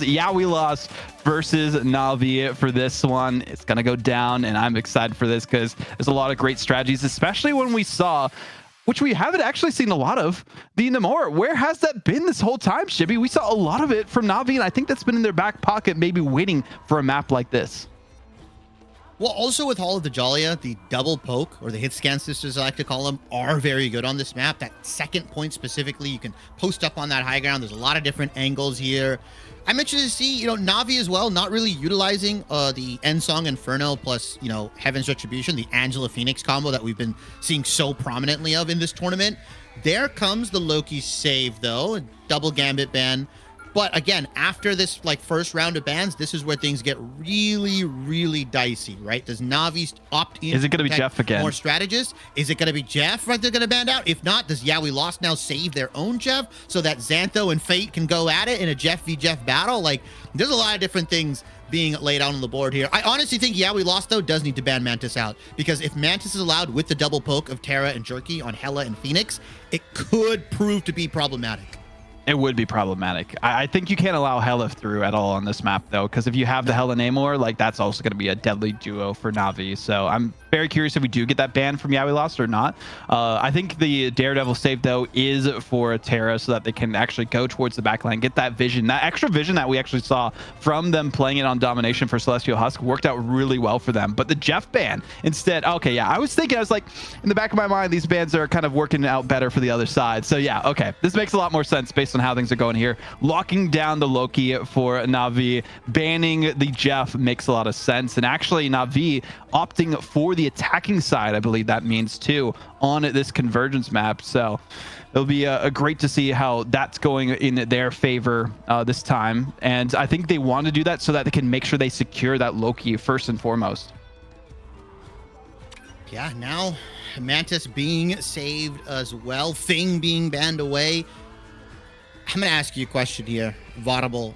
Has Yeah We Lost earned the Spider-Man ban this time around? No, I don't think they've earned the Spider-Man ban yet. I think there's a lot more to prioritize. Yeah, the Cloak and Dagger could be something as well. We saw a lot of usage of that in the last map, and I think that was part of the reason why they were able to do so well with that Cloak and Dagger. And you don't want the Mantis to also be available. Damage boosted Daredevil with the Terror Cape is a deadly duo that you could see on that side. I'm curious what the save will be for Na'Vi this time. Maybe it's going to be a bit more of a hit scan focus, or the Namor, as I was talking about. That's what we're waiting for. You have to ban the Hela, though, if you are Yeah We Lost. Yeah, I think it's mandatory. At least For the Phoenix, they're just giving it to them for free. Okay. We'll see how it goes. Okay. That's all I got to say about that. We'll see how it goes. So Na'Vi not allowed to play Phoenix, Thing, Mantis, or Gambit, while saving that Loki and that Namor that you also mentioned, Vaudable. On the other side, Yeah We Lost. They've protected the Daredevil and they've protected the Mantis. Two heroes that have been very crucial to Yeah We Lost's strategy, right? Damage boosting those dive heroes, damage boosting Jitward has been very, very important here. As we head into Hall of Dajalia, Hela Namor, free eats for Na'Vi, right? Losers bracket, potentially, like someone gets sent down to losers here, would be an immense upset if Yeah We Lost ends up taking it over Na'Vi here. And there's Rajaro on that Angela that I talked about. Trust Me is going to be opting in for the Deadpool. And I think Crook is just giving Terra that Wolverine jump pack, which was not banned away here. We looked on Yeah We Lost side. Kendrick back on the Doctor Strange. And the big difference maker is that Xantho was so good at, charging his soul resurgences. Yes. Because Mask is playing that more strat pool variant, and he's able to independently gain his ult charge with the bounces and stuff like that, he's not actually siphoning a lot of ultimate charge that you normally would running a prototypical 3 strategist composition here. But Cart Lover back on his Hulk and Jitward back on the Daredevil. Final map of this best of 3. Loser of this gets sent down to the losers bracket. Play against Flark if they lose, play against Racecar if they win. It'll be a tough journey to say the least. Trust Me, though, back on the Vanguard pool. See if they can build up their ultimates and get that experience points so that they can upgrade their abilities even faster against them. Deadpool in your area, of course, will be very effective, but the rest of their team going down on the high ground. Jitward getting one onto Fate, and level 1 Crook can't even stay alive either, so the distraction didn't quite work as well as they were hoping it would. The XL into the kidnap, and Kendrick actually does get the final touch onto Trust Me for that one. So Na'Vi, they're getting a bit of a mental reset here. I'm just like, okay, I see you. All right. First team fight lost. It's a minute down for Na'Vi. Potentially 2 to 3 more team fights available. Mask has already built up potentially the final test here, which is what he's been using on that strat pool. Meanwhile, everybody else, they are going to go in here. Yeah, we lost looking for some eliminations. Terra is actually going to take down Kendrick in the backside, and we do see Rogero. Jitward does take down Jerky, though. That's really big. Losing your winner soldier. Cart Lover is going to beat level 1 Crook down, and maybe Rogero is able to take Jitward into the abyss, but Momentum takes down Fate, and he gets knocked down. Cart Lover is the air support. And there we go. Yeah, we lost. Win another team fight. Na'Vi, 30 seconds burned here. They haven't been able to put up a hand yet against Yeah We Lost. This overwhelming dive pressure that we've seen from this Yeah We Lost roster has just been monumental, and Na'Vi have not had an answer. Terra on the Namor, trying to build up the Horn of Proteus. See if they can combo that maybe with Trust Me Now. Back off of the Vanguard pool and onto more of a best in slot, you could say, with the Groot here. Will it be enough? Getting stunned out a little bit themselves, and we also have the final exam already being used by Mask on the other end. Got the jackpot World Breaker Hulk available for Cart Lover, but who is here? Jerky with the Kraken Impact. Tried to get the completion with the final hits and was not enough, unfortunately, so they will go down, and Jerky can't do anything about it. Cart Lover just kidnapping people off the point. Kendrick, TP available, so they do have another contest on this point here. That maybe they're waiting. Potentially Cart Lover is going to look to at least send these into overtime. Potentially is 99%. Fate of both worlds is going to get popped. Soul Resurgence as well. Level 1 Crypt does pop that Eternal Bond here. Terra is going to drop the Horn of Proteus on top of multiple members, and crucially for Yeah We Lost, Jitward goes down, although Momentum pops the Invisible Boundary. Rogero, nice Heaven's Retribution, segmenting away Yeah We Lost, but no one is on point. Yeah We Lost has to contest that, guys. You've got to make sure that they're not able to get this first point here. Mask, though, is going to look to use that big test. Lots of healing, lots of AoE. Terra does take down Jitward again. He's respawned Elim to respawn multiple times now. And Yeah We Lost, unfortunately, falling at the seams. And Trust Me and the rest of Na'Vi are going to be able to get this point, but not without some trials and tribulations, Vaudable. It was a decent hold, to say the least, for Yeah We Lost, but will it be enough? A lot of time wasted, but still so much available to Na'Vi to go around this corner to that second checkpoint. All going to come down to the strategy for YWL against them on this hold. Taking more of a right angle approach instead of the typical that we've seen from other teams in the past. Potential for the reset if they can take out Kendrick. There is going to be the Horn of Proteus used by Terra, though. Gets one. There's a second on the Xantho. Critical headshots each time. And Terra making good usage of that passive, able to just keep that high ground approach. And whoa! Wow. Terra got a quadra at the end of all that. And Vaudable, you may have spoken Yeah We Lost's termination into existence. That Namor, oh so crucially, providing so much value for Na'Vi, and Jerky as well on the anti-dive composition. Na'Vi has been focusing pretty much on anti-dive here and has been doing really well. That second point, pretty much uncontested, as Jitward and the gang are going to try to contest here. Let the Devil Out is available. Cart Lover has transformed into the Monster Hulk. Let's see if he can isolate somebody out here. Trust Me does have Strangling Prison, but it doesn't matter. Level 1 Crook gets a double on the Cloak and Dagger, and it's all going the way of Na'Vi. And we talked about it, Vaudable. There's a world where they just come in and steamroll Yeah We Lost on these first couple points. Trust Me pulling out the Groot, shutting down the escape routes for Yeah We Lost. And then Terra, of course, using those monstro spawns to focus them as well whenever they try to go in for the dive. The anti-dive is working. Jerky can even go for their own hooks whenever someone tries to go in from Yeah We Lost. And this is going to make them have to adapt in real time if they want to shut them down, because for now, it's an unstoppable pain train ahead of them towards that third checkpoint. Fate pops the Eternal Bond here. Jerky as well with the potential Kraken Impact on top of the Heaven's Retribution. Kendrick, though, lands a nice Eye of Agamotto off screen, but Rogero takes down Xantho. And maybe, just maybe, this is a fight that Yeah We Lost can finally take here. Kendrick and Jitward doubling up, buddying up, and finally they get their first team fight win in a while, stopping Na'Vi around this, 2.5 mark. A good stop to at least stem the bleeding for now for YWL. But not many ultimates available for them. We do have the final exam getting procced. We'll see if they can go for the jackpot. Got to get past the Ironwood wall. Visible Boundary does get procced by Momentum, so both Strategist ultimates being used to see if that'll be enough for them to win the team fight, but they can't even get an elimination. Not enough damage available for them, and Na'Vi just, again, bunker down and wait out the storm, and eventually will be able to get their own pick. Hey, there's that Wolverine we talked about. Terra is unleashed on the battlefield. Momentum does take down Jerky, though. Level 1 Crook pops the Eternal Bond. Jitward in kind. Nice strangling prison. Lands onto multiple members. Throw that Terror Cape on top, and Terra is able to pick up some of those elims. Very well played from Na'Vi. Kendrick, Eye of Agamotto available. Cart Lover maybe wants to go into the Monster Hulk form, but look at Terra hunting Doctor Strange down. Whether you're in the sky, whether you're moving in the air, it doesn't matter. Yawi Lost, unfortunately, loses that fight, and a little bit more cart progression. 1 minute left for Na'Vi, though, to get that third and final point. Can they do it? They've been struggling to even get to a third checkpoint in the last two series, this one included, that we've seen for Na'Vi. I think it was a great maneuver for them to opt for attacking sides so they can at least set the litmus test that needs to be passed by Yawi Lost on offense themselves. But the Worldbreaker Hulk is here to tear down the barriers and break open the door as best they can. One goes down on the back line. Can there be more to follow? Level 1 Crick won't be on the battlefield for long, and so does Jerky fall. Yeah, nice. Elims coming out from Yawi Lost. 20 seconds for Na'Vi. Somebody's got to channel that TP, but Kendrick potentially going for a counter portal. Do it. Do it.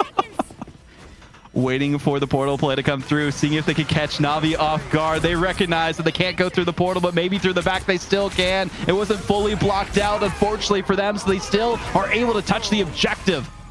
Whoa, big Eye of Agamotto from Kendrick lands onto multiple members of Na'Vi. Rogero goes down, Terra as well. Jerky is gonna go down to pretty soon too. Jitward pops the Daredevil ultimate, and Momentum has the invisible boundary. Cart Lover and Momentum are just beating Na'Vi down, and the overtime bar is ticking. Does Rogero get to point, or is this just gonna be how far Na'Vi goes? They don't get point 3. They're about 2.5 there, and Yawi Lost hold them down. Well played from them after effectively getting steamrolled for the second point, Fatima. Yeah. Very, very good bounce back. Huge counter, a lot of time wasted, especially with the portal play at the end there, forcing them to go around so they couldn't immediately touch the point and regroup. They had to be in a suboptimal position because they took so long to put the portal exactly where they wanted it to. That allowed the time for Yawi Lost to counter it. So great heads up play by them. Team Na'Vi, they at least have gotten farther than they did recently on Convergence, like we saw against Lunex off stream. But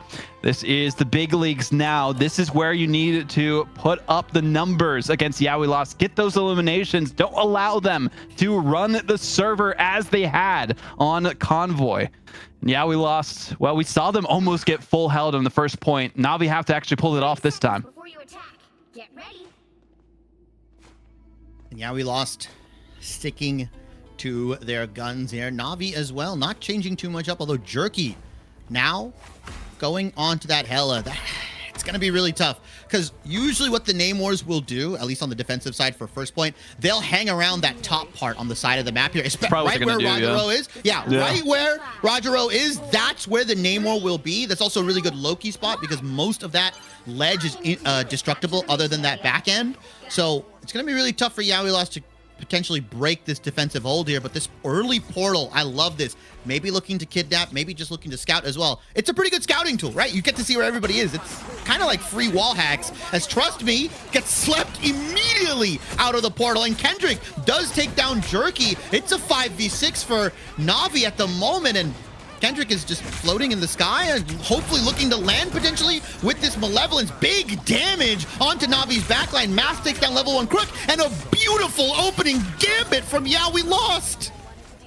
Exactly what we need to see from them. Make up for the mistakes we saw in the first checkpoint on Convoy. 2 ticks already taken. Looking for the third, and I don't think there's going to be a contest coming through at the last moment. So instead, they are just giving them free reign with that first objective. Yawi Lost has the time bank available to take this win, but Na'Vi has it in them to stop them. this point tends to prove a little hard to push, especially for like dive compositions because of where Terra can position on the top side there with those squids. But unfortunately, Navi's not really getting any room to breathe. The Hulk is right in your face, and Kendrick is building up closer and closer towards that Eye of Agamotto. Nice E coming out in onto Terra. Kendrick is just running through. He's playing Doctor Strange like a brawl hero, Vaudable. This is the Doctor Strange that has been prophesized, and I fear for any team that's going to face off against this Yeah We Lost roster once 6.5 turns around based on the rumors. People are saying, even the devs saying, you know, there's going to be a favored team up coming back for Doctor Strange. They're getting ready for that. Kendrick in the driver's seat this time, keeping them at bay with the shield tank in style and not even having to use it just as a portal princess.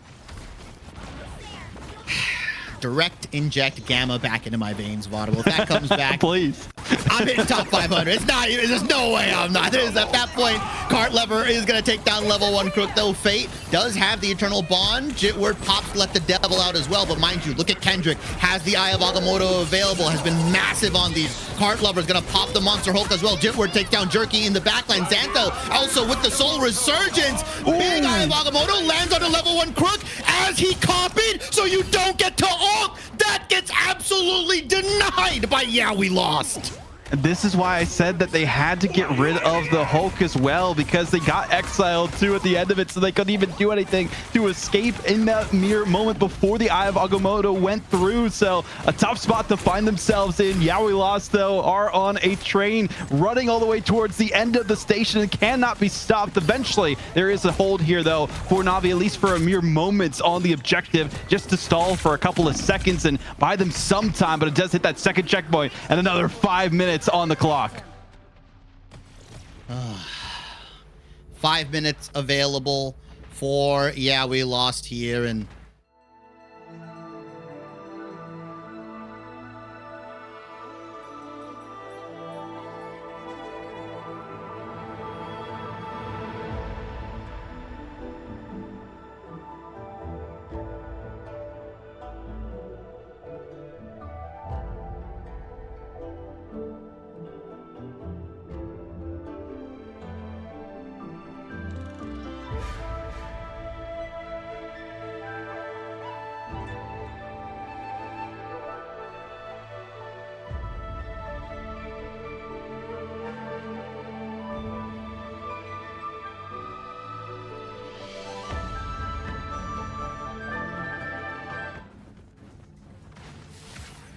Welcome back, everyone. We're here again with the action, just waiting for us to be able to see it on our screens as well. But even then, insanity happening on their side of things. We need this Yeah We Lost team to continue forward.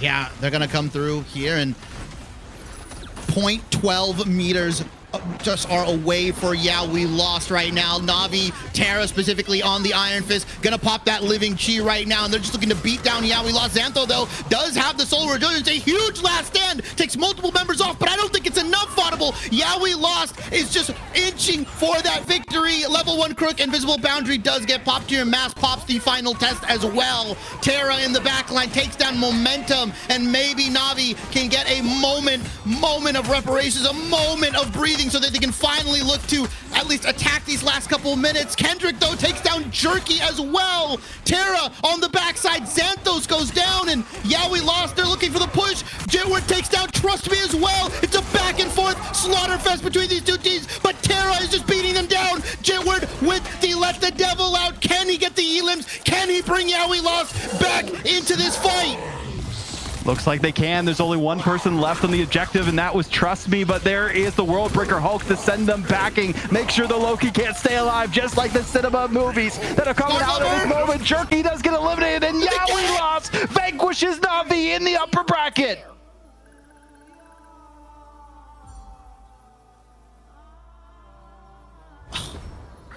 What a win there for the underdogs here. Yeah We Lost comes out swinging with the Hulk hands and cannot be stopped. They have unleashed the beast against the competition and move on through the upper bracket against Racecar. Na'Vi, unfortunately for them, they do fall by the wayside into the lower bracket, have to make a similar run as they had to in MRC Season 5. They'll be facing off against Flark and going on from then on out to see if they can reverse sweep the bracket here, Shibby, to move on to the grand finals at the end of Sunday. But I'll be We Lost facing off against Race Car in their next matchup, as they are your ultimate victors, reverse sweeping this matchup, losing in domination barely by a thread, and then we're able to turn things around in Convoy and Convergence to come out on top. Beautiful play from We Lost here. A massive win over Na'Vi. I know a lot of people are going to put an asterisk on this because Na'Vi are playing from ping issues, but Terra is playing from America, and Na'Vi just looked so good for a majority of this tournament. But We Lost is just riding momentum, Vaudable. I mean, sticking to their guns.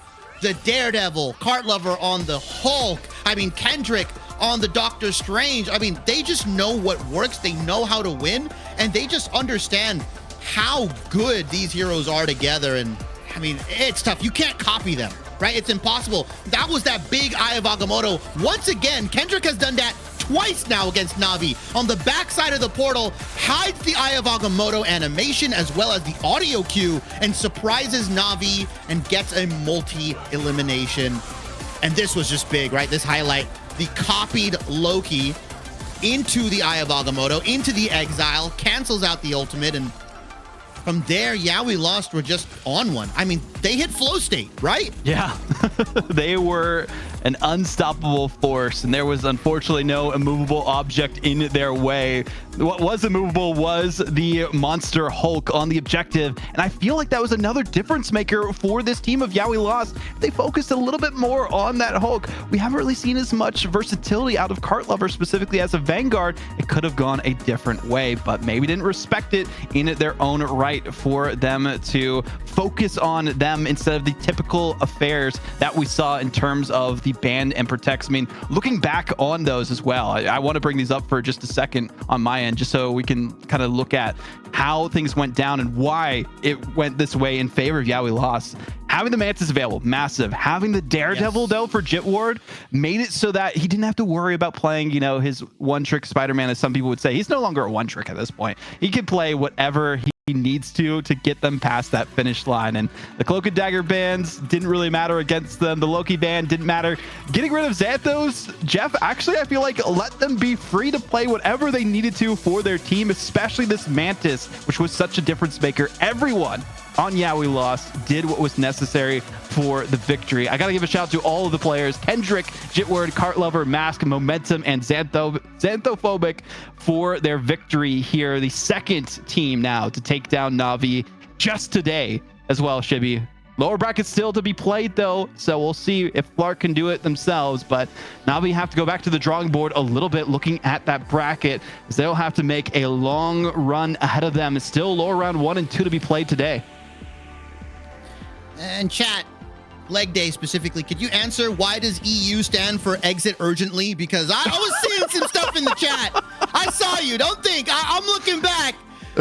We Lost just took down the second best team in EU, and it looks like they might just leave this tournament relatively early.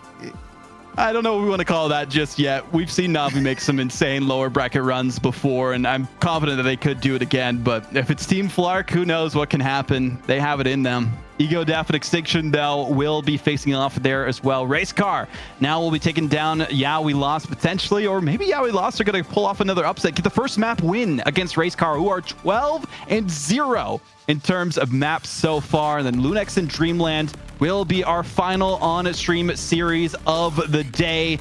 Who are we feeling this time for MVP, Shivy? I mean, there's so many names that come to mind. Oh, man. Dude, it's a loaded question. You're asking me to pick my favorite child, like straight up, bro. Who do you love the most? I'm going to say this. Jitward was a menace. Don't get me wrong. Jitward fans, don't hate me in the chat. But I think if I'm going to talk about overall impact relative to their role, Kendrick has to get it, right? I mean, oh, yeah. The Doctor Strange was absolutely lethal. You could give it to Cart Lover in my mind too, but I think Kendrick being able to flex all to these different heroes, right? I think he was playing Duelist at one point in map 1, then he goes over the Strange. Mind you, he has to play it into Thor, Emma, Invis, Cloak, and is still getting value off the IOG motos. Yeah, my match MVP is Kendrick. A crazy stat from that last map, by the way. Terra finished with the same amount of finals as Kendrick. I'm going to repeat that again, guys. Terra finished with the same amount of finals as Kendrick. Kendrick had 17, I believe, Terra as well.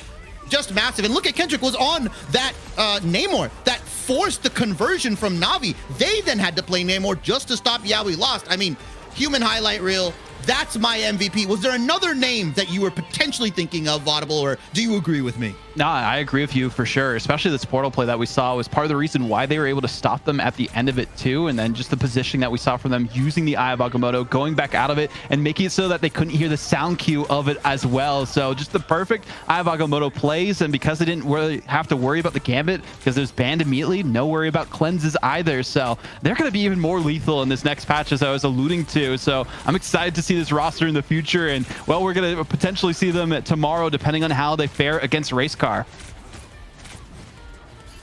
Yeah, very well played to Yeah We Lost. Na'Vi, though, I only jest.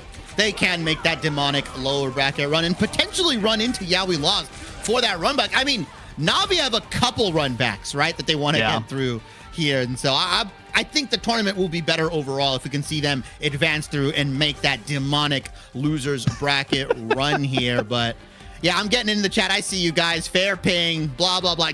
It's okay. They opted in to play in this tournament knowing the restrictions. That's true. You can't get mad. Don't give me those excuses, guys. Don't give me those. It does do it to an extent, but the way that we saw the plays coming out from Yeah We Lost, I think, was the difference maker here. And I think the biggest struggle for Na'Vi is figuring out what they need to do on the attacking side of convoy and convergence of any escort the payload kind of mode. They need to make sure that they get it to the end so that they have as much of a buffer for themselves to force an overtime if possible. They have been stopped time and time again on convoy, even against a team like the Beast. And it's not because of ping, it's because of the way that they're positioning. It's the hero pool that they are using. Something is not sticking, and I'm sure they'll be able to figure it out. But we are going to be heading to a break. We need a bit of a breather ourselves after that one. And we'll be back with our final series on stream for today. More action tomorrow as well. Lunex versus Dreamland.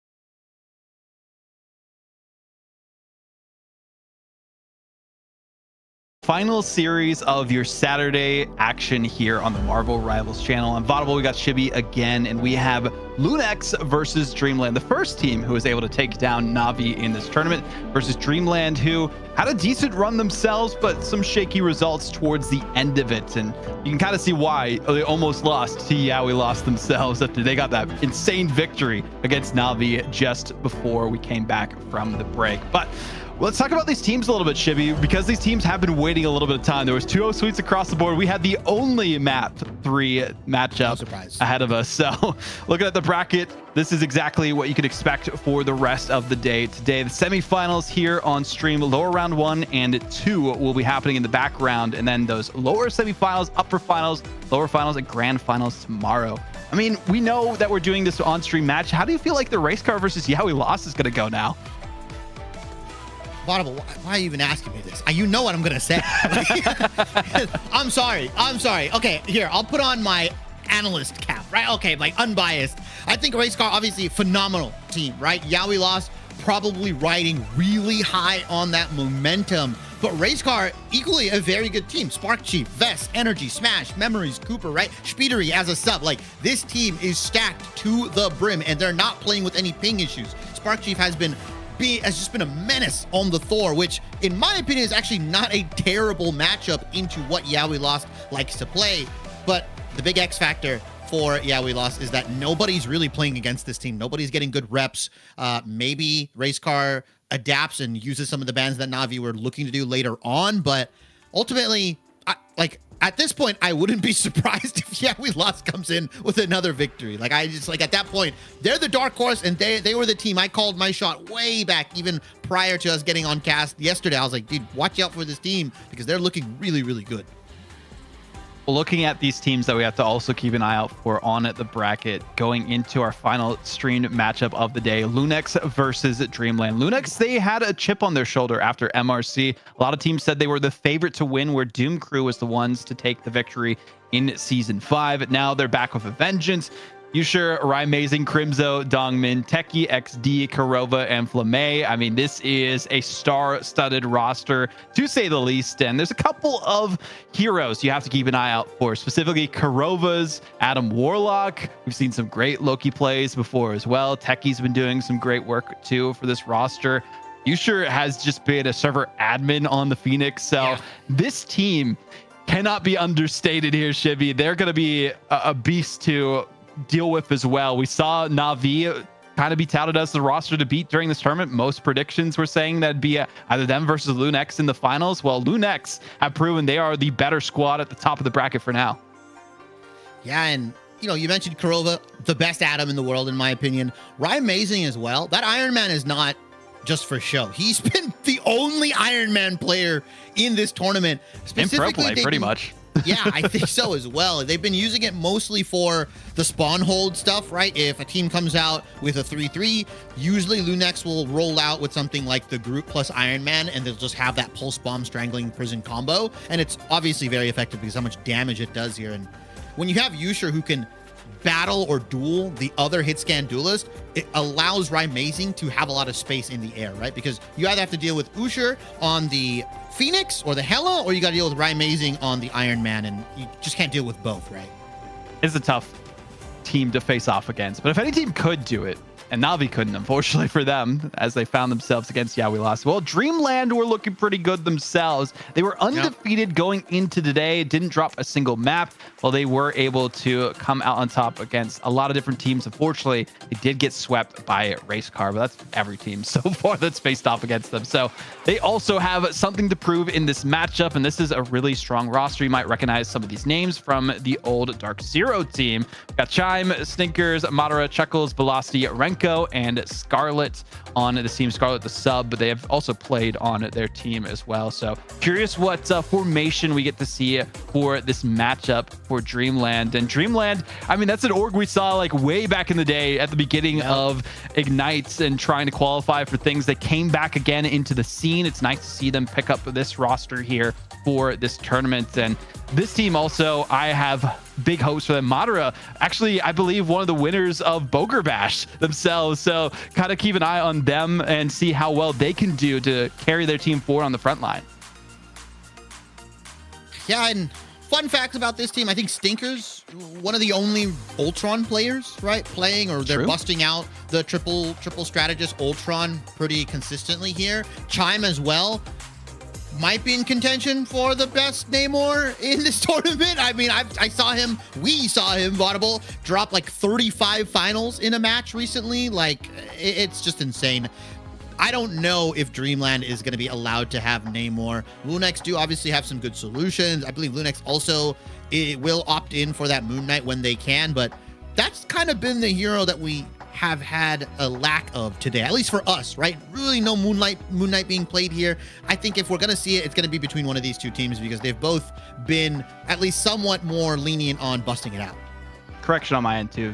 Runner-up on Boker Bash, but they did pretty good. They came in last moment for that. Either way, though, Lunex versus Dreamland, I think this is going to come down to how the Convoy and Convergent goes for the most part. Krakoa, we've seen really good looks from Lunex on Krakoa, so they're probably so ecstatic that the random map did go this way, and I'm really curious on what the ban and protect phase is going to look like. If you give a Mantis available to Lunex, they typically win from what we've seen historically in this tournament. So you cannot allow the Mantis to be available for them, especially with some of the different compositions that they try to go for with that. So really curious on what the mindset is going to be for Dreamland when it comes to those bans against Lunex, and see if they can nerf them at least a little bit to make them more manageable here on Krakoa Domination. Double Gambit bans coming in. We're never seeing a Gambit. I think we might have for one map. I think we saw it for one map. Not on stream, but like off stream. Oh, yeah, you were. I think I made a bet. That was right? the Beast, actually. That was the Beast who had a Gambit against Na'Vi, I think it was. Oh, maybe Na'Vi were practicing potentially leaving Gambit open. And they're like, never mind. I don't want to do that. Mantis potential save coming in here. Obviously very good. I think both of these teams might prioritize the Mantis save over the Loki just because of how deadly efficient their duelists It's so good. Yeah, I mean, this makes sense. Going to go for the Loki ban immediately. We're probably going to see the group bans again to resurface. We didn't see any of those during the last series, but I feel like more so often than not, we'll see it this time. The Loki save instead is going to come through, so we'll likely, actually, no, it's going to be an Invis instead, focusing on that. And Invis is a really good strategist, especially on Domination, because he could just cover the almost entire objective with that invisible boundary, slow things down, use some other ultimates into it too, so people can't quite expect those where you are positioned with it. Getting rid of the Magneto, though, likely means we'll maybe see some Cloak and Dagger from Dreamland if they don't want to have to worry about that. We could also see Punisher. We've seen a lot of Punisher play actually happening recently, especially damage boosted by the Mantis. That's a lethal combo. But getting rid of the Namor here too. We saw how effective Mantis Namor was, so you don't want that to be on the table. Yeah, love that. Taking that away, taking the damage boost away here. And the one-sided Mantis could prove to be crucial, right, in this match specifically, just because dealing with that damage boost is insane. Obviously, we talked about Dreamland being one of the only teams that runs the Ultron, who kind of provides a damage boost, right? Every like X amount of seconds. Yeah, with their little drones. Yeah, the little drones. If you use your right click, and then you can get the damage boost, and you could do something with that. But for the most part, Mantis's is the most consistent, or at least the most readily available. But a nice Daredevil save. Are we going to see a Cloak ban here as well, now that they've banned away the Magneto? Or are they going to look for something else? I would do this. I think Phoenix or Groot are fantastic bans. Yeah, that's really good. Yeah, you can't really go wrong with a lot of the remaining OPs left on the board, right? Phoenix, Groot, Hela, Cloak and Dagger potentially. That's what we talked about. That's why we saw the Magneto ban. Yeah. I'm really surprised that, we didn't see an opposite mag ban here. And as I say that, now we do. They're like, we see what you're doing. We're going to do the exact same thing. Cloak and Dagger has really resurfaced. They were like a C tier hero for a while there, until the most recent buffs, where you have the double Terror Cape that you can do, the Dagger Storm that also gives you immediately 60 HP available to you. So this is great to see that's resurfacing. And we've also seen a lot of Daredevil play. So we're going to see it from both sides, because it was banned out from one end, and well, the Groot also getting banned makes it a little bit easier to deal with actually having dive available for your side. So back onto Krakoa. Love to see the little sprites there in the background as well. And these initial fights, this first team fight, is going to be so crucial for both teams. Set the stage for the rest of Domination. Again, when you typically win the first team fight, you win the map, or at least the sub map, in tandem. That's how the story has gone. So this first team fight is more crucial than ever. Not too surprised to see the lineup for Lunex. You sure so familiar on the Phoenix, LeMay, one of the best Rocket Raccoon players we've seen in the past. Techie XT has been flexing a lot more to that Vanguard pool. Also shout out to our production team, as you can see in the top left corner, for putting on the show for us so far. It's been a great time. Crimso, I like to see them on the Captain America. Maybe see if they stick with it, but no, they're going with the Angela. See if they can combo that. We've actually seen some combos with the Angela using the Heaven's Retribution and also the Endsong Inferno, so you can combo it that way. Yeah. I mean, you also have Flamme on the Rocket. This guy will pick up Rocket if it's ever available here. So I'm really interested to see if Dreamland is going to opt in. Maybe one of their individuals is going to swap over that Phoenix once they see it. They have to wait at least one rotation, one cycle of a team fight, as Techie is coming in here with the Van Pool. And you mentioned, right, a lot of them have been using the Banhammer taunt. Yeah, the Banhammer. The taunt specifically is Dreamland have taken first initiative on this point, and they're already stacking percentage right now. Madara on this row, we've been seeing it used as like a really aggressive fighter, especially in these triple strategist compositions. Yeah, Madara loves to play these kind of off the beaten path Vanguard heroes that you could pick up, and we'll see if it's enough. There's the Punisher that I was talking about. We've seen be so effective. You can damage boost them, build up that ult charge as quickly as possible, and just it's also a solid counter to Cloak and Dagger with their shotgun. I've seen so many people use it perfectly as soon as the Eternal Bond comes through. But first team fight seems to be going the way of LunX as they do get that capture. Yes, Dreamland did get some early percentage, but ultimately this works out in LunX's favor. Yeah, right, amazing. As we see Techie get the picture, the first upgrade coming in here. Nice portal, though. This is just a tempo play coming out from Chuckles and Dreamland. Nice block. This Hela ultimate should get dissipated immediately. Velocity as well. Gonna pop that Eternal Bond onto point, but look at Usher. Has the Endsong Inferno available. Crimzo as well, 95% towards that Heaven's Retribution, and that's the combo that we're expecting. Unfortunately, does go down. Renko takes down Crimzo in the backline. Rymazing takes down Renko. Here comes the Endsong Inferno. Kurova as well, pop that invisible boundary. Usher takes down Stinkers in the back end. Chime, Soul Resurgence has been popped, but you don't really have any duelists to help out. Velocity does take down Techie in the back end, and here comes Flamme with that CYA that should allow LunX to clean this up relatively quickly. Renko does have Karmic Revival, and LunX have to do it all over again. And that just goes to show how effective having Adam Warlock available in your roster Rolodex is going to make it so difficult for the other team to lock down an objective. Yes, they lost the first couple of team fights, but they are right back into the swing of things. Grimzel back to the respawn room. They'll get back on point pretty quickly, though, so not too much of a worry, but more possession taken and percentage for Dreamland. I'm loving this just face tanking we are seeing from Chuckles, taking all the damage away from their teammates, focusing it on them, building up their strategist ultimates behind them, but Stinkers actually getting focused down by Crimzo before they can even use the Final Judgment. It's massive. Yeah, really well played from LunX there. Madara did pop the Heartbreaker. Endsong Inferno available for Ushro. Instead, Heaven's Retribution gets landed as well. It's going to force Velocity to pop the Eternal Bond once again. And this time around, Dreamland don't have a res to hang their hats on. Eye of Agamotto from Chuckles along with Stinker's Final Judgment. Maybe finally he can get some work done. Crimzo goes down, but everybody else is dispersed. They're running away. Here comes the Hell Unleashed. That gets instantly deleted. And he's going to go for the chase here. Unfortunately, Rymazing takes him out. Stinkers get turned on. The Banhammer was perfect to send them to the Shadow Realm, so they could not recover in time, even with the health packs available to them. So we'll have to wait out in timeout for now. And more percentage and the point taken by LunX. 91% is pretty solid for Dreamland after they only got the 33 at the start. So a good comeback for them, but not as much as they want. They wanted to force the OT scenario against LunX. So they still have their work cut out for them, but they have a good lineup. I'm loving this style, this unorthodox play, using the one Rogue play style without having the team up from Gambit. So many people were thinking when Rogue came out that you had to use them with Gambit, but they've proven their worth just as a regular tank lineup. Yeah, Disruptor really. And here comes Flamme. Endsong Inferno does get damage, but I think he clipped the top of the ceiling or something like that because it didn't land on anybody. Yeah, Soul Resurgent does get popped by Chime here.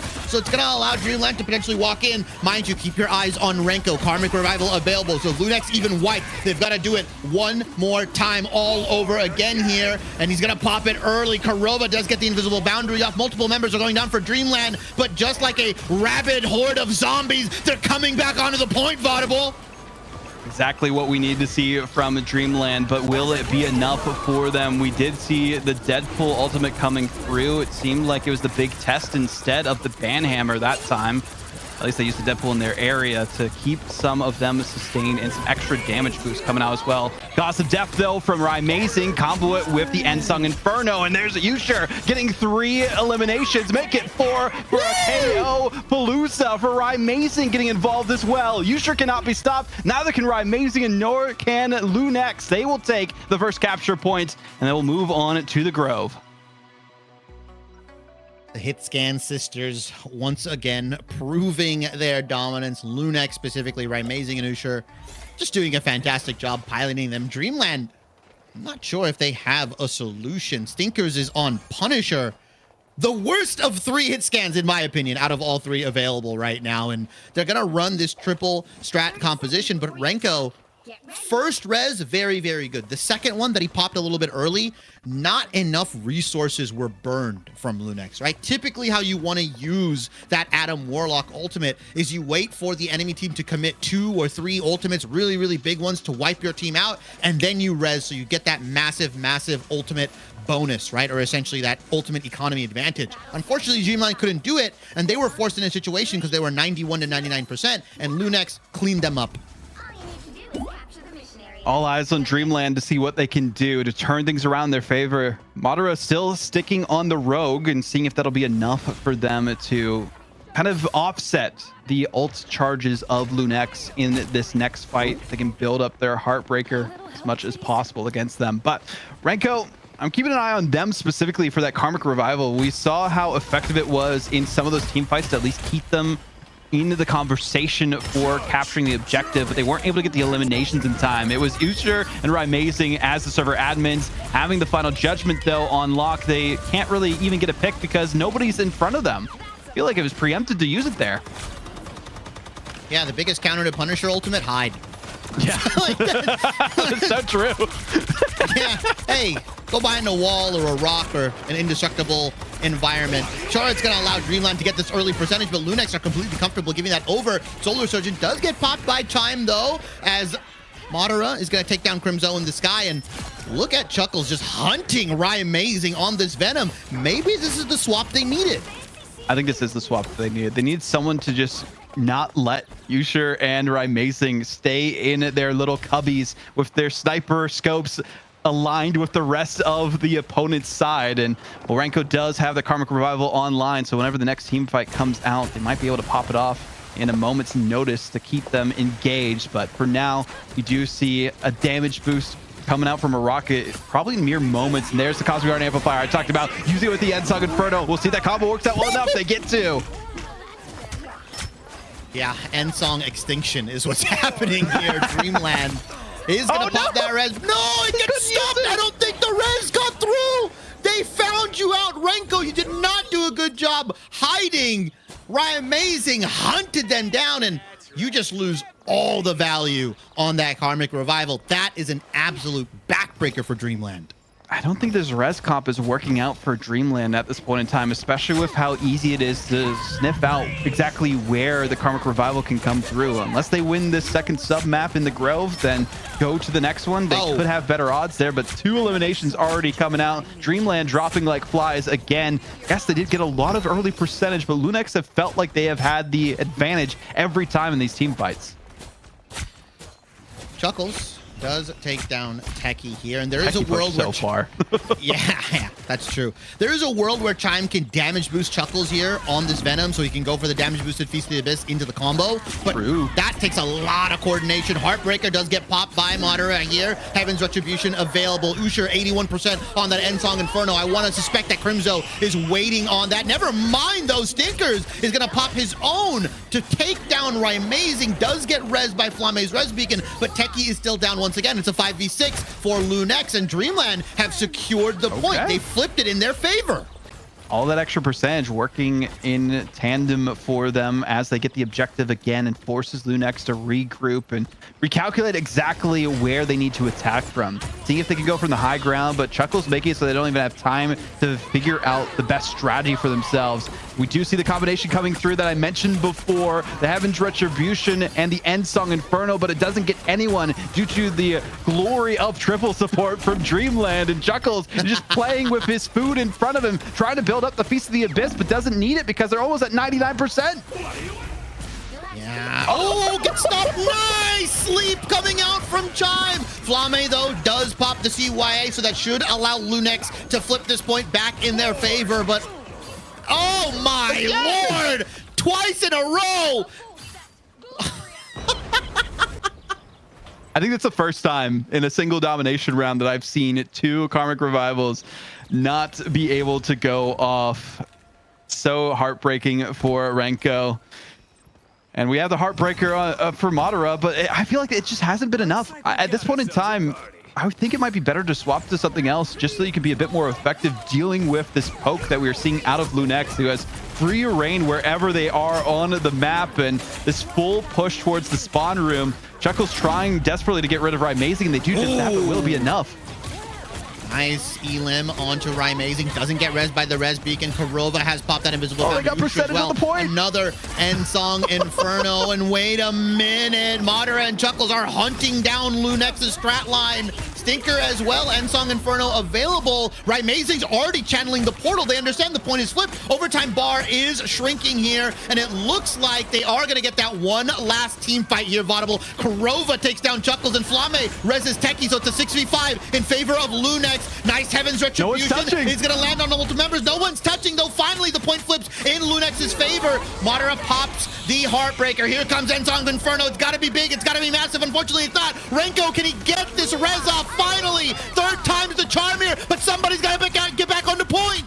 They do a touch point for now. A team fight ensues between both of these Titan squads in the upper bracket round 2, and only one of them can come out with a point win. But for now, the dark magic is on the side of Rymazing, who went through the portal in the end game to save the day for their squad. Cosmic Iron Amplifier is dropped by Flame, and Lunex still holds it down, but Dreamland are not giving up without a fight. Eye of Agamotto lands onto Chuckles and Madara. They get stunned. They get eliminated. They get taken off of the point here. Chuckles, though, does have Feast of the Abyss. He's still stalling. It doesn't matter. He's got infinite HP. I lied. Never mind. He's gone. He's dead. He got deleted. He did have a lot of HP, but unfortunately, all of Lunex were looking at him, and that's going to be the round win for them, and that's going to be a 1-0 lead for Lunex over Dreamland. And you know, most of the time, a lot of these matches, when they're this close, like back and forth, you can look to, you know, a bunch of different moments. But I think Vaudable, me and you both understand, if Renko lands at least one of those 2 reses that gets canceled, I'm sure we're going to a map 3, right, in this domination. Yeah, point 3 could have happened, but that was expert stalling at the end. Just did not prove to be enough for Dreamland, unfortunately for them. And the eliminations were heavily in favor of Lunex. Rymazing went crazy with the Eye of Agamotto's and the way that they were playing on the Doctor Strange towards the end. And then Yusher and Techie XD just could not be stopped either. Crimzo with the kidnaps as well. Also, just having Rocket Raccoon available to Lunex. I mean, I talked about how we saw Kurova be so good on the Adam Warlock. They didn't even need it because of how effective those Cosmic Iron Amplifiers with the extra HP and the damage boost cannot be understated. As you get a highlight here, Lunex, I mean, obviously Usher and Rymazing stood out, but I think it was just really excellent team play from Lunex. I mean, Kurova, really good discipline on those invisible boundaries. Flame as well had every single Cosmic Yarn Amplifier uncontested.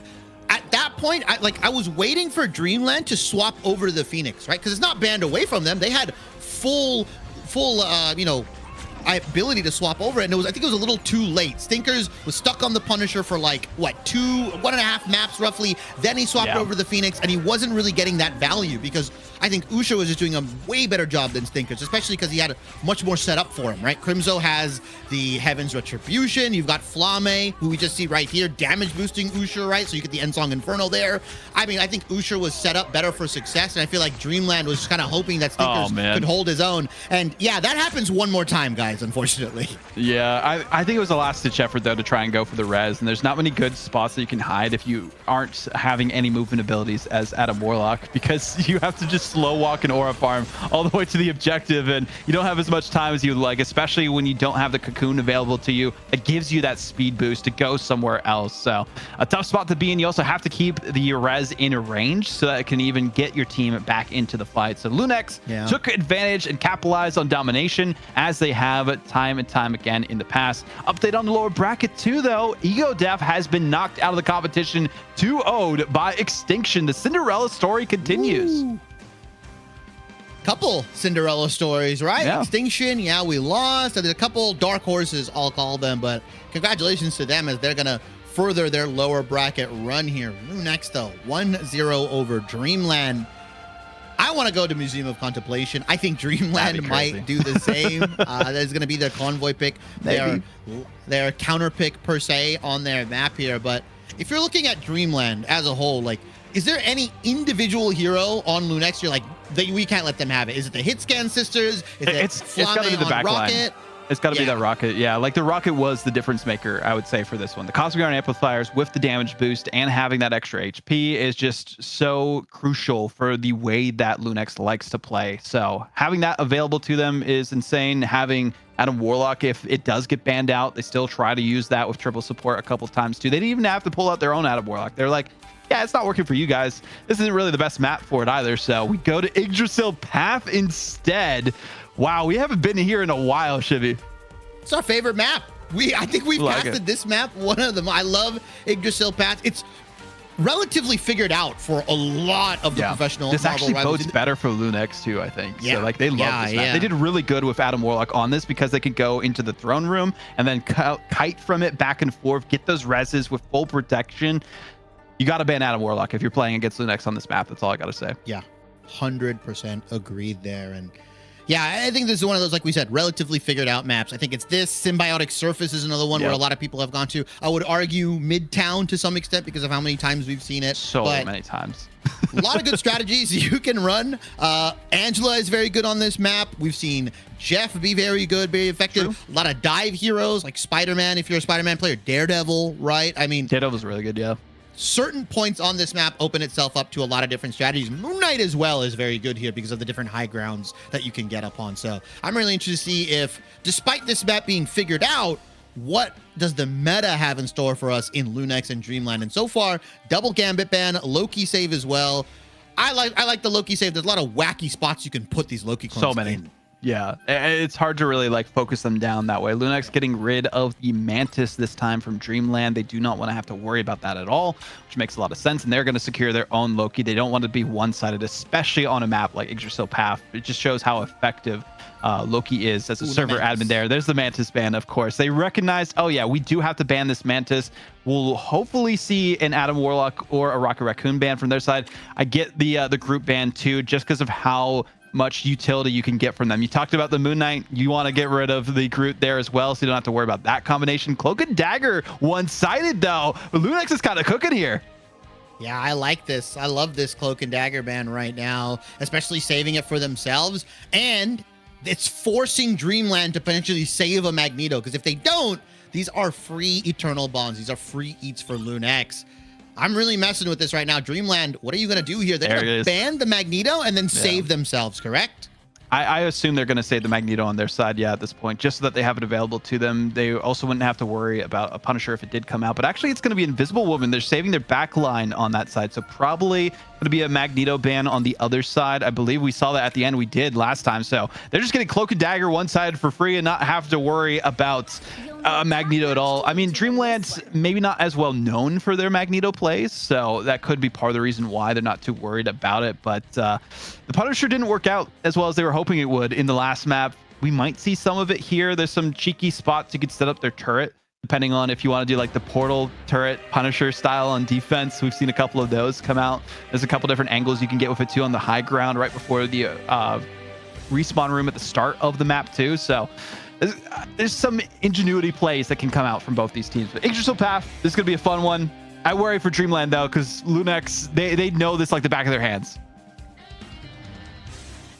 Yeah, and bans pretty much the same. The only big difference is, like you mentioned, there's a group ban and there's a Cloak and Dagger ban, right?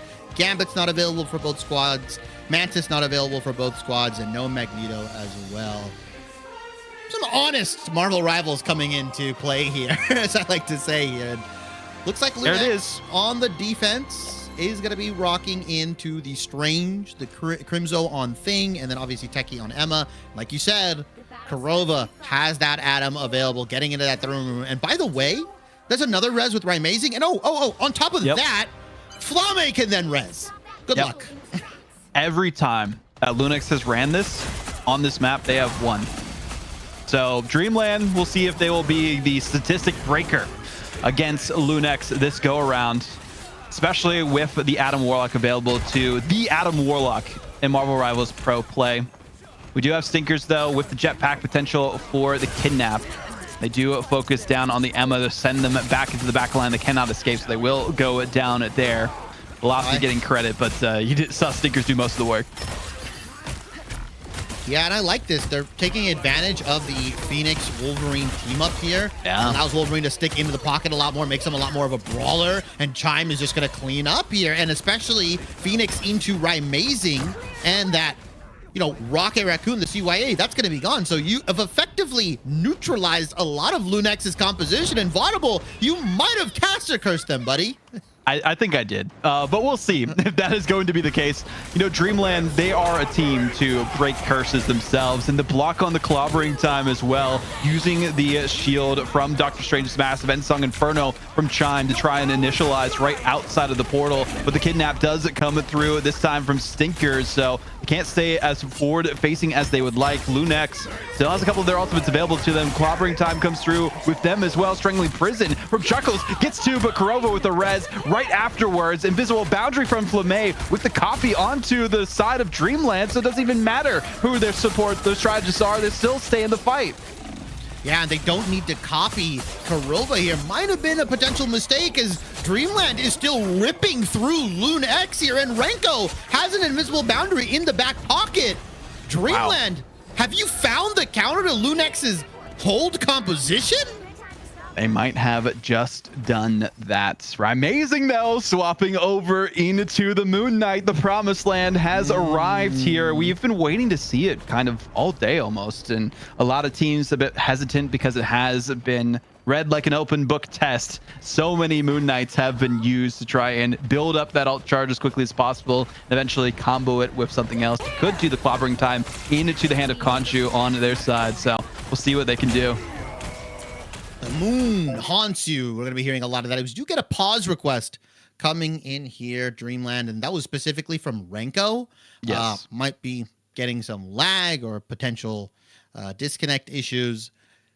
But Rymazing swapping over to that Moon Knight. I called it early on, right? I was like, if we're going to see Moon Knight today, it's going to be from one of these two teams. And Rymazing swapping over to that. I love that. Having that flexibility, especially picking up some of those different duelists that are coming into the meta kind of rapidly. Moon Knight kind of took over and paired up with Groot, paired up with Storm, Mantis, that kind of stuff. It becomes very, very, very deadly. I'm curious how this team fight is going to met out as well, depending on how it happens. Chime's headset apparently died, is what happened with that. So hopefully they'll be able to plug it in and actually get the comms going again and keep things flowing for this Dreamland roster. But sounds like we're going back in. They just had to plug it up and get ready for the action again. I get it. You want to make sure you have your comms going, especially with how crucial this map is for Dreamland. They were on a roll on the attacking side, so can they keep it going? Break the curse, because many teams have faltered against Lunex with this composition, especially during the Mega Monthly. And if any team could do it, could be Dreamland here and now. The invisible boundary was popped by Renko to try and stay alive. Rymazing does get taken down immediately by Chime. So unfortunately, the hand of Khonshu not available to zone out the cart. Renko did have that invisible boundary available, so it's just going to give Lunex, give Dreamland the ability to push this around. But I want to see Rising what they combo it with here. Are they waiting for Crimzo's clobbering time?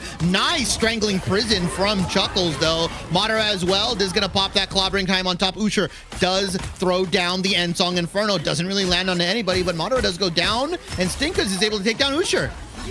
Usher doing everything that they could to stay alive, but it was not enough, and they are just getting focused away from the objective. We did see the Yancey Street charge into the clobbering time, and there's the combination I was talking about. The clobbering time with the hand of Khonshu, amazing with a double, make it a triple against Chuckles, cannot be stopped, and while they will hold things down for now, Portal from Madara waiting for their moment, and seeing that everyone is leaving the objective, they're going to sneakily get right behind them, and nobody's expecting anything.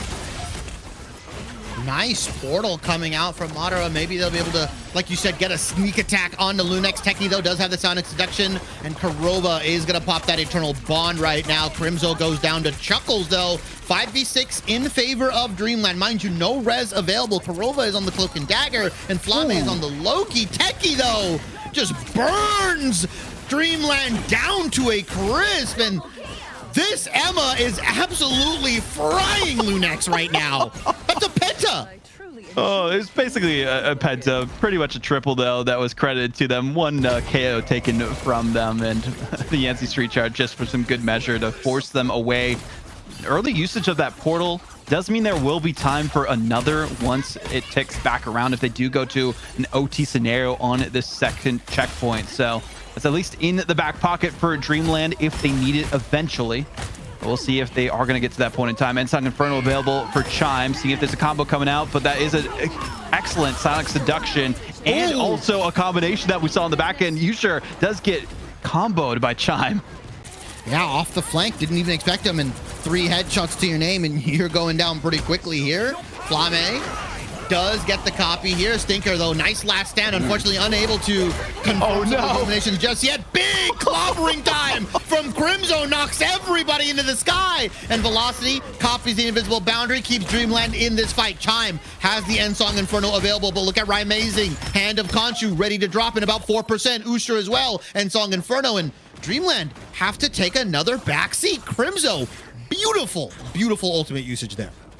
Madara on the Venom this go around. I'm excited to see how they combo this Feast of the Abyss with any of the other abilities of their team if they can. Maybe use it with the Ensong Inferno. But the zoning control that we've seen from Rising has been amazing themselves. And there is the combo I was talking about, the Feast of the Abyss with the Ensong Inferno, but it did not convert to anything. The lamps were used by Flame to keep them in the fight, even in that terrible corridor, and there is the Eternal Bond from Kurova to keep them pushing, realizing earlier on that the Adam Warlock wasn't working, and hey, they had Cloak and Dagger one-sided available to them. They might as well use it. Those Terror Capes have been very effective.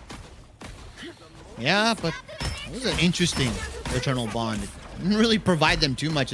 I don't know, maybe it was a misclick, or maybe they're trying to push Dreamland back. This is last 30 seconds of the fight. Flame needs to be in position to copy Kurova here. Usher has Ensong Inferno, and guys, Rising 85% to hand to Khonshu. Remember he had it last fight? Well, he's already built it up again. That's how good this hero is, and Flame is going to go with the early copy. And we're looking at Renko right now. Invisible Boundary does go down. Stinkers takes down Kurova. Rising does drop the hand of Khonshu onto Chuckles. Flame eliminates Renko. Velocity, though, copied Renko before he went down. Invisible Boundary, though, unfortunately gets eliminated through it. Crimzo takes down Madara, and Chime onto Flame. Usher takes down Chime, and Dreamland are just getting routed. I don't think the portal makes it.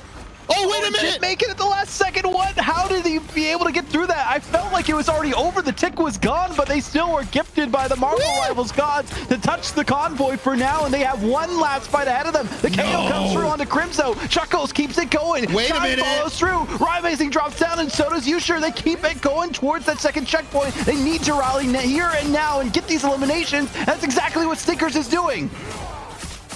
I'm sure they caught Lunex off guard here. Renko on the Jeff just to get them back out, and they're gonna nab the second point. I could have sworn the tick was gone. That's insane.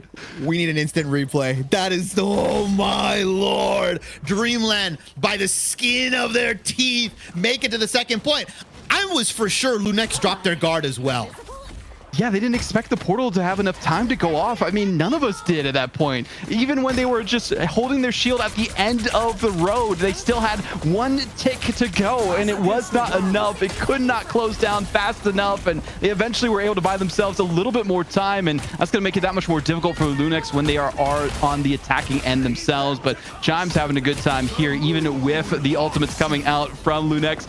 Was that Stinkers also on the Moon Knight now? Yes, it is. We have a dueling Hands of Khonshu from both ends. The lanterns are out in full force, but it doesn't matter against the Ensong Inferno. Chuckles, Stinkers, and Chime combo for the eliminations. Dreamland riding momentum here, catching Lunex off guard. They've got to reset. They've got to stick their feet into the ground here. Lunex, Techie has Sonic Seduction. Flame has the copy available. Usher also has Ensong Inferno. But Stinkers, like you said, has been converted. And he's just building up that ultimate. Guys, he's at 70% already. Almost has it the entire way that needs to for another Hand of Khonshu, and there it is available to them. They don't have the combo as they would like, but they're still going to put it down nonetheless. Here comes a triple from the side of Lunex. Stinkers at least got 1 for the road, but the overtime is going to be enacted for now. It will be Lunex holding it down. No time for a portal, no time to revive, and this will tick down. No final touches this go around, but that was a massive windfall in favor of Dreamland to at least get them that second checkpoint and some extra meterage. Time to switch things up, including That's extra credit from Dreamland. That's meters that they should not have gotten. I mean, I think they'll tell you 100%. That portal coming in at like literally, I think quite possibly the last second possible.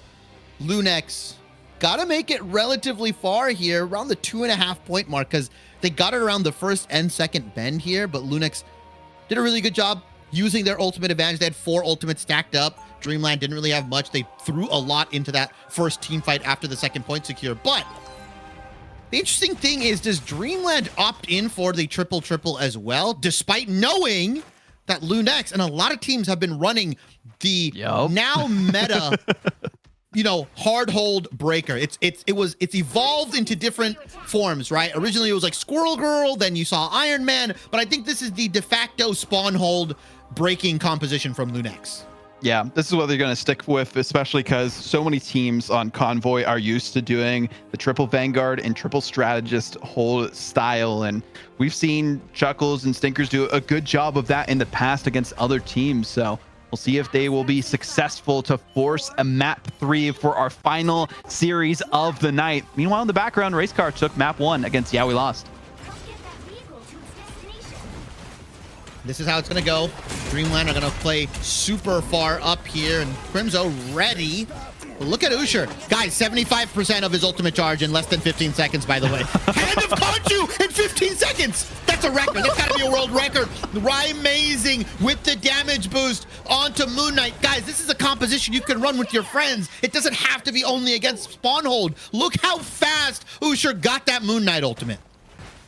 Cannot be understated how effective it is. And Amazing already halfway it to the Omega Hurricane when they need it. Portal coming through, though.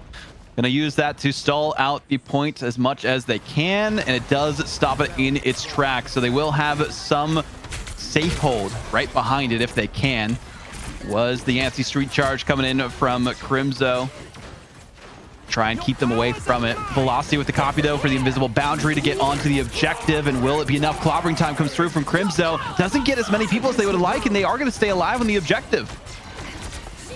Yeah, Flame is going to copy the Eternal Bond. Usher's going to drop another Hand of Khonshu. Amazing. Omega Hurricane layered on top just for safe measure. Eye of Agamotto unfortunately whips. Lands onto nobody, and that's grabbed into the sky. Choke slammed here.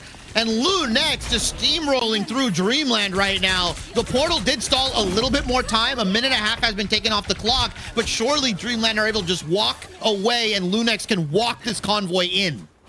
We see Chuckles on the Venom, trying to see if they can get one last touch at the second here. They do have time to get there in time.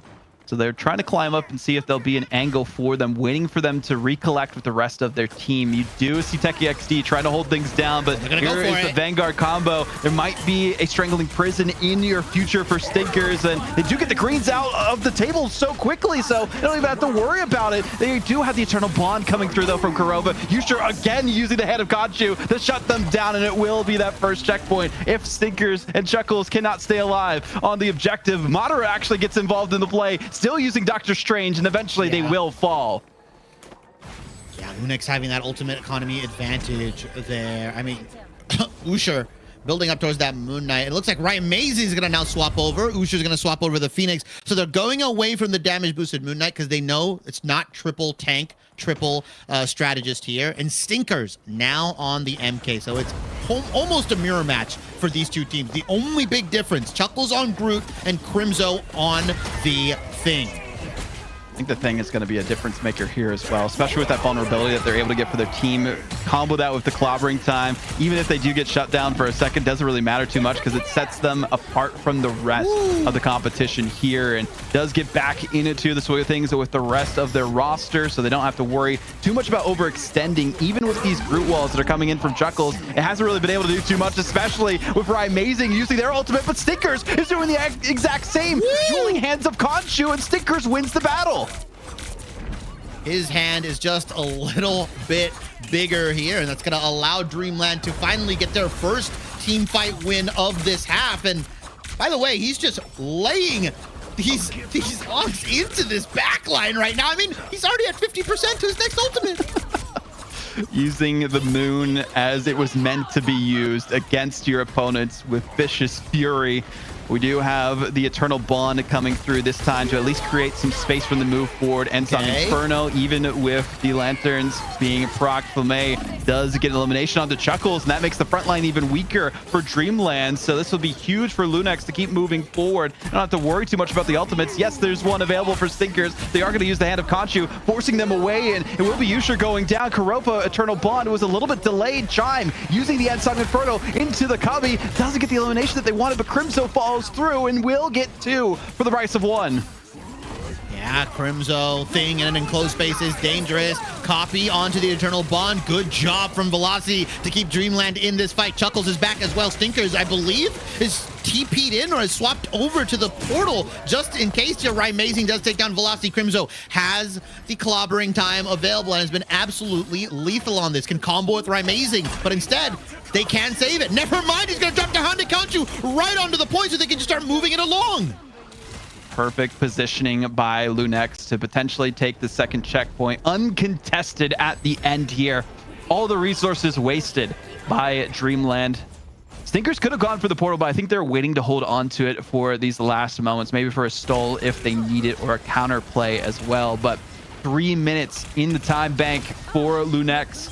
As a long time for Dreamland to try and hold and prevent the sweep in the upper bracket here. Lunex on the Heaven's Door, banging to be let into the upper bracket final. Potential for the clobbering time to come through here by Crimzo, even with the Hand of Khonshu in the background. Doesn't really matter too much because they are creating all the space that they need.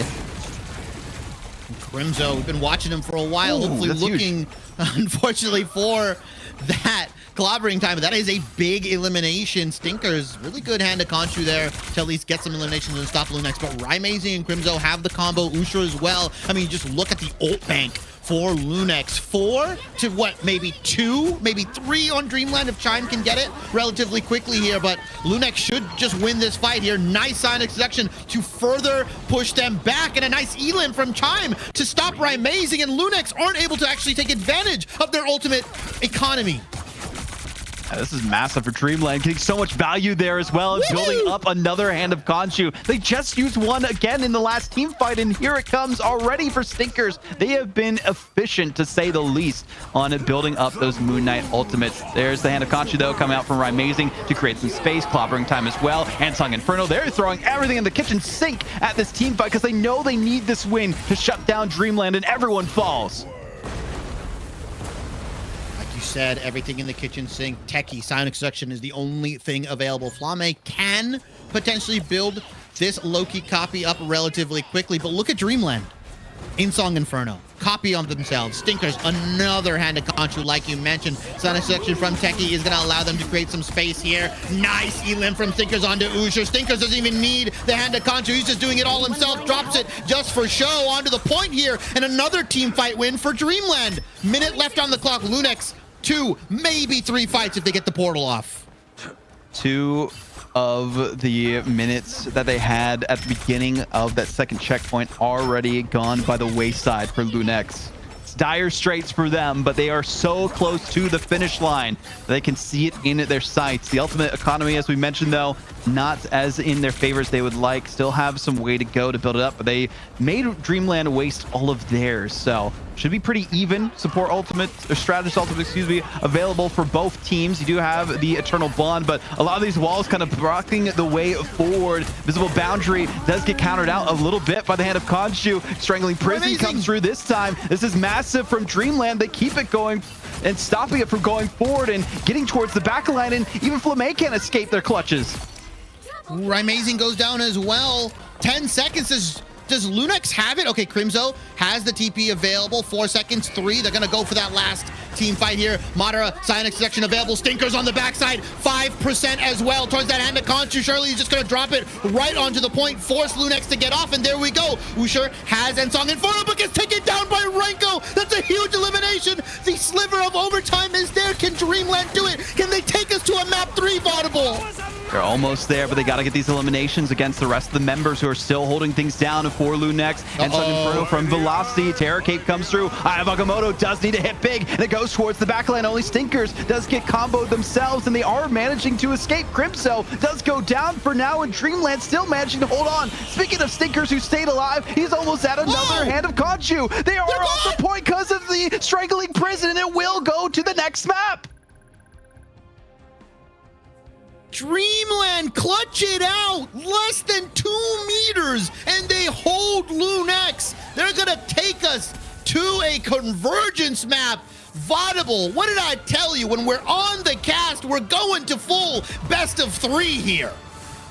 Wouldn't have it any other way with these top teams facing off against each other, Shibby. This is absolute cinema between these two squads. And look at both of those numbers. The stats do not lie. Every team, every member gave it their all throughout this convoy on Yggdrasil path, but one proved to be a little bit better than the rest. And I think Stinkers personally was my MVP at the end there. The way that they were able to build up their ultimates so much faster than we saw from Rising made such a big difference when they use them in tandem for the team fights. I think Crimzo going down early, really crucial. Usher as well. Dreamland took down the Ensong Inferno before it could land. So unfortunately, they didn't get the splash damage. They couldn't get anything going, and just a beautiful, beautiful map from Dreamland. Having the, hard hold composition, the break here with Chime and Stinkers on the Phoenix, on the Wolverine, for then Lunex to come back with the spawn break composition of their own.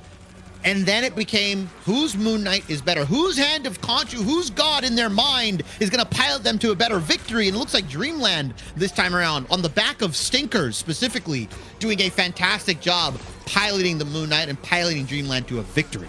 Chibi, I need to break your train of thought for a second, and probably everyone who's watching right now. Na'Vi and Flark are on map 3 as well. Flark has taken the second map against Na'Vi. They are going the distance again. We could see Na'Vi eliminated in the first round of the lower bracket. Huh? Wait a minute. Na'Vi, the team that can make diabolical losers runs, the teams that can just lock in whenever a top 2 team, as you say, in the world might exit this tournament early to, yeah, we lost, and Team Flark? Yeah, that could be the case. We'll give you guys updates as we get them for now, but this matchup going the distance as well on to a map 3. Lunex Gaming and Dreamland. Only one will move on in the upper bracket. Loser will face off against Extinction later on tonight. Again, that lower bracket quarterfinal, I believe, still being played out today, but just not on its stream. Also could be tomorrow, depending on scheduling, of course, for that stuff. But a lot of great action happening here, Shibby. I love to see it between these teams. No one going down without a fight. Even if you do see those 2-0 sweeps, Teams giving it their all to the final hour to get those final ticks for those capture points or the checkpoints that they need for the victory. There's just been some insane defensive holds that have been happening on Convoy and Convergence. As soon as the first checkpoint is taken, it's all hand, like no hold bars basically for these teams. So you can flip a coin and it'd be a 50-50 chance for one team over the other. And that's why I love to see this parity that we see in the Americas region. Only in Marvel Rivals, man. I mean, the overtime holds, the overtime contests have been fantastic. I mean, Dreamland getting that portal at the last sliver of overtime to jettison them into that extra position, to get them those extra meters, for them to then hold LoonX. I mean, beautiful play. We are going to get a third map between these two teams, and we could see LoonX, another top team, right? Someone that we expect to be in the grand finals, waiting, dropping to Dreamland. There's a world where Na'Vi is eliminated from this tournament. And the Mega Monthly has just proven already how valuable, how fun Marvel Rivals Pro competition can be. A bit of a correction as well. That lower bracket quarterfinals or lower round 2 will be played first tomorrow. So we still have a chance for Na'Vi to make it into Championship Sunday, depending on how that goes. But Extinction already booked their ticket there as well. So they're going to be waiting the loser of this matchup. And then whoever wins out of Flark and Na'Vi will be waiting the loser of Race Car and Yeah We Lost, I believe. I could be mistaken, might be the other way around. But either way, some other updates on that side. So yeah, it's going to be some intense matchups to say the least. Hall of Dajalia, though, is where we're going to end things. We saw how intense this was last time. Let's get into the bans and protects. Close my eyes, guys. I think Gambit is going to be banned out from both of these teams. Oh, shocked. I'm shocked. Yeah, that's never really being let through, I think, at this top level here. But another Loki save. A lot of good spots here. Mantis being banned out. That's going to be, I think, consistent for both squads here. I think we see the Loki save coming out from LoonX here. I don't think there's anything different. Yeah, the Loki has been so clinical for both these teams, just being able to keep those strategist ultimates going in those team fights. And even if you're able to build it up faster, have a little bit of a stagger of your ultimates, it makes it that much easier for you to be sustained. Mantis, of course, is never going to be on the table at this level of competition, so you can expect to say bye-bye to that damage boost. Might see it, though, from the Rocket Raccoon. That was coming out a couple of times, and actually double hit scan bans across the board. Yeah, I think we'll see Hela save for LoonX, and then we'll see probably a Phoenix save for Dreamland here. Ooh, they're actually banning the Namor away as well. So no Hela Namor team up for LoonX, no double hit scan sisters, and we should see the Phoenix save. So now the big question is, LoonX has the opportunity to ban something like Magneto away, potentially the Cloak and Dagger out from Dreamland. Like, they have a potential to do a one-sided ban here because of this Phoenix save, and because Dreamland is hyper-indexed into duelist bans. Is that your cat? Yeah, that is my cat in the background. Making a little bit of an appearance, but was also making appearances, some updates on the bracket too. So loser of this series will actually play it off against the winner of Flark and Na'Vi. So that'll be our first match on stream tomorrow, which is going to be crazy. And Extinction will be playing against Yeah We Lost, because I believe Yeah We Lost did fall, unfortunately, against Race Car. We're getting some updates against that. So unfortunate there, but they still have a lower bracket journey ahead of them, and Race Car continues to move on forward through that bracket. So keep an eye out for that. But we have to keep an eye out for this matchup here and now, our final map of the stream. 2 back-to-back game or map 3s. One from Yeah We Lost taking the victory over Na'Vi, which we could call an upset. And there might be another one on the horizon if Dreamland take down LoonX here. We saw an amazing map between Na'Vi and Yeah We Lost not too long ago. I'm expecting some similar cinema between LoonX and Dreamland. Granted, a lot of the pieces that we saw in our last match on this map are taken away. No Phoenix, no Namor, right? LoonX can't play any of those. No Mantis available, no damage boost, and obviously no Gambit for both of these squads. But the big thing, Dreamland, no Gambit, no Hela available on their side. So what are we going to see here? Ranko has swapped over to the Jeff, I think just for the damage, or sorry, the damage boost, the movement speed. He's going to swap Yes. immediately back over. Yeah, you know what? Jeff, Bubbles should give damage boost now. I'm going to call it now. Don't say that. Don't say that. If Jeff players will be foaming at the mouth if that was a thing. The force push as well coming through here to just keep them off of the portal for now onto the objective. You do see Stinkers going for the immediate kidnap with the jetpack towards that back line. Bubble does come through and does get procced by the Magneto. They tried to escape into the portal themselves, but there was no rest for the Wicked there. Good opening gambit from Dreamland here. Nice portal. Does get that elim on the Techie, although he's going to immediately swap over to the Strange and probably get his own portal back on, as Usher is going to be piloting the Star-Lord along with Raimazing's Hela. Point is ticking. 60 or 77% has been taken away right now. Dreamland need one more decisive team fight win, as Stinkers absolutely getting the spotlight here right now, just kidnapping and eliminating so many Vanguards here. I mean, it's just been an absolute slice and dice show from him. That's what we've seen, such effectiveness out of this combination. Well, we don't even have the combo actually for the team up of the Phoenix and the Wolverine either. So it's just a raw Wolverine, you could call it at this point. As Stinkers just trying to see if they can get into the minds of the other team, get these kidnaps, make them second guess some of the attacks that they are going for, and get out of the dodge as quickly as possible. Some great heals from the strategist lineup, but Chime already has their Karmic Revival available to them. So even if they do drop this next team fight, they'll at least have one get out of dodge or get out of jail free card available to them. Yeah, Renko, Invisible Boundary, Velocity is actually just going to copy their own Invisible Woman so they can get that down. It's going to bait out Karovas, or at least force them to use it. Usher does have Galactic Legend as well as the Goddess of Death for Raimazing. And we do see a copy from Flamme. Nice Born again, though. And actually, Flamme copies the Atom, copies Time specifically. Very, very well played. Madara using his whole body to block the Goddess of Death as well as the Heartbreaker onto the backline here. And Dreamland are looking to take this team fight and looking to take this second point in record time. This is insane work being put out by Dreamland. The strategies are coming online and time again and have not been stopped for now by Team Lunex. You have the Meteor M from Techie XD. We'll see if they can get at least a dunk onto someone, but it does get blocked out instead. So not as effective as they would like it to be, but does zone people out so they can't get some of those projectiles onto the rest of their team and sustains them a little bit longer on this convoy. Trying to stay at least alive for now, supported by their backline, and keep them at bay so they can waste precious seconds on the timer. But there's only so much time that they can waste, especially with all the ultimates that are available to Dreamland to be using in this next team fight. And Raimazing has swapped over to the Iron Man, hopefully looking to get a Pulse Bomb onto Dreamland here. Usher not available as well. Nice copy from Flamme, gets the Invisible Boundary down, but Chime all the meantime has the Karmic Revival just in case he wants to get his team back into this fight. He's gonna pop it early so Stinkers can come back here. Renko as well, Invisible Boundary available.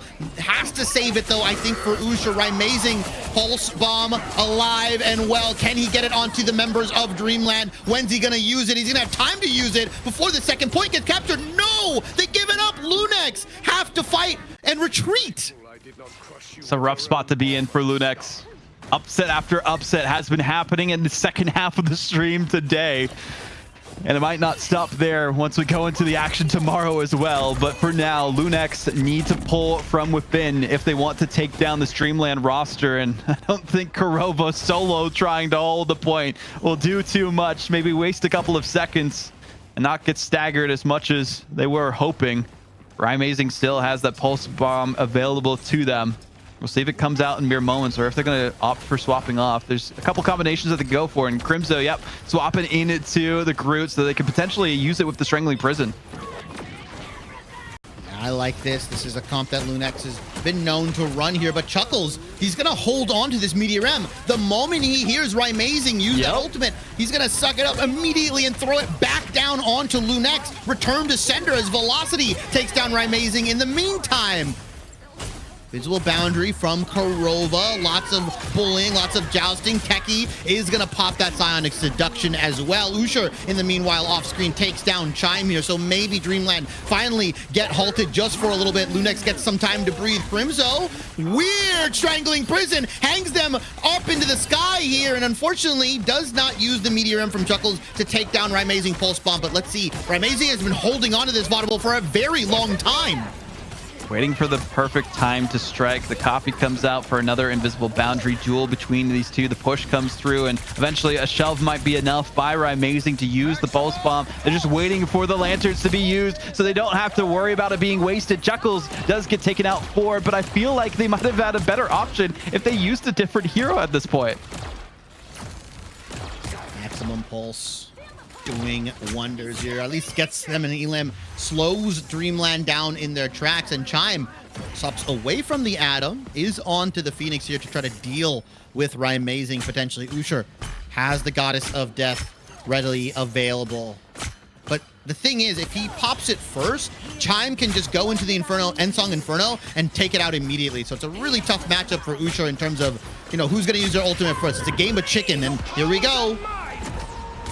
Goddess of Death being unleashed here and now just to keep them at bay and away from the convoy itself.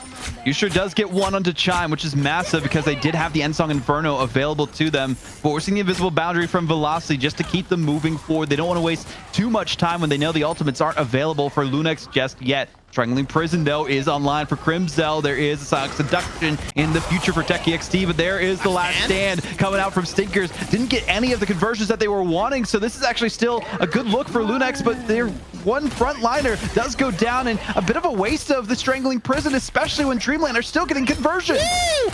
Chime is frying, takes down both duelists, and is just looking to go all in. Ensong Inferno onto the backline. No lamps available. Unfortunately, not able to pick up any Elims, but a lot of damage goes down onto the strat line. Crimzo, like you said, does get eliminated. Renko, Invisible Boundary available. Flamme has the copy as well. Maybe, just maybe, we're going to see dueling Invisible Boundaries. Techie pops the Silent Seduction. On top of that, Madara has Meteor M available, probably looking to absorb this Pulse Bomb, but Rising goes down once again, and there's not really a lot to work with for Lunex, so Dreamland are pushing it through. Oh, it's a tough spot to be in here, Shibby, especially with all the pressure that is being unleashed by Dreamland. But Crimzo actually getting that elimination. The velocity was massive. It opens up all the space that they needed necessary, and Stinkers can't even do anything to stop it. Time perfectly wasted by Lunex. It felt like it was inevitable for Dreamland to get to that third checkpoint, but now they only have 20 seconds remaining. I don't think they have the portal available. Madara popped it early to try to get them on the tempo, so he's going to swap over to that Venom to hopefully contest here. Stinkers as well as swap over to the sideline. They're just trying to get to the point as fast as possible. 8 seconds left. Can they contest here? We do see Chuckles with the clobbering time. Crimzo as well, but Kurova, crucially, Invisible Boundary to stall, and Madara goes down immediately, and a massive clobbering time is going to stuff Dreamland in their own back pocket here. Crimzo, haymaker after haymaker, puts Dreamland into the ground, and they're just waiting for the timer to go down. Very well played from Lunex to stop Dreamland in their tracks.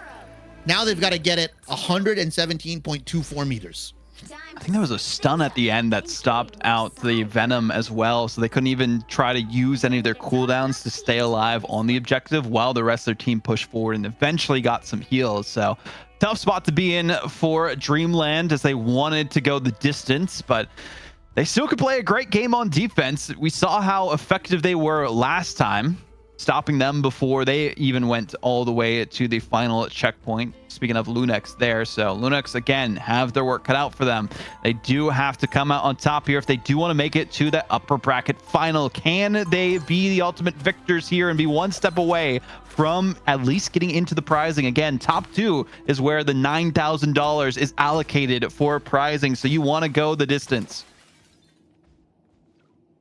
And Vaudable, Chime, crucially, has his Namor available to him. Ooh, on this map. We saw how that went before.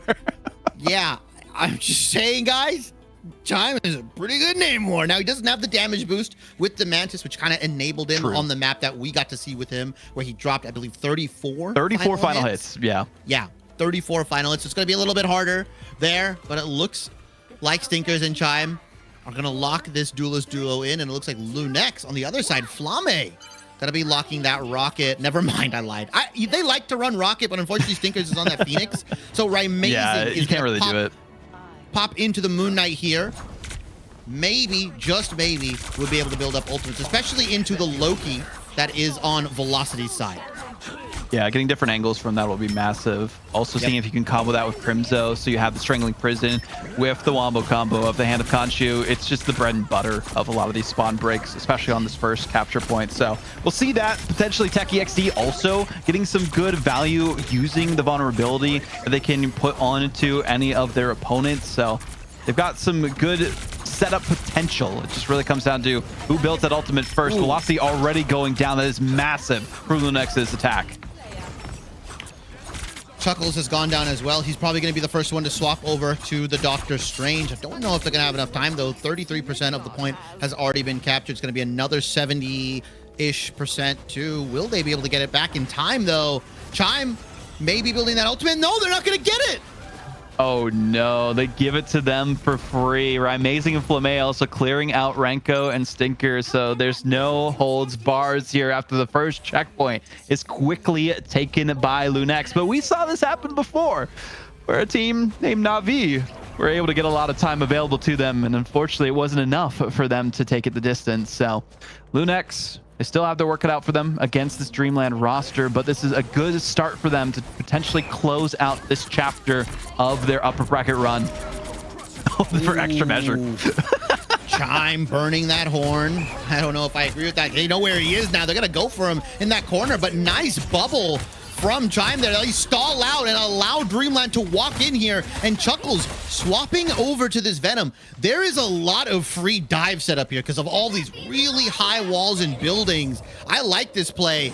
I don't like this one though. No, I think that was used a bit preemptively by Stinkers. Maybe a bit of an accidental press of some sorts, or expected more of them to still be remaining and then realized, oh, maybe I was just pressing W key a little bit too much and then pressed Q a little early. Either way though, Lunex, they have a couple ultimates in their bank to be available to them. Stinkers just trying to build up those passive charges, see if they can combo and get some crits with them, and eventually an elimination comes through for Chime actually on the Crimzo. TechEXD going down immediately and might have more follow afterwards.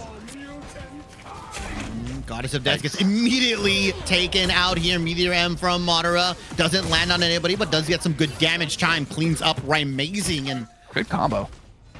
Have you spoken something into existence, Vaudible? Because mind you, Lunex had 5.5 minutes, and I said it have gone down.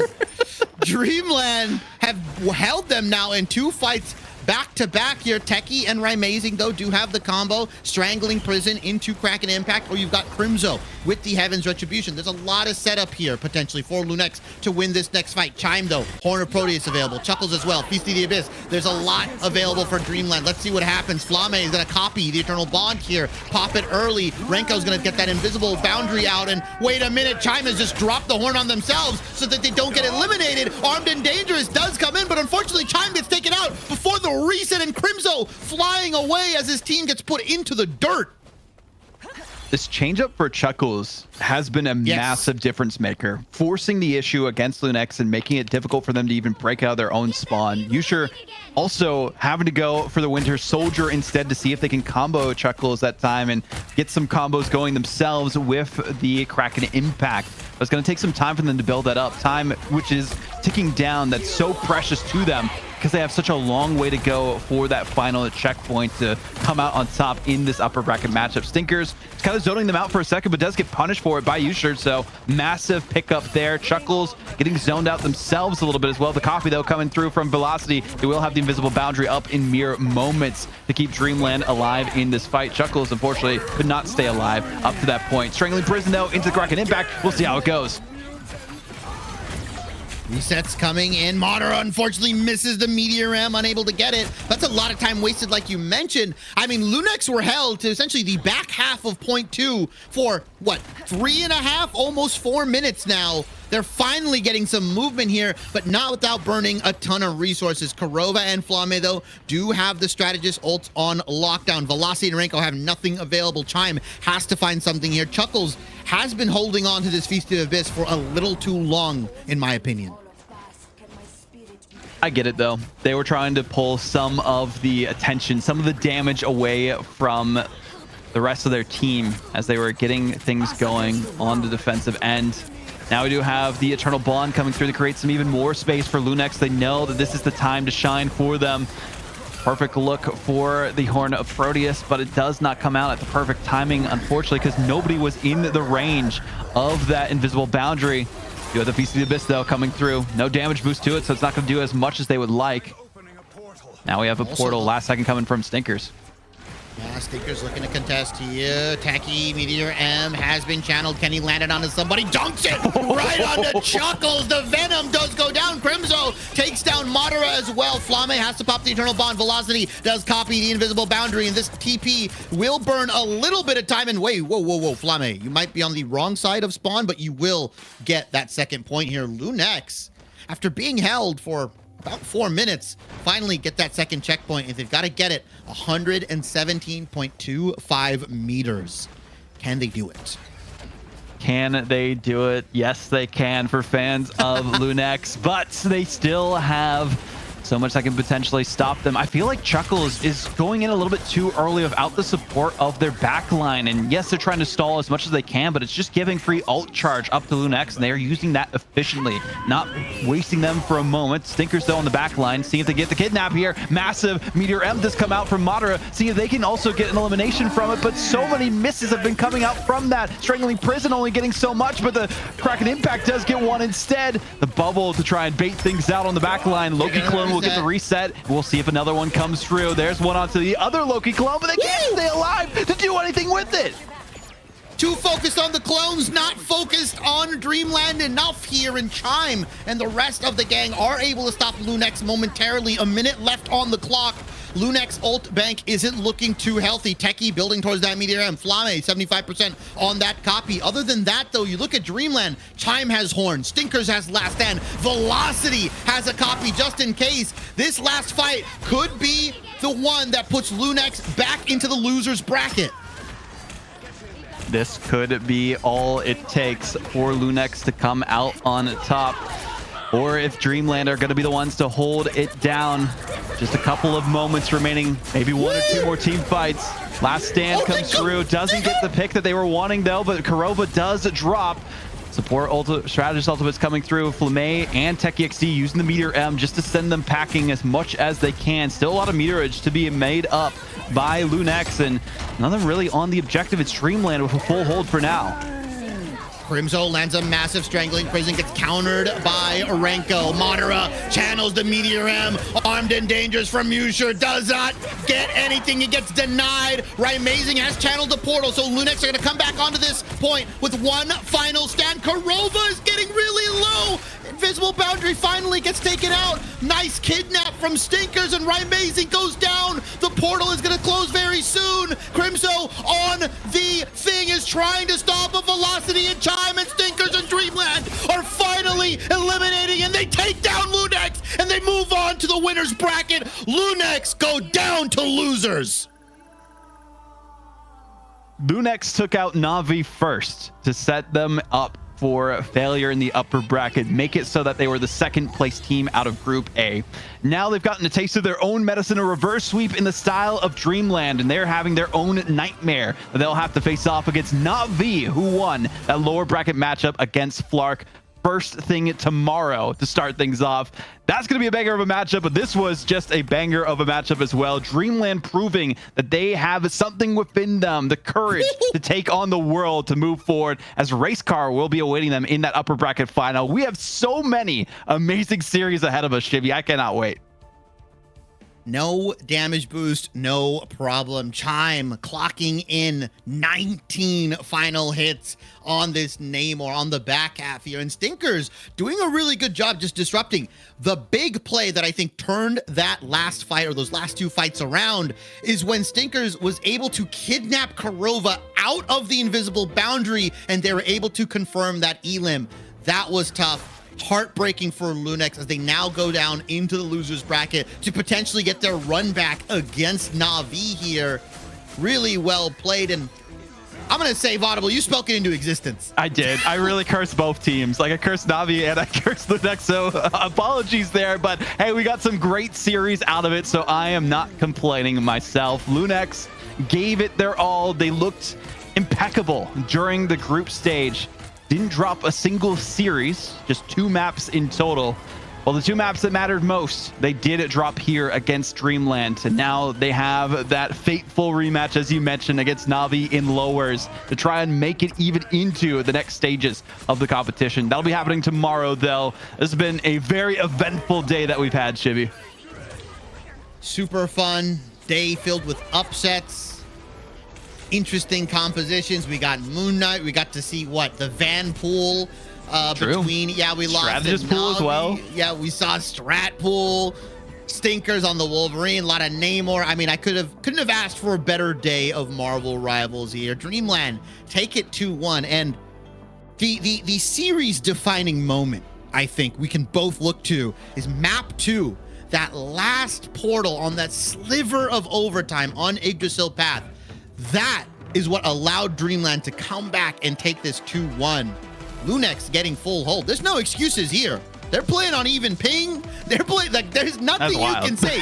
Dreamland took them. Dreamland took them 2-1 and beat them here and have punched their ticket to winners quarters, we'll call it. Yeah, this is going to be insanity once we talk about exactly how the matches in the background have been going on with some of those updates that we have for now.